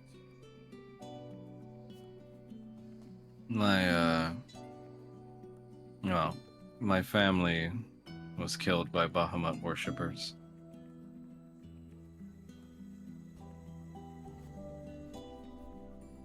Which is interesting, because at least as far as I learned, he always tended to advocate trying to solve problems through speech first. While he didn't suffer excuses for evil, he still generally viewed violence as something you use as a last resort, not first. Well, it certainly wasn't that way with my family. I know I'm not saying you're like that, but definitely soured me on Bahamut. Unfortunately, it also turned me against Canaan in that aspect. Well, I've fought, and I can't say for certain that I can interpret his will perfectly. I don't think anyone really can. All I can do is at least try and keep his mind. And if I'm not sure myself, then to at least try and look to them again.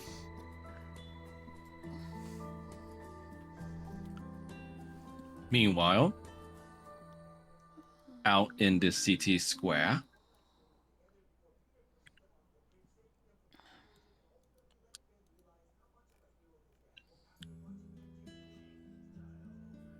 and this is Theater of the Mind still, but Roger, you go out onto what seems to be a podium amidst the crowds at the center of town where the first meeting was held, as Barbara failed to inform you that this was going to be that public of a meeting.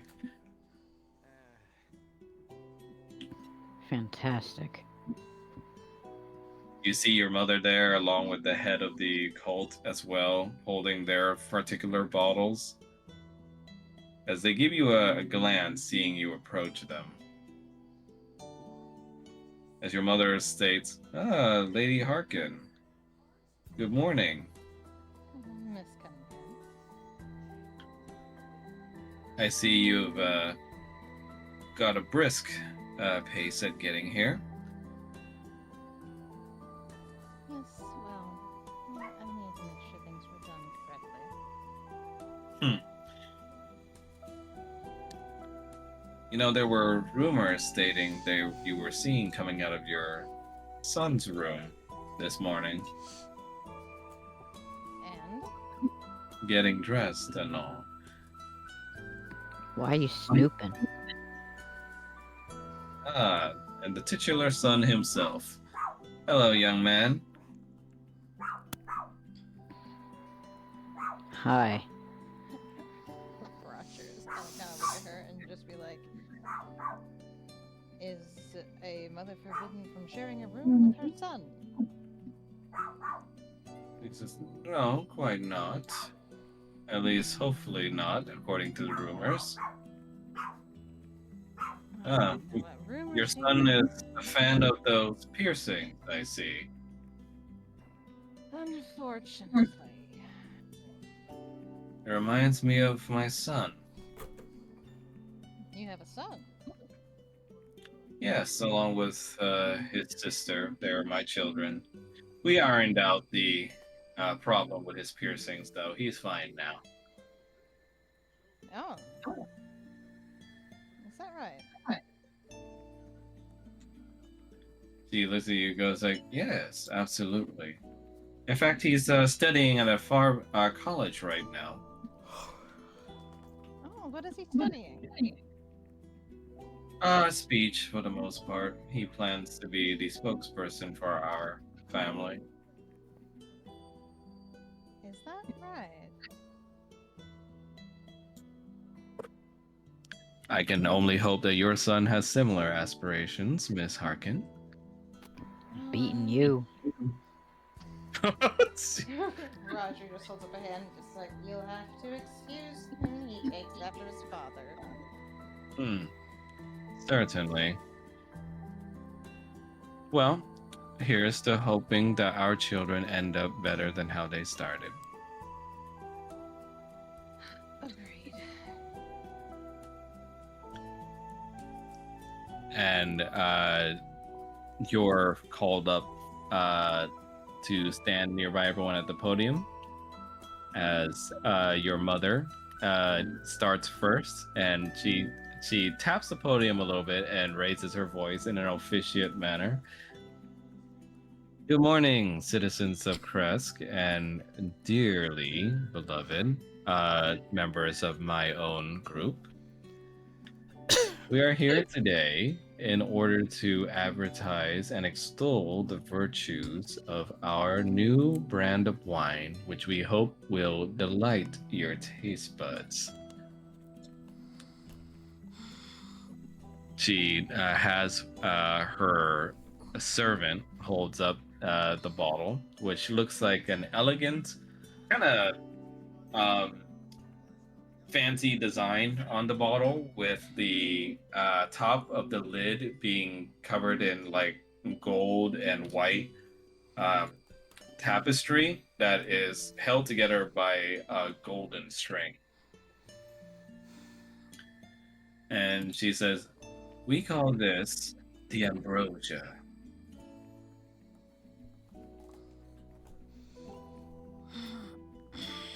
You might find some similar notes here to the popular traditional local flavors of Barovia, including the famous Barovian red, this time with a small yet additional fancy touch by us in the Cunningham family. We hope you will consider this when you judges are making your decision. And for any and all who vote for us, consider yourselves a friend of the Cunninghams in our endeavors to come. And we thank also the Vedas family, who generously decided to join us here and also assist in our lot in this competition. You see Bradley just waving politely while, you know, trying to look around for someone.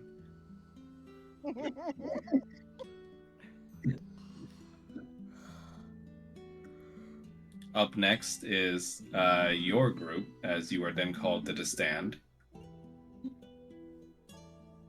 Oh boy.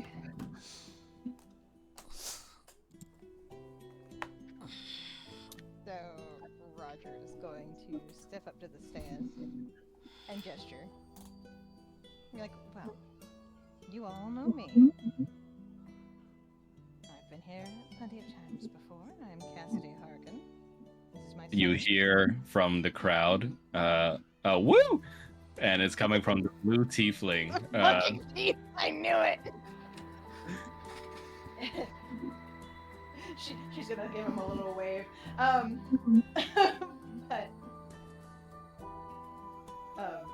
he's gonna clasp his hands together and just be like, we have always believed in bringing the finest wines to this competition, and I believe that our current one is going to be the best there has ever been in Barovia. And he is going to hold up the bottle. This was made by my son, one of the few admirable things he's done for this family. Then the gesture. We call it Barovia's home. And I would say it tastes like sunlight in a bottle. Nice. I hope that everybody enjoys, and that, well, I will get the same amount of support as I've gotten in previous years.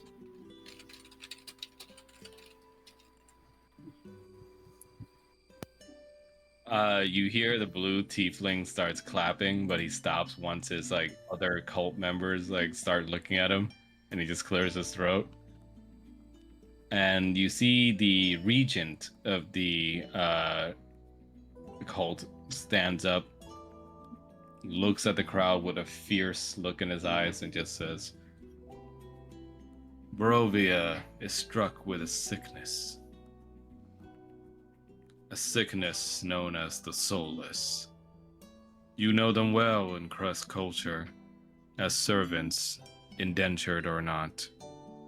In everyday lives, they serve as useful tools, to an extent, without wills of their own, helping to cultivate and continue Barovia's culture, even in their new sullen state.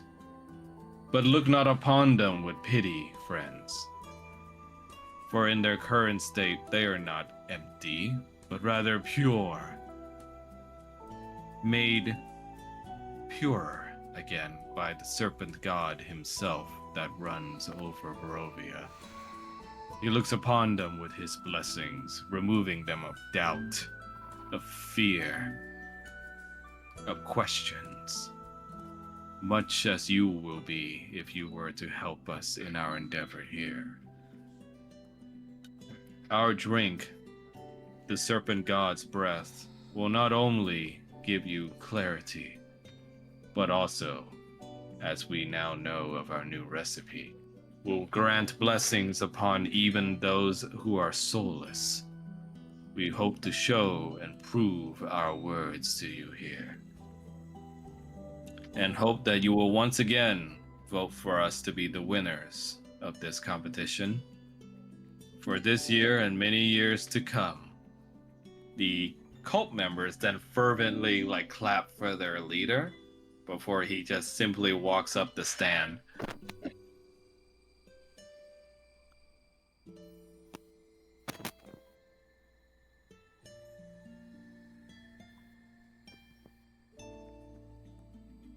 Roger glances over at Emma and, like, kind of rolls his eyes a little bit. Just like, show offs as always. You guys like, yes, zealot types like that are not good form. Absolutely not. But it will be interesting to see which of us women will come out on top. It is true. Certainly can't be those men. So may the best woman win. Absolutely. Ah, there goes my daughter. Come here, Faye. You see, Faye comes forward and sees you again and gives a polite bow. The picture of obedience, is she not? Well, she certainly is. Ugh. She I wish I could say the same for my son. And Roger's going to get a Loki, like, sort of halfway, like, tap whole side of the head. Yes. Yes, well, if only for her appetite, she would be perfect. She then starts tapping on Faye's stomach, which makes her blush in embarrassment. And she says, yeah, I suppose I can eat less, Mother. She goes like, ugh, absolutely atrocious what a few days away from home does to you. We have to get you back on that proper diet. You're absolutely horrid like that. But I suppose manners-wise, she is still up to par. Roger biting the inside of his cheek for life. Yes, and my daughter is such a good planner, though. Though there was a little bit of an incident that we won't bring up. She very obviously wants to bring it up as she looks over to Faye. That was my fault, Mother. The basement of that tavern is already filled up. Filthy, you see. There's lots of mold there, too. It could spoil our drink.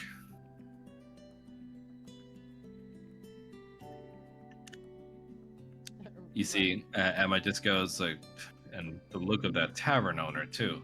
Gods. Whatever mutation led to his birth is just simply unseemly. You know what they say about, well, marrying in the family. She says, I wouldn't know anything like that. I suppose that's not a problem that the Cunninghams have ever had. That's good. Absolutely not. Now, Faye, show the proper respect to Miss Harkin. She then does a little curtsy, in which Emma then taps her on the knee with her stick. It's like, come on, a little lower than that, dear. Have you already forgotten how to properly curtsy? Sorry, Mother.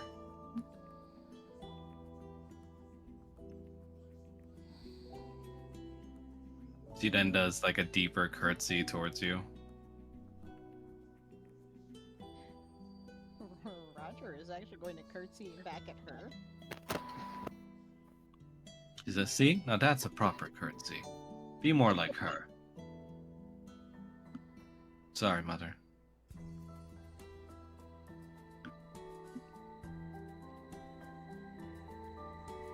And she then looks over to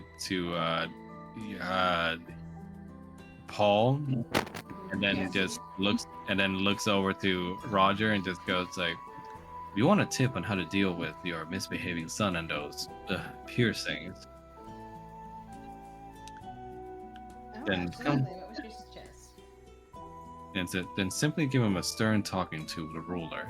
That always usually helps. I'm sure it does. Take away his funds too. I mean, where's he gonna get all those piercings with no money?" Valid point. Better make more than you. She then looks at you, Paul, and simply looks over to Roger. Like Roger knows she would most definitely strike him if he was like her own child, but she shows a polite face instead and goes like, "I see you have much to work on, Lady Harkin." Roger's just going to give Paul a tap on the head. Like, obvious, like, makes it look worse than it is, but, you know.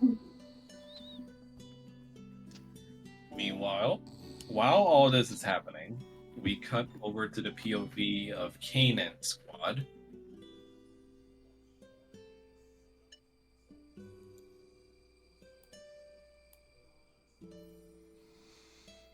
Also, if you look in the art channel, you will see what Roger's outfit's going to be looking like once I actually. Yeah, I saw. It looks great.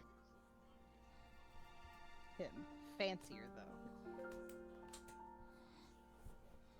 Kanan, you, Irina, and Aurora are situated up against a tree. Wait, let me spawn the camera so everyone else can see too.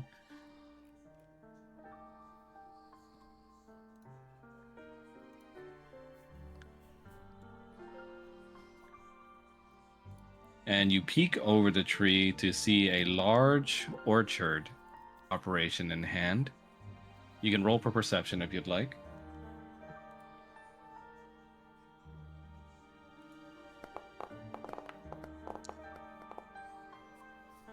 On a 6, you see the immediate guards posted at the main door, which you see are fellow members of the White Serpent cult wearing their classic garb, along with some members in the background who seems to be dragging and hauling away more soulless individuals. And something catches your eye, especially one of them is a gatorkin.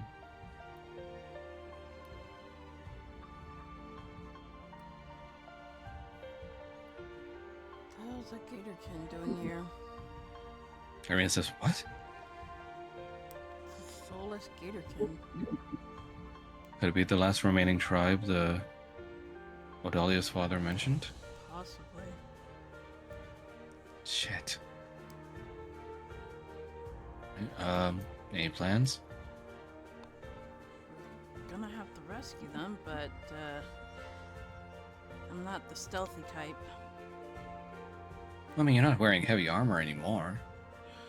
That's true, but I stick out like a sore thumb. You want me to go in there? I mean, Pretty dangerous.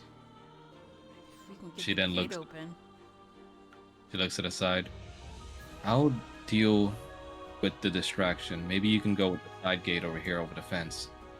She points over the sheep. Just be careful, yeah? Yeah, I mean, I'm not trying to die. Oh. Aurora then pokes her head out of your coat, Kanan. What do I do, father? You look out for danger that I don't see. I will be your eyes then. Perfect. She then lowers herself into her coat and it looks like a pair of eyes is poking out from the top of your coat right now. First thought she goes among the sheep to hide. Why can't I fucking... I can put you up. Yep. You with a short hop, you hop over the fencing for the sheep encampment. As Irina says, "Hello there. Hold there. State your business. I'm Irina Koliana, one of the honored judges for the winemaking competition. I was taking a view of the place and thought I should take a look at what you might have going on here for my own curiosity. Sorry, ma'am, but this is grounds only for members of our organization. You'll have to leave." And Kanan, roll for stealth with advantage since Irina's distracting them.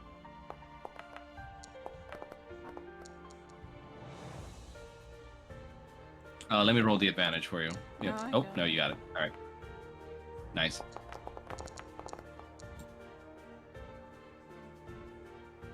Nice. Okay. So you managed to sneak by pretty easily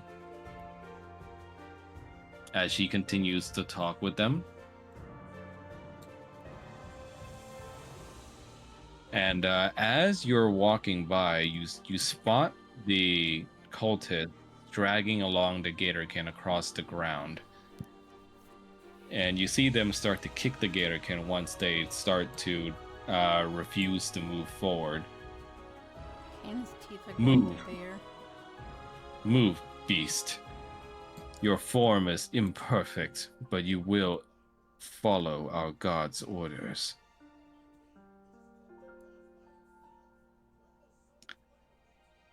You see the gatorkin snaps his fangs only to get stomped on top of his head by the cultists, who then continue to drag him forward.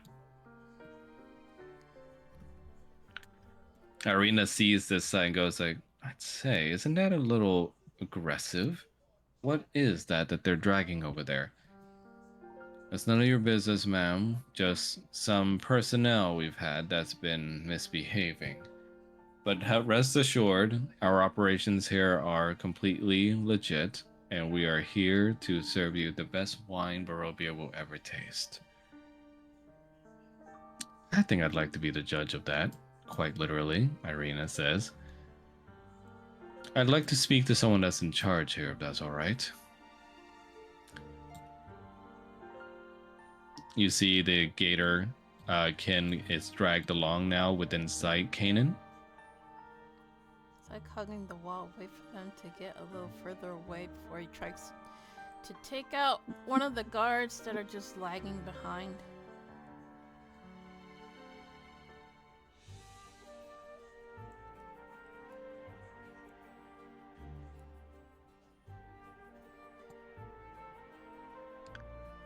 What would you like to do?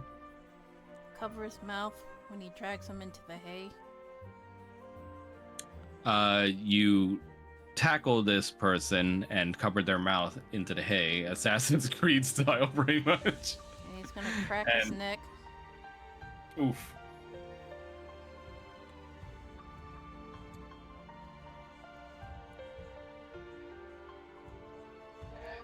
Is there anything I can throw? Yeah. There's hay, and then there's also some little bits and pieces of logs, and also some stone. He's gonna pick up some stones and he's gonna throw it into the rabbit hutch. What was that?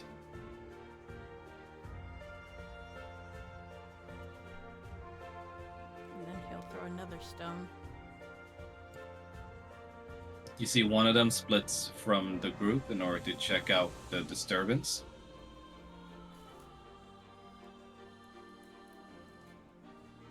He's gonna try and sneak up on the other cultsman. Roll for- Okay.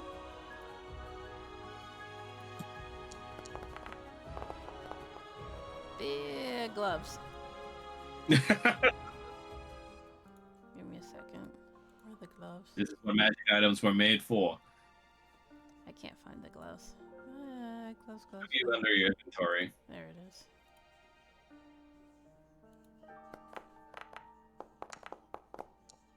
Nice. You sneak up effectively behind the remaining cultist. And I'm gonna grab him and pull him somewhere more discreet. The most discreet area will be back at the hay where you were originally at, Alright. or somewhere behind this wagon. He'll pull him towards the hay. With his mouth closed.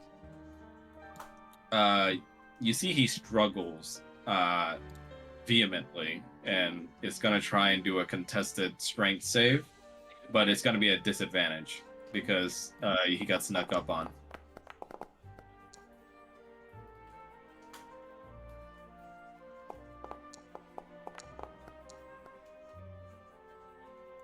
Disadvantage definitely helped there.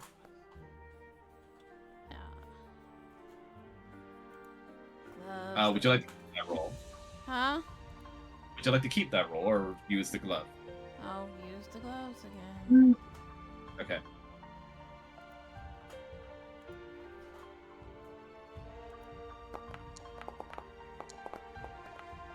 Nice. You managed to overpower said person as they wriggle and writhe in your grasp in the hay. He's gonna As you hear the weak and muffled tones to you, don't go me. He's gonna snap his neck, like, unceremoniously, with, like, this crazy stare. Like, You see cobra his- stare. Cabra, oh god. You see the dead eyes of the cultist look at you with horror.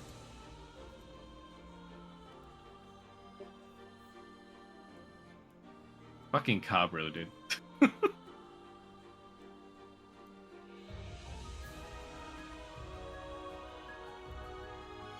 gonna wait behind the gate. The cultist goes back around, He's gonna... and ambush. eventually he turns and sees you. He's gonna tackle him, try to muffle him while he prepares to use his assassin's blade. Okay. Roll once again for contested strengths save. Stave or check? Oh, sorry. Check. Okay. I rolled wrong on that one, so ignore that roll. You? Oh, Oh my.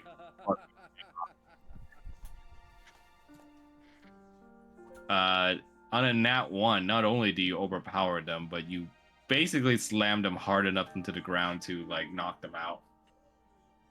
He's gonna stab him twice in the throat to make sure he's dead. They are indeed dead. As the Gatorkin that's left behind, in fear, starts to try and crawl away. You see that the brutes seem to have cut both of the Achilles tendon on both of his legs. Kanan is gonna use a gentle hand to try and soothe the Gatorkin. Let go of me. Odalia sent me. You are the foreigner that you must help us. What's going on? The leader of our squad, the shaman, and also our weaver, Simone. She is trapped somewhere on this base. It was dark. They had a bunch of us in there. He's gonna very quietly lead him to safety. After wrapping up his tendons, his Achilles tendons. You see, while you're doing that, where do you wish to hide him, though? Let's see. In the haystack with all the other bodies. Say that again? I went in the haystack with all the other bodies. Dead bodies. Imagine. He's gonna look around, and he sees like this bush right here, Mm-hmm. and he's gonna gently, very as quietly as he can, carry him to the bush.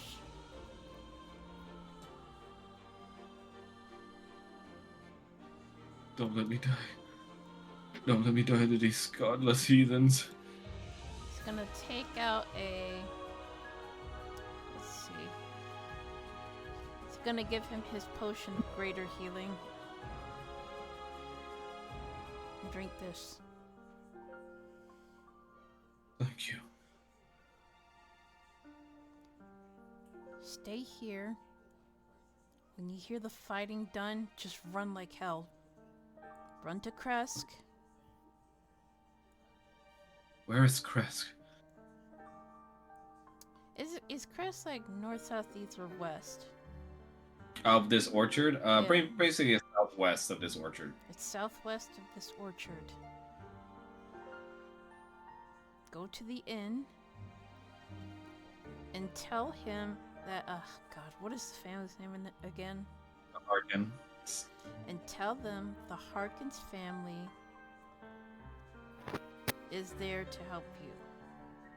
And he'll give you my room key. All right.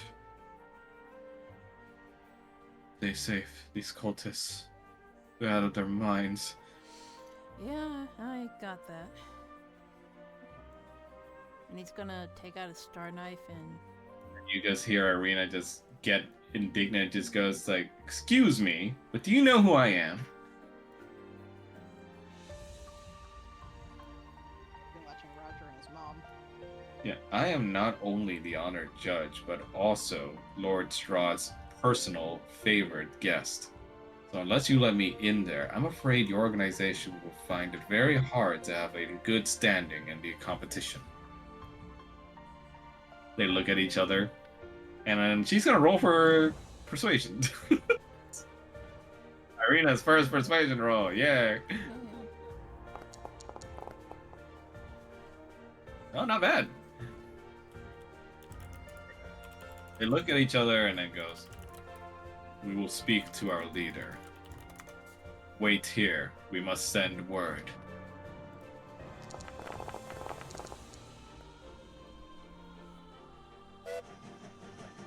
Thomas, you attack the cultist in front of you with a sneak attack. Man, I wish I could roll for sneak attack right now, but that's like a fucking different thing. I could do it for a special but- occasion since he's basically being roguelike. Yeah. So you stab him, the cultist through the chest. Irina taking that word or that signal and immediately jumps on the other one. And she goes like, "Sorry," and also stabs them in the throat as well. Eventually, they stop wriggling as both of them fall over dead. Irina notices Kanan has a crazy look in his eyes when he kills him. Kanan, Hmm? you were smiling. Oh. Was I? Sorry. I don't know where Aurora that says, came from. I'll tell you, Father. It is the red blood in your system. The red blood in my system? As a mighty red, you should enjoy this.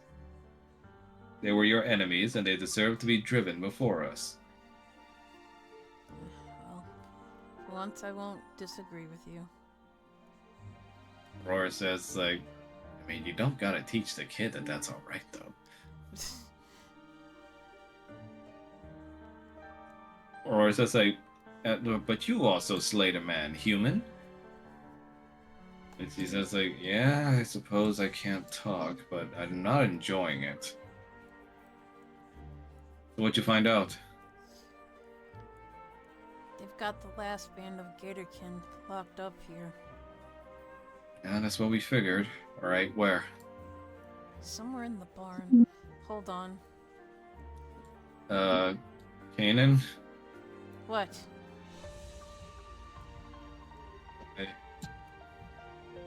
Maybe you shouldn't see this. What? You see her horrified face as you look at the pigsty over here. You see the pigs all gathered in a circle devouring something whole. And you see a gator's tail poking out of there.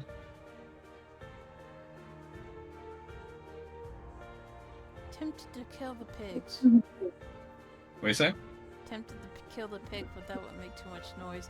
And he's gonna turn around. Kanan, hold on. Look, we're dealing with some psychos here, right? So we gotta take some caution. I'll destroy them all.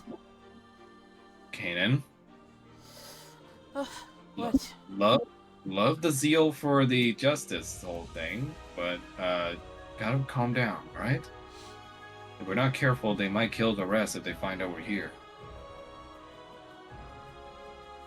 Which reminds him. Hey! Run! He hears your voice, and you see him getting out of the bush and running. Well, not running. His Achilles tendons are still fucked up, so he's gonna be very much limping / crawling.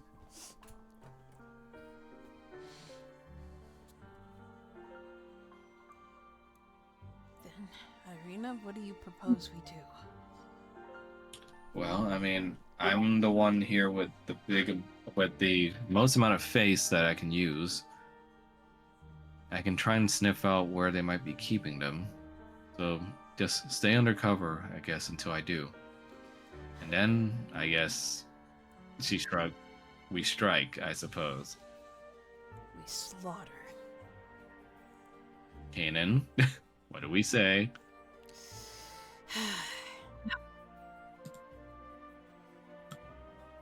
Aurora says, like, no, father, slaughter them.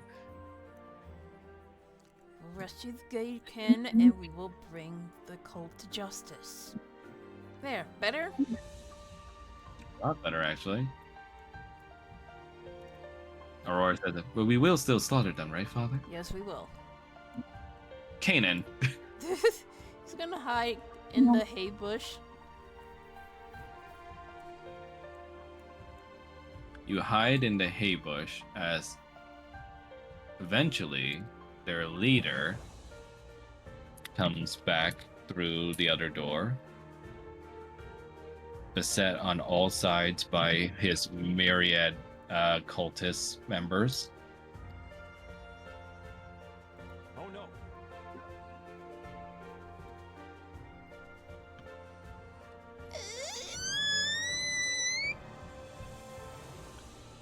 The regent walks forward and says, is the meat ready for processing? The cultist says, yes, master. Well, some of them are. little more resistant than most, but we will tenderize them to make them more pliable for the Lord.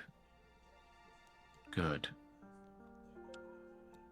You, the cultist, like surrounds Irina. You're that judge girl. What are you doing here, and how did you get past our gate? Irina looks at everyone, and in her mind, she's like, well, what would Roger do? What would Roger do? And Roger, you can roll right now for a persuasion check because Oh my God. Irina's gonna be Oh my god. Irina's gonna be thinking of what you would do here. Oh, excellent. Okay. WWRD. What would Roger do? Did that roll work? Because On I a can't 31, 31. I'm gonna say she has a flashback to you talking to her, trying to teach her how to be performative, and what kinds of things would she remember you saying? See it. Oh my God. Okay, hold on. They've approached her saying what to her again? Sorry, say it again. I said they've approached her saying what to her again? Did we lose her? They're saying that they're basically saying that you know, do like what are you doing here? How did you get past our gate?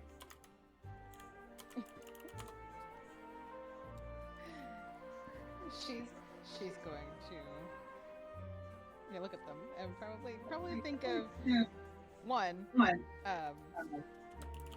Roger's nonsense with kind of throwing things everywhere to make a distraction. I'm just going to point out that there's a goose nearby.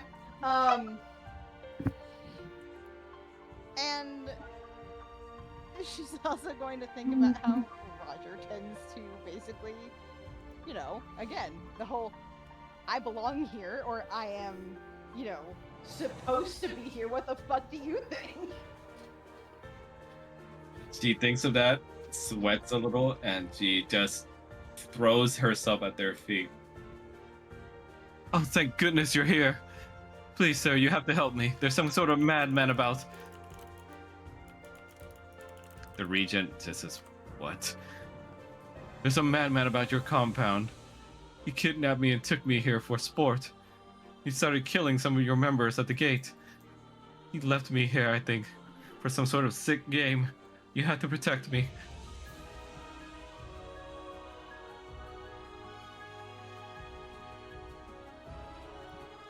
And the regent looks at everyone else, and she's gonna roll for persuasion now, with advantage since you rolled very well on it. Oh no! Oh no. She has advantage. Yeah. You see, they're a little wary, and they look at each other. I suppose since you are the honored judge, we will show you proper accommodations. If what you say is true, then we will be sure to inspect our grounds for such a man. Now show us where you saw these dead bodies. Irina then is surrounded very much by the cultists as they lead her towards the gate where she is guiding them to. And she hopes Kanan is given enough of an opening. My first thought is Kanan just steps out like like a Michael Myers. Krueger just He's gonna look aggressively at walking. Irina like really worried, like. Did she see him in the corner of her eye? Yeah, And what is she like? he just winks at him like, I'll be fine. The answer, she is not fine. But she really wasn't fine. Kanan, you come across a farmland here with a rather disturbing sight as you see various gatorkin being strung up by their wrists across the rafters of this farmhouse, almost like meat left to be dried, some of them having their scales flayed. Are they dead? They're still breathing as far as you can notice. Some of them are still, so you don't know if those are alive or dead. Amongst them, you see various Gatorkins that are still struggling, but some that have stopped out of despair. One of them, you see, is Odalia's mother, the shaman herself, whose token has forked. Okay, I'll fix that later, but that's the Gatorkin shaman.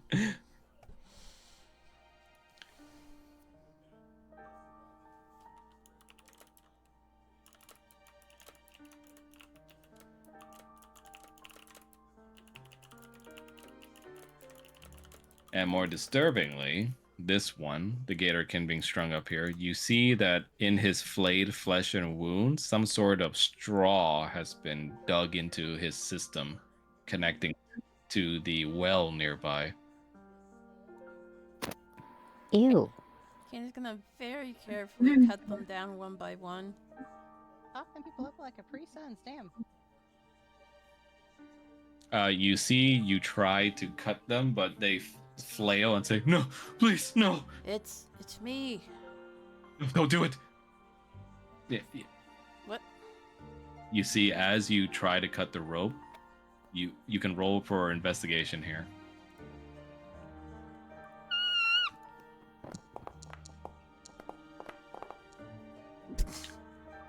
You don't exactly know what mechanism is at work here, but you see that as the rope begins to fray a little from your knife, you see that the other ropes begin to close in on the Gatorkin's necks.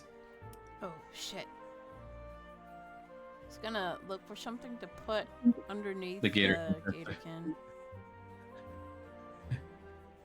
Please. Help the shaman. She's received the worst abuse.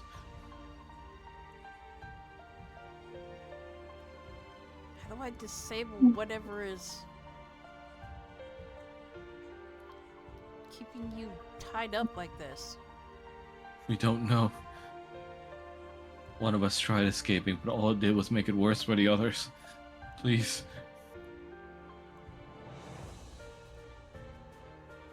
As you walk by the well, you get a distinct familiar scent. It's the same scent from the blue alcoholic wine that was served earlier from the cult. And you see that the very ichor and life force of these Gatorkins are being fed directly into the liquid that's brewing in the well. Fuck. What ain't there? The shaman, true to the other Gatorkin's words, looks like she's been beaten very viciously. He's gonna take out his med kit to try and treat her wounds as quickly as he can while You then hear some words in your mind resound. Crimson dragon from afar.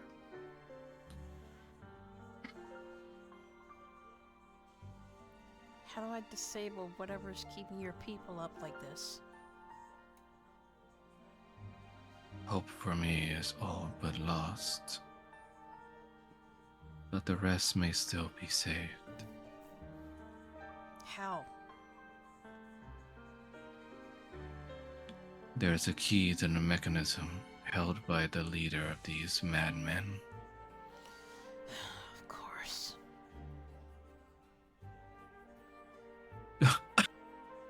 You must help Simone. Where is she? She is next on their chopping block. The girl was unwise and did not listen when I told them to not resist. She is to be fed to the pigs next. Is there anything I can do to ease your pain?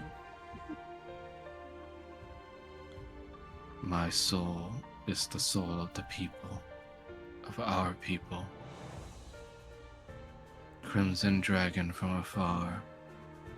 You are an outsider, but my daughter, she loves you. Prove that love today. Save our tribe. You're an outsider, but please save us.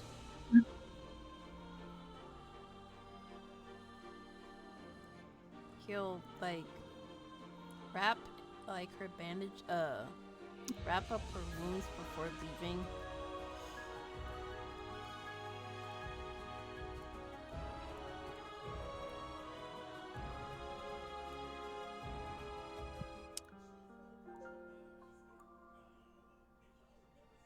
The regent seemingly talks to Irina after having shown them the deaths at the gate.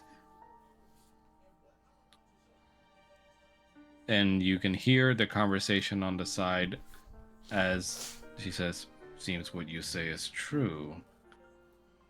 Must have been an assassin sent to sabotage our plans. No doubt from that human whore." Irina says, "Well, I wouldn't know anything about that, sir, but I require your protection. If needed, I can just be held up somewhere safe. Where do you usually keep your guests?" "Come with us then, girl. We have much to talk about."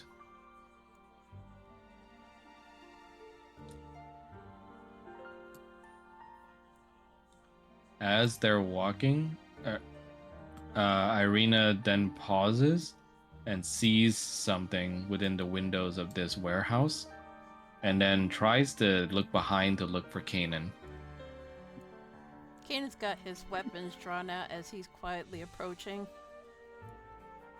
Kanan, she tries to signal to you towards the window of this nearby house. Where are the windows at?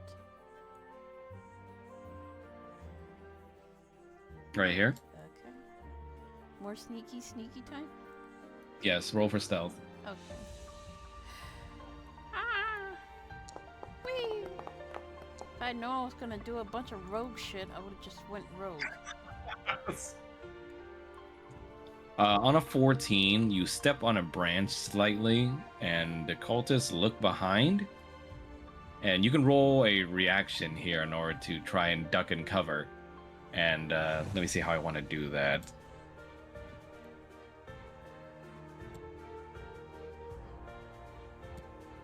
Can Ori make mist? Yes. Ori, how about a little distraction? Yes, Father. Know how to make What do you- mist? Oh, all the time. I can make snow cones with it too. Mind making And, some to shroud us? She makes a little puff of mist that covers over you that looks like fog.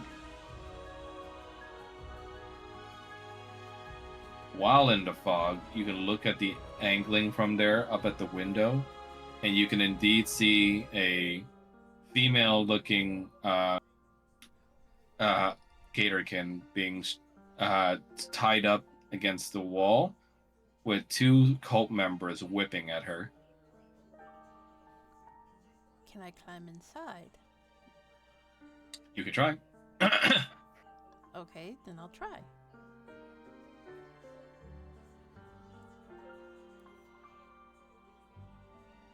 What do I need to roll? I would say acrobatics. Okay. Once again, I should have been a rogue. I'm going to use my last glove. Okay. Let's see.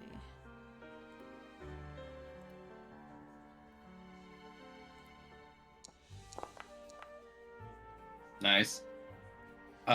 You climb up using some of your acrobatics and manage to get your way up to the window where you can see pained cries come out as Simone is being whipped at by the cultists who view her as insolent. And you just hear them scream up, "Heretic! Pay for your sins! Heretic!" Is there any way to kill them at the same time without much noise? Well, you'd have to break through the window, which will It's not already open? make Oh my god. it is not open. Well, can I try to open it without much noise? Like, you mean. What do you mean you mean? You're making me doing rogue shit when he's not a rogue. So? I mean, people do all sorts of stuff that's out of their system. I'll punch you. It's true. Alright, okay, first of all, do you have a thieves kit? Or what was it called? Thieves tools? Yeah, thieves tools. Do you have thieves tools? Probably not. Then you must decide on how to convince me that you would be feasibly able to lockpick this.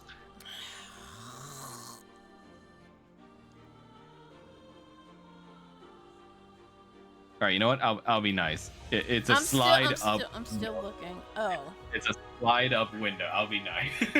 Fuck it. He's gonna slide up the window. Roll for stealth.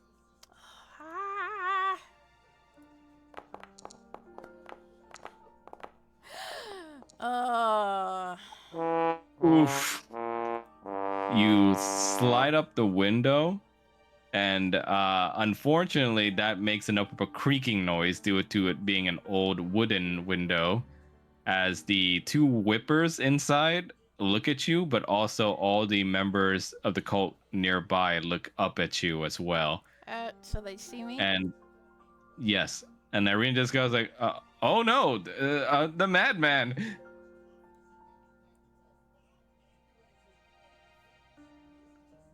He's gonna jump inside. Great acting, Irina. Saved the day. I mean, she's not an actor in what Performance check.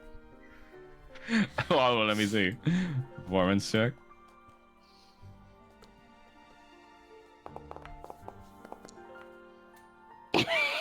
Not bad. No, she says, "Oh no, the madman! Someone help!" And the whippers look at you, Kana, and just goes like, "Who are you He's gonna charge to at wear? him. To think you can wear the scales and skin of our lord?" Oh! And he gets tackled. Stab him right through the mouth. Ah! And the other man tries to attack you with the whip. And let me see if I can roll that here.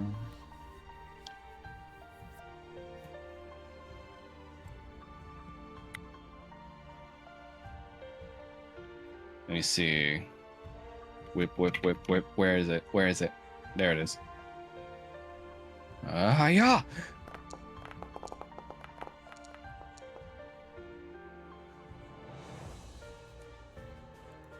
Now on a 25, that hits. Dealing you 8 damage as he whips you across your arm. He's gonna give him that crazy look from before. Hey, Lucian goes like, "Filthy dragon, you will never be our serpent." Dragons are much greater than serpents, or haven't you known? And he's gonna charge at him with let me see here. Stabby, stabby. Yeah, with the assassin's blade. Pew.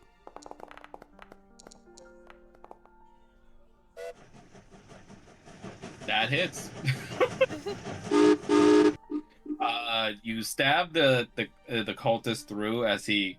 Unfortunately, you're too close now for the whip to do anything, as he just kind of bashes the handle of it against your chest, as he like vehemently tries to push you off of him. I would like to force him to make a con saving throw. Oh shit, why? For life Oh drain. shit. Oh fuck, that's right. The thing has a life drain. I'm not over here. Fucking shrine. Con saving throw, right? Yep. All right. Let me see here. Oop. Aw. What's the DC on it? He just made it. Ah, okay. It's okay Yeah. though. He still bashes against you and tries to wriggle out of your grasp. I want to bite off his arm, but I don't have a bite attack, so I'll just do this. I will stab him. No! Oh no. It's okay. You try to stab him, but instead he kind of just like bashes you across the face to get you off of him, and he scrambles away and runs away. Did he drop his whip? Yes. He's gonna he's gonna grab the whip Oh fuck. What? Great. and try to Now you wrap have it around his neck. Now you have a whip and a fucking star knife. You just turned into Simon Belmont. You were left in the room with Simone, who looks worse for wear, but at least you've gotten there to the point where she hasn't been flayed yet. But she has whip marks all over her.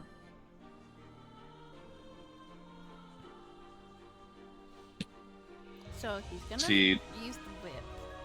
She opens her bruised eyes at you and looks. It's you, the outsiders. Well, Dahlia Your says phone- hi. Your Fulmeth's companion, right? Yeah. Thank gods. Thank the gods. I've never prayed for them this hard before, but thank the gods.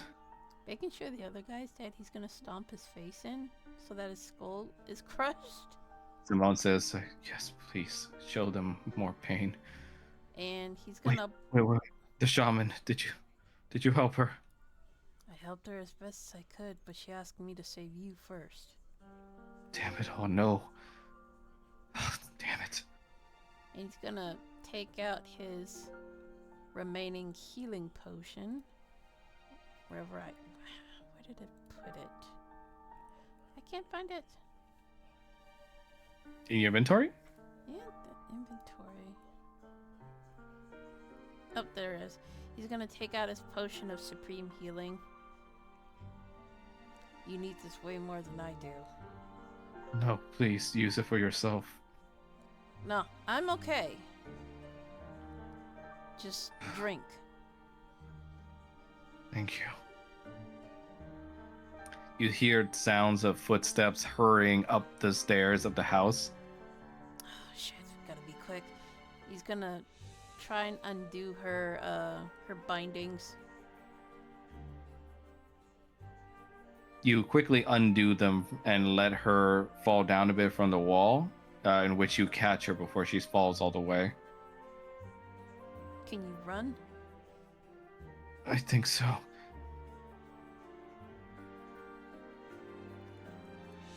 How do we get down from here? He's gonna help her get down, like, and carry her almost princess style.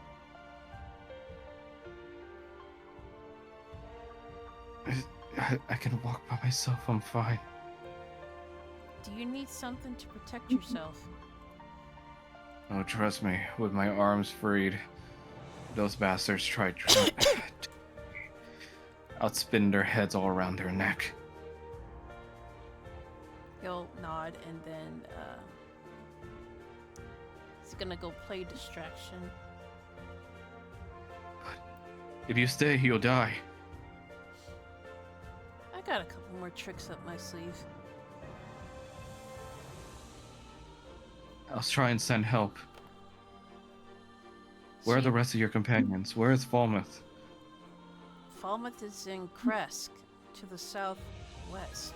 Or is it southeast? Is it southeast or southwest? Southwest. Southwest, yes, I was right. I will try to find him. He's gonna, She looks at you as if, for what it's worth. I'm very relieved to hear that you foreigners came to us. He'll smile and then take out his 2 blades. She climbs down from the building as we're gonna have to stop here as Kanan looks like he's making his last stand. As it's already hitting midnight, and unfortunately, I don't want to keep Rattles up too long. Sorry, man. Yeah, it's gonna be at 6:30. I'm Yeah, and alive. I'm sorry, Paul Myth. I was planning to get to your part, but we didn't have enough time. I'm sorry. That means we can start with Fall Myth. Yeah, we're gonna start with Fall Myth for next time because he and Sona are definitely gonna have their own little adventure. Fuck yeah! But yeah, I'm sorry not everyone. I wish I had more time, but yeah. But okay. We will continue this next time. Let me see my calendar. I am unfortunately not free on the 11th, but I think that's fine because Blaze, you said you're not free that time either, right? Okay, so that kind of works out anyway. So how about the 18th? Yes. All right. Cool. All right, we will continue on the 18th then. Really good job, gang. I wonder what's gonna happen to Kanan. All Death. hell's gonna break loose. Break loose. Oh She's my god. gonna go dragon, we know. It's gonna be that. We It's done gonna be kill that you. one long camera shot hallway scene that you see in Old Boy or John Wick. Oh.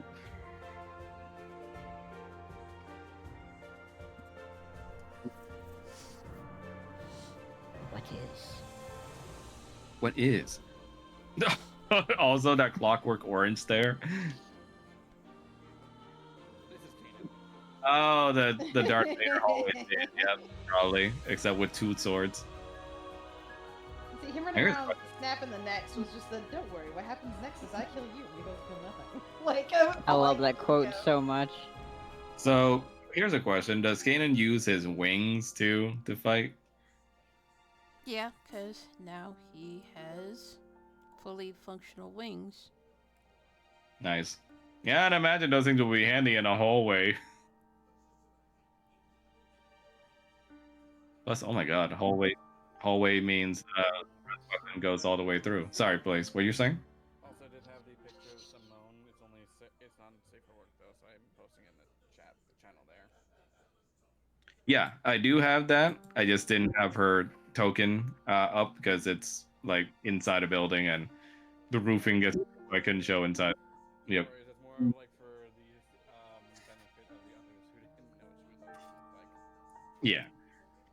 But we Gucci. All right, good, really good job today, gang. Also, good speech by Roger. I'm gonna go ahead and give you an inspo point for that. Good job today. Added an point to yourself for giving a good advertisement speech for Barovia's Hope.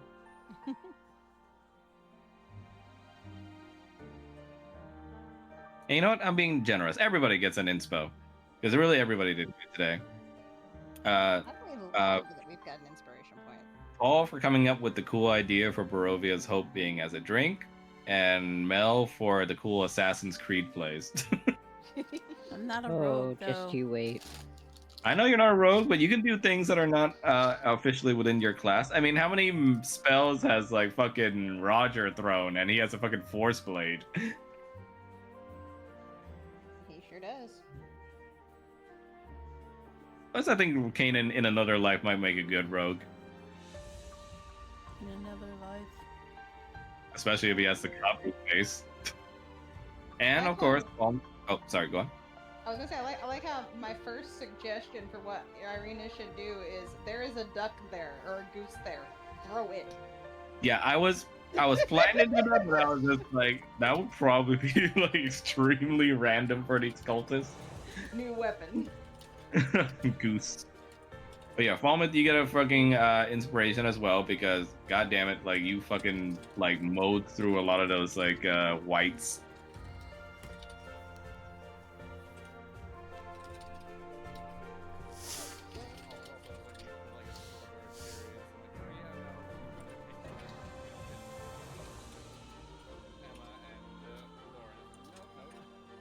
Oh yeah. And then also, Like weaponizing heterosexuality. but yes, good job today, gang. Till next time.